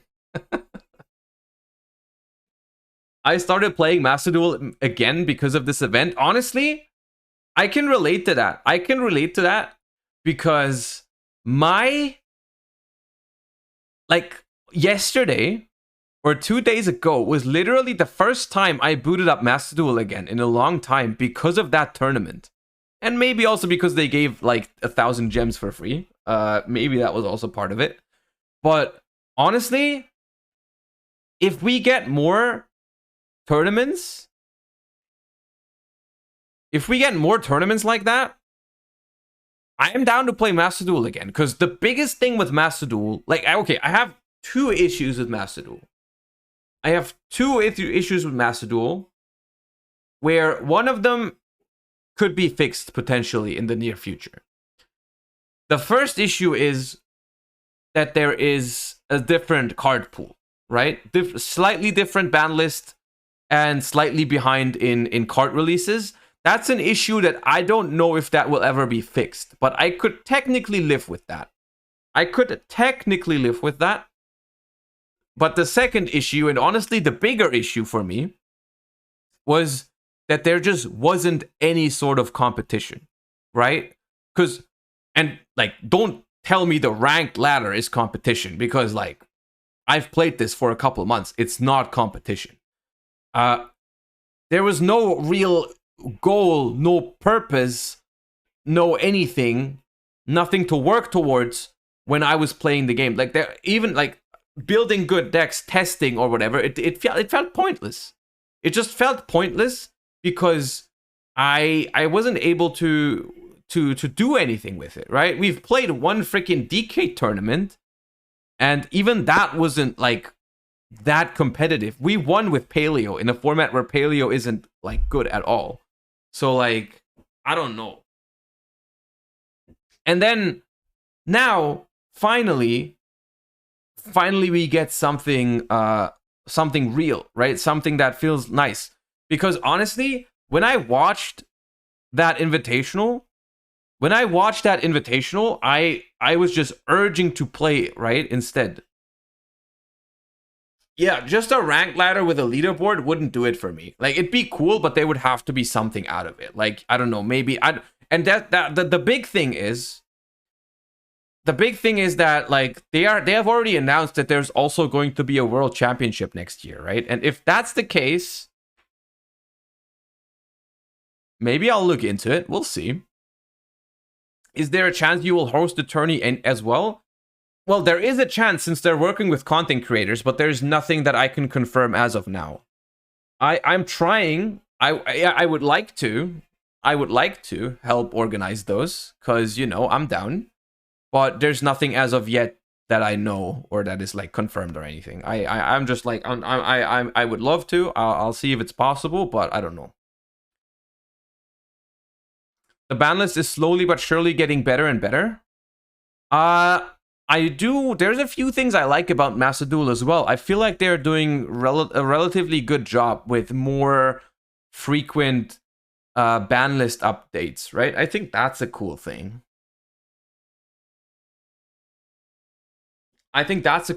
Like, they banned Statue, dude. They banned Statue. That alone is based.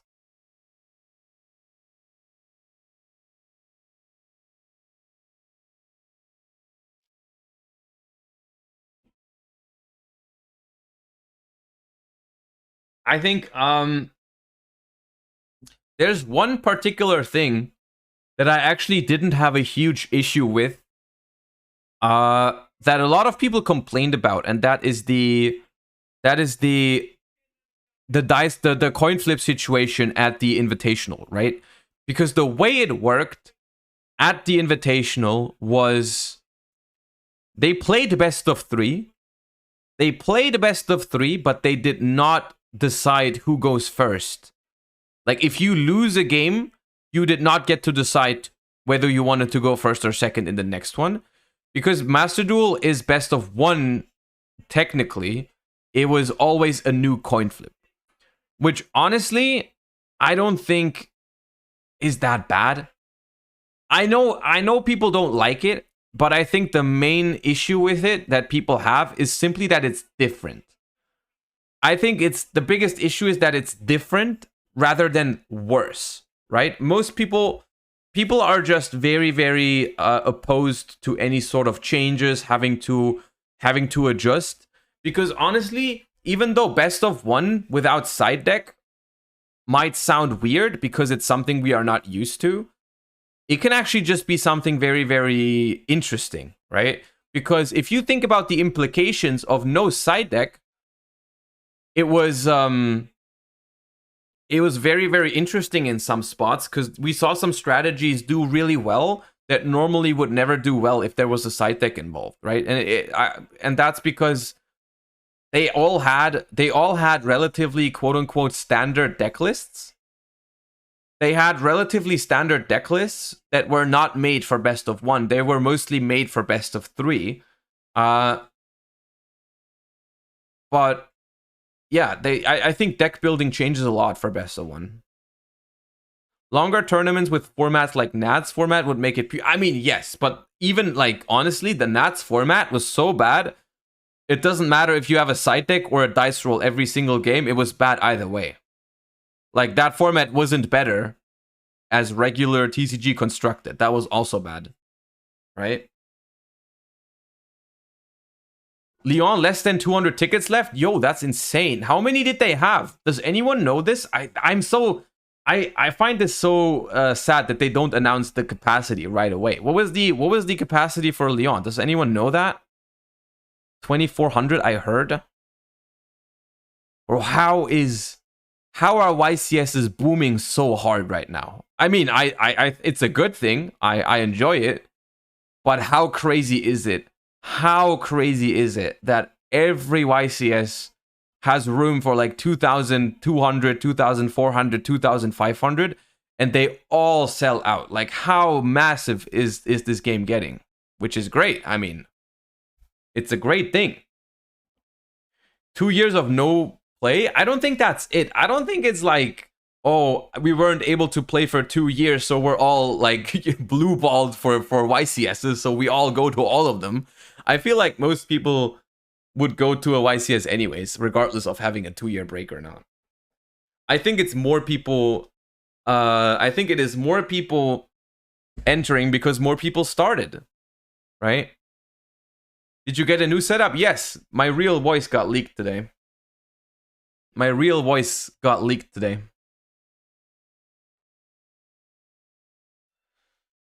Do you know if you can enter a remote YCS as a EU player? As far as I know, I've never done it.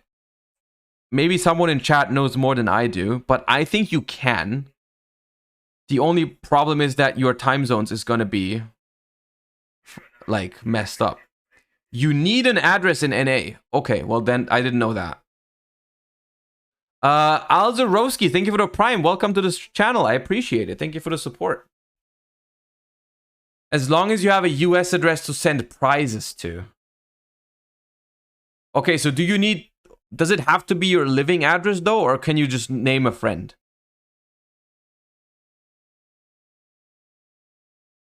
You can use someone else's address, but are they fine with that? Or would that be like, you know... You can mail to a friend. Okay. Well, that's... Well then, so basically you can, yeah. Basically you can. The only thing is you have to be aware... You have to be aware that the time zones are going to be, you know, something else.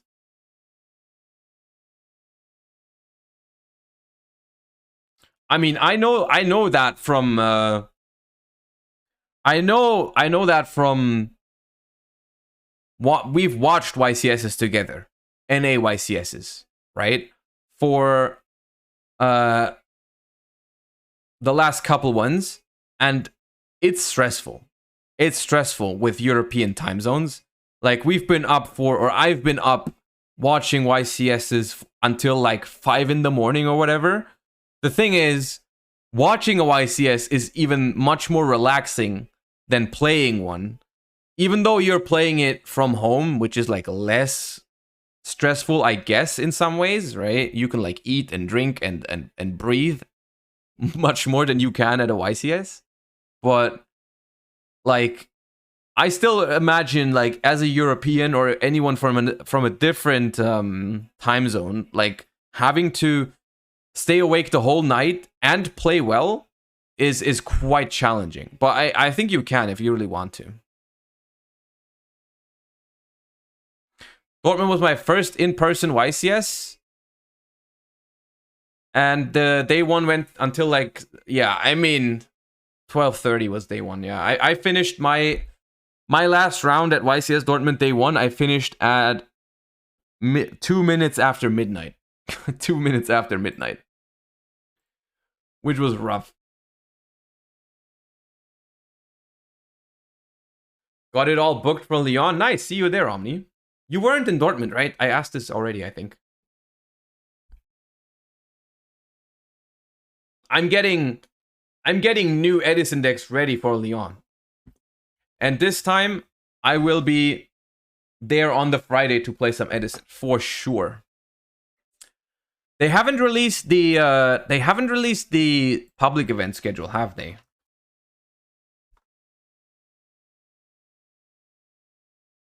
Have they? No. They have not. They have not.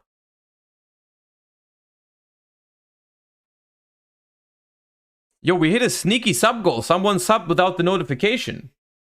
Okay.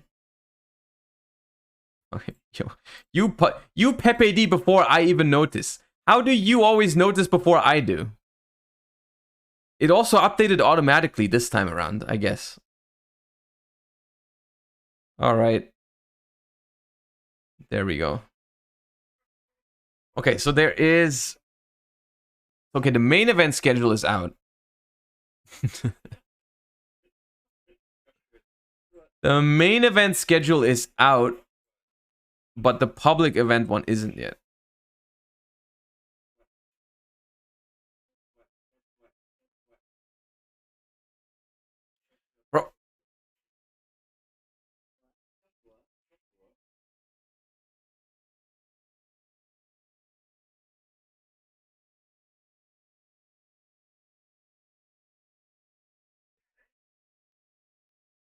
Banger.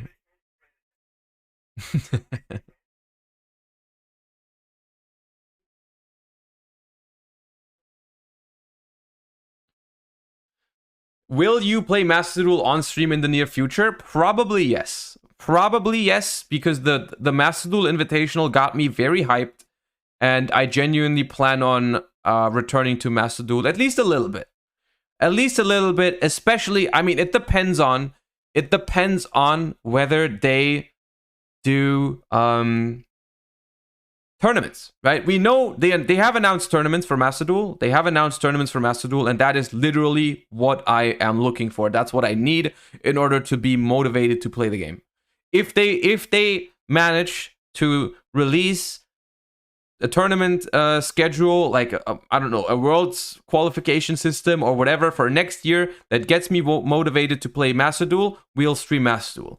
I'm not going to stream Master Duel if I don't feel motivated to play it, because I think it's going to be boring if I don't have the motivation to actually like try and play well and whatever, and enjoy it, right? Like I want to be motivated to play Master Duel, and we'll see if they managed to do that. It looks like they might be able to, because this invitational was really fun, and they want to do more things like that in the future, and then maybe if I get motivated, we'll play it. You know? Okay, we need to talk about something, though. We need to talk about something. I need, hold on.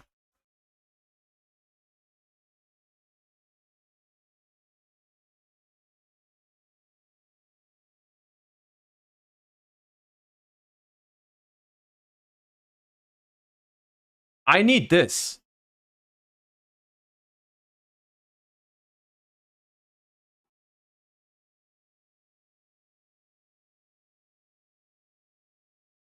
I need this. It's insane. I need this. I don't know if I can ever play Edison on a different playmat again. I need it so much. Buy it now? You can't. It's not here. Yami Uzi, thank you for the 2 months. Appreciate that so much. Welcome back. Where do you get this? Okay, this is a prize you can win at the side events for Time Wizard.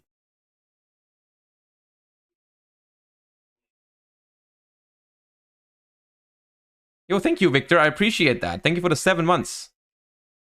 IlGM also, thank you for the 2 months. Appreciate you guys. Thank you so much.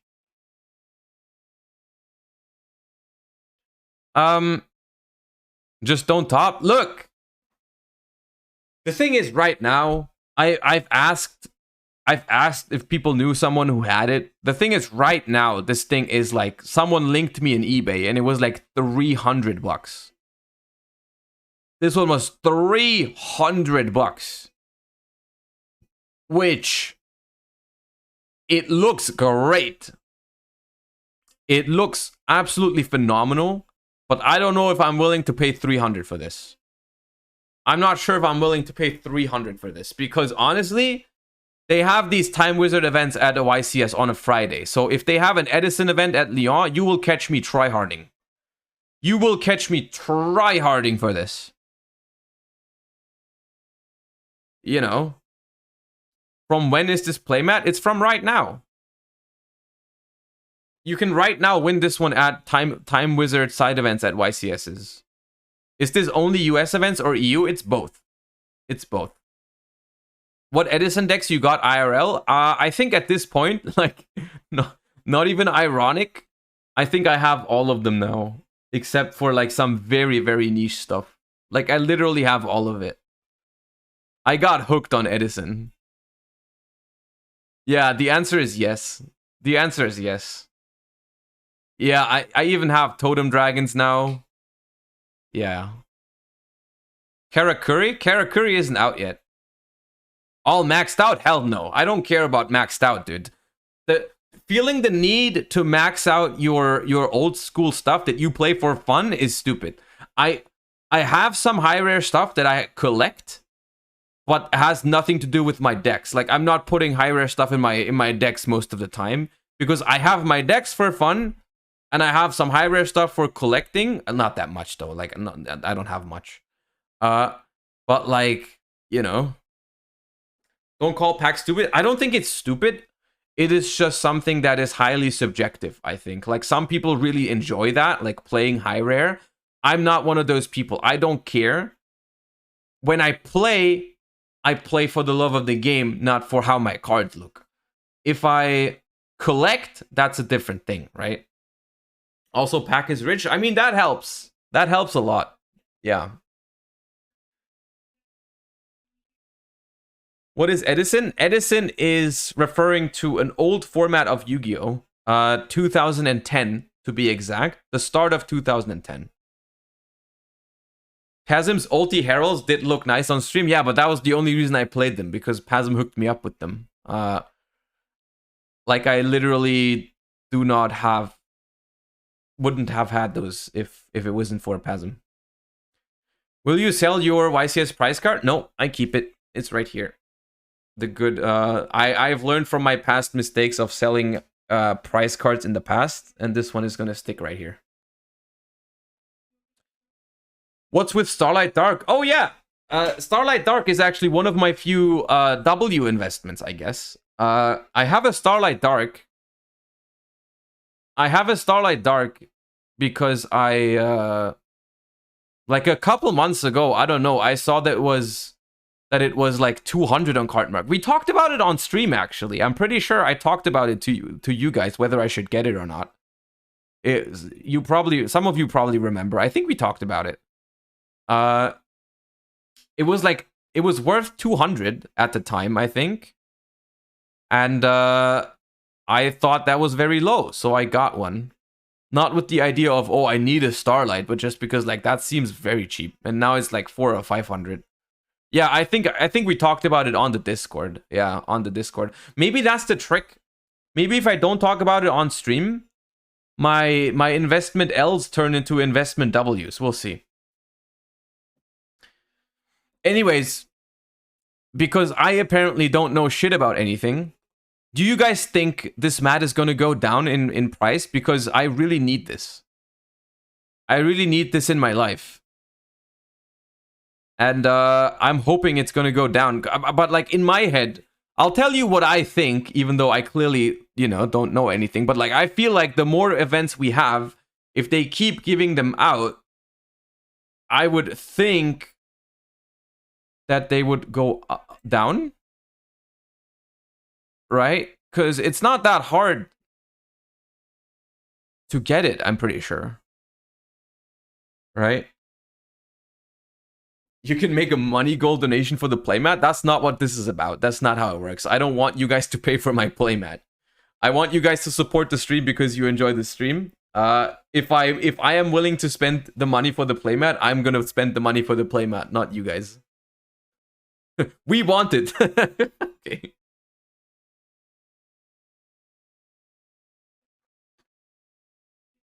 You are hyping it now? I mean, I'm not hyping this playmat. Everyone who has eyes, like, look at this playmat. I don't need to hype this playmat. For anyone who's like into nostalgia and all that type of stuff, who played anywhere from 2007 to 2011 or something, is just a sucker for Light and Darkness Dragon. Like, there's no way you don't love this card if you played back then. There is no way you don't love this card if you played back then. No shot. I don't know a single person who hated Light and Darkness Dragon. That thing is so cool.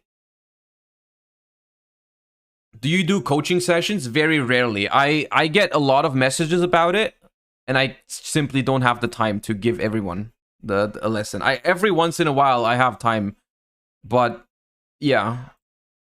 So technically yes, but practically very rarely.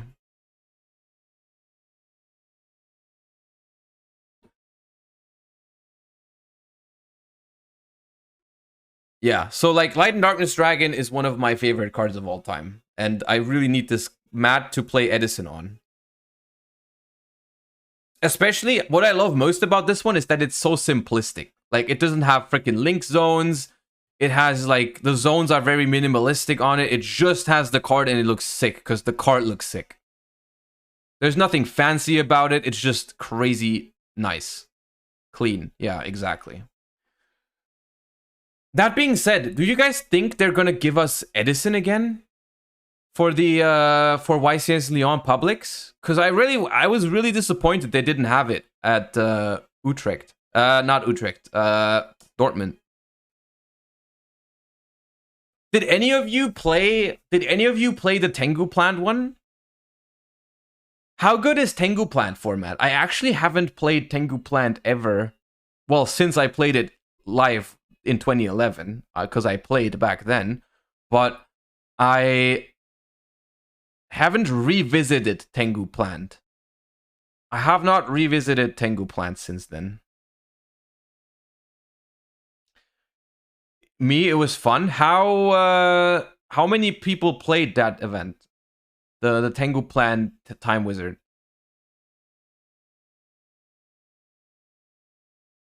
Herman really likes oh, right. No, I did play one game against Herman. I did play one game against Herman at Dortmund. After it was all over, I think. No, before Top 64, I think. He played, what did he play? I played Infernity, because someone had an Infernity deck. And he played... Was it just Tengu Plant? I don't know. I think it was Tengu Plant. Yeah. No, he played the hero deck, right. He played the hero deck. He played the hero... But it was with some plants. I don't know. Anyways, that is one of the things we're definitely going to do that moving forward. Moving forward, I am very, very eager to look into some of Yu-Gi-Oh's old formats for like a stream and see which one are the most fun and which one we should be playing regularly. And Tengu Plants is definitely one of those that I want to check out. Because now I have like a lot of Edison decks, but maybe there's other stuff that I also really want, just for a change, you know? Time Travel Thursday? Yeah, exactly. At some point, we're gonna make Time Travel Thursday a thing, I'm pretty sure. If enough people want to watch it, right? If enough people want to watch it, we're gonna make a Time Travel Thursday a thing where we, like, every week, you know? YCS Lyon sold out, so has it sold out now? By now? Like, wasn't it 200 tickets like a couple minutes ago? Is it over?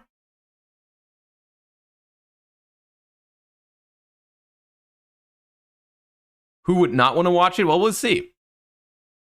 Attention duelists, with less than 200 tickets left, this might be your last chance to enter the tournament for Yu-Gi-Oh! Championship Series Lyon 2023. Book your tickets now.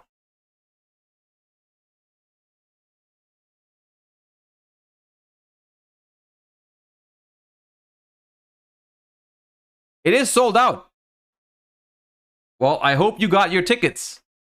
I hope everyone has managed to grab their last-minute tickets. Yeah, did you just buy it, X-Crazy? Did you just buy it? I was just considering. Oh, god damn it. Thanks, whoever mentioned the 200 left in chat. Yeah, whoever mentioned it in chat is the real OG for anyone who got it. No way, I just bought it. I bought it like 2 minutes ago. Oh my god, okay.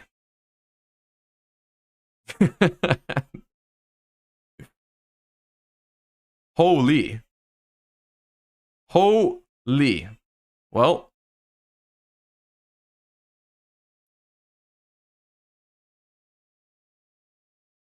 We are one big fam here, yep. Well, I hope you got your tickets if you wanted to go. I hope you got your tickets. I hope no one is missing out because it's sold out. Did you watch Yada's YCS Spotlight? The one for YCS Dortmund? I haven't watched. But I assume it's already, like, old news.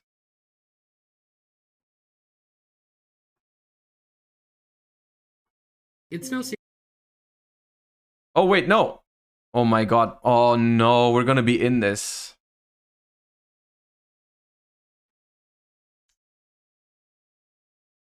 We're gonna be in this when I'm match. Oh god, no. We're definitely gonna be in this one.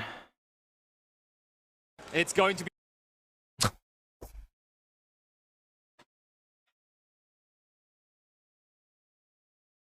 I don't even get cooldown. We get hit with it right off the bat. Be very tight here.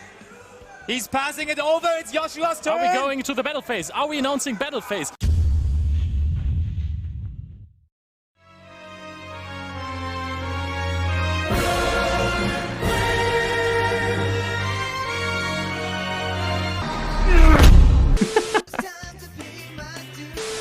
And then Pisty will be able to actually special summon something back.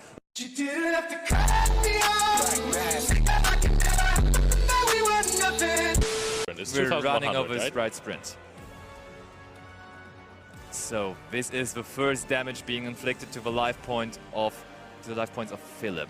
We're also running over Elf. And which I think should be 2,800. We are 4-9. Philip sees the riding on the roll. He's already looking over to his life points block. His life sheet of points paper block is not looking gorgeous right now. It's going down and down and down. And we are attacking over Baron leaving the field, Magnamut leaving and too. This is 100 life points on Philip, and now Sarani will be sent to the graveyard. Try to send Borrel and Borrel load Savage Dragon. This one will negate. What and we a have game one here, turn by Nicholas Schneider. OTK with the Borrel Dragon. The crowd is going wild. Absolutely deserved victory there and deserved round of applause by the crowd. What a game we saw there. Absolutely.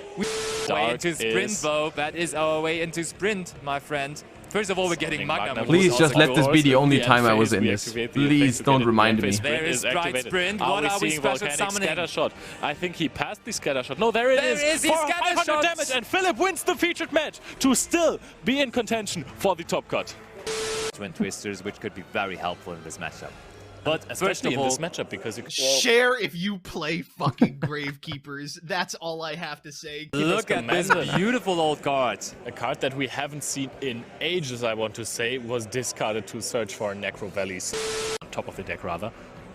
I mean, he could wait with Reviewers, so he actually has to activate the Raigeki now, and Lucas is thinking. I think he announced the redoer. That's going to happen for sure. And he's considering maybe more shufflers. Oh, and he's summoning the Fleur-de-Lis to negate the redoer. That's Perfect. even better than offering He does not even have to sacrifice his next draw phase. This makes so much sense. The redoer cannot do anything anymore, and the whole board of Lucas gets wiped! And there's only 2 more monsters left on the board, and they are on the side of Yuri, and the crowd is absolutely loving it. And so this one could actually still go really bad for Lucas. He also has Dark Hole for Lucas, and Dark Hole is activated. Now Yuri is out of resources as well. What a match. Heartbeat is being activated. Harvest is discarded, and he will not have a response to the Harvest effect. This one was so sad. This one was so sad. Oh, no, Necro goes to the deck.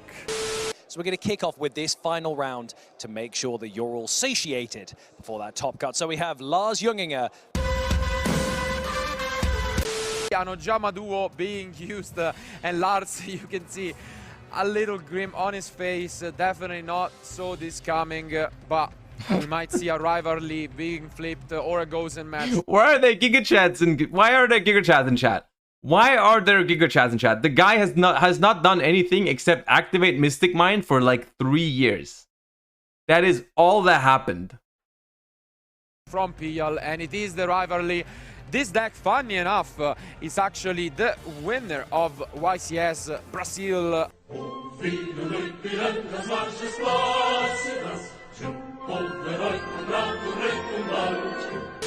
Does he have anything else going on? About 10 seconds left on the clock for Lars.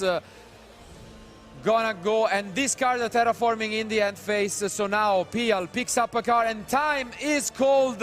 I believe this is basically now gonna be guaranteed as a draw. But let's see what our judges' final decision will be. Draw game. And yeah, there goes the handshake. The duel ends in a draw. What a match. Congratulations to Akan, but without leaving you guys, we are now able to show you the top 64 for this event. So, but I think Diego is happy about the outcome of this. Yeah, because like seeing how things started, they were looking very bad for Diego.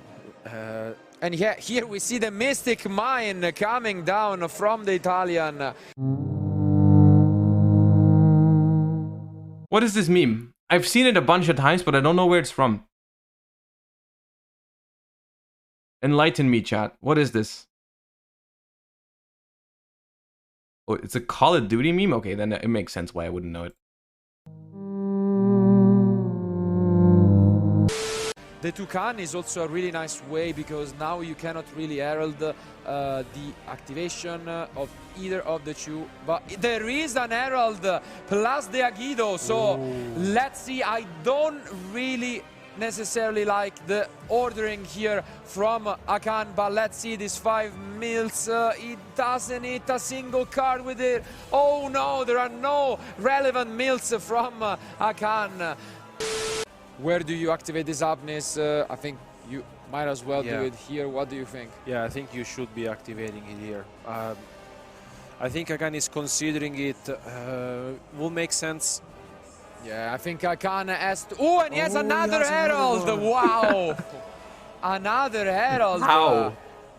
Wow! This could mean that we are going to see some Eternal Lady. But no, he draws for turn, and he draws a Chiron for turn, and he instantly grabs the Super Polymerization in draw phase. We are getting rid of that Abyss Dweller, discarding the Chiron, using our own Rhino Heart, as you said, and the Dweller from Gabriel Susi to go into the Muddy Mud Dragon right there. Mud Dragon of the Swamp, I'm sorry.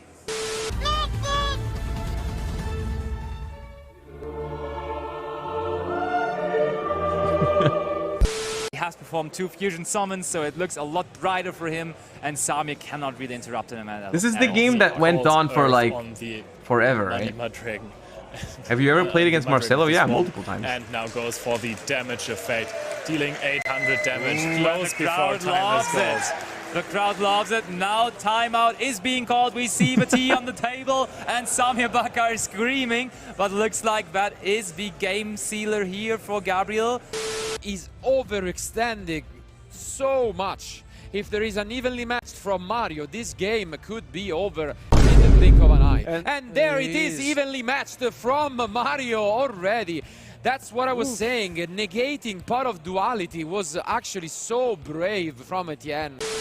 Face down could be the heartbeat at the moment. Not really interested in having any of it. So yeah, just continue with his plays, but I'm still shocked by this. And it is actually that there can be. Wow. There can be. Wow. He had it. See here Mario thinking about it. Maybe the Mystic Mine. It is Mystic Mine for Mario.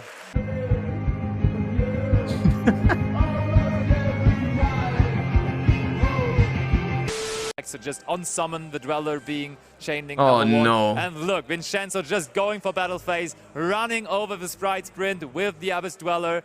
Oh wait, this one's not making fun of me. Okay, pause. He forgot about the Scream. He crashed his Dweller into the Sprite Sprint, forgetting about the attack loss because of Teeleman Scream. This can't be real. No, you just gave away the Abyss Dweller. This is huge for Joshua. Anything? No, he's hitting the just a Caldo. He is passing. There are 10 seconds on the clock, 15 in fact. Now, does he have to pass the turn onto this? Because then the Kaleido Heart can actually attack over the Sprite Sprint. It's going to be very tight here. He's passing it over. It's Joshua's turn. Are we going into the battle phase? Are we announcing battle phase? I think he announced the battle phase. That is the going to be... players are discussing. Joshua is not happy about this. This is going to be really, really tight. It will all depend on whether we are already in the battle phase or not. And it doesn't look like by the face of Joshua Schmidt that this is going to be battle phase already. So I think we're going to have to talk about this for a little bit. So maybe for a second we should just come back to us. Tessa was allowed to make a play and Joshua will not enter the battle phase, so the game ends in the draw or the standby phase. I don't really know which one it is. But Vincenzo Orofino enters the finale of the YCS Dortmund 2022. To this day! To this day! No. To this day! Gonna add back the street to his hand. But I think I saw the feather storm in the end from Mario, if I'm not mistaken. Yeah. But no, he passes back, and it's only Solemn Judgment face down. So this makes a ton of difference, and it's Zombie Ward picked up. He cannot negate it. Wow. Playing around a potential sneaky Nibiru from his opponent, which now will enter the battle phase soon enough. And as you can see, Mario shifts the handshake. What a final, and here the crowd going crazy. What a way to win it for Vincenzo, your new YCS champion, YCS Dortmund 2022. What a blast we had, and what a final this was. Here we go again, caught in another music mind. It was funny though. It was funny. It should have been you. It should not have been. It should not have been. Did you watch the feature match? Did you see how I played? It should not have been me winning that tournament. It is okay. Did you watch the finals? I mean, I had to play for third place with Ericos, so no, I did not watch it.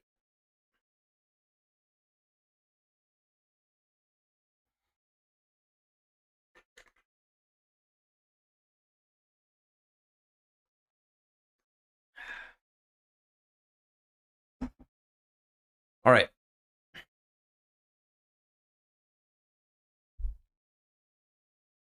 By the way, for the ones asking earlier, we're not doing Pokemon today.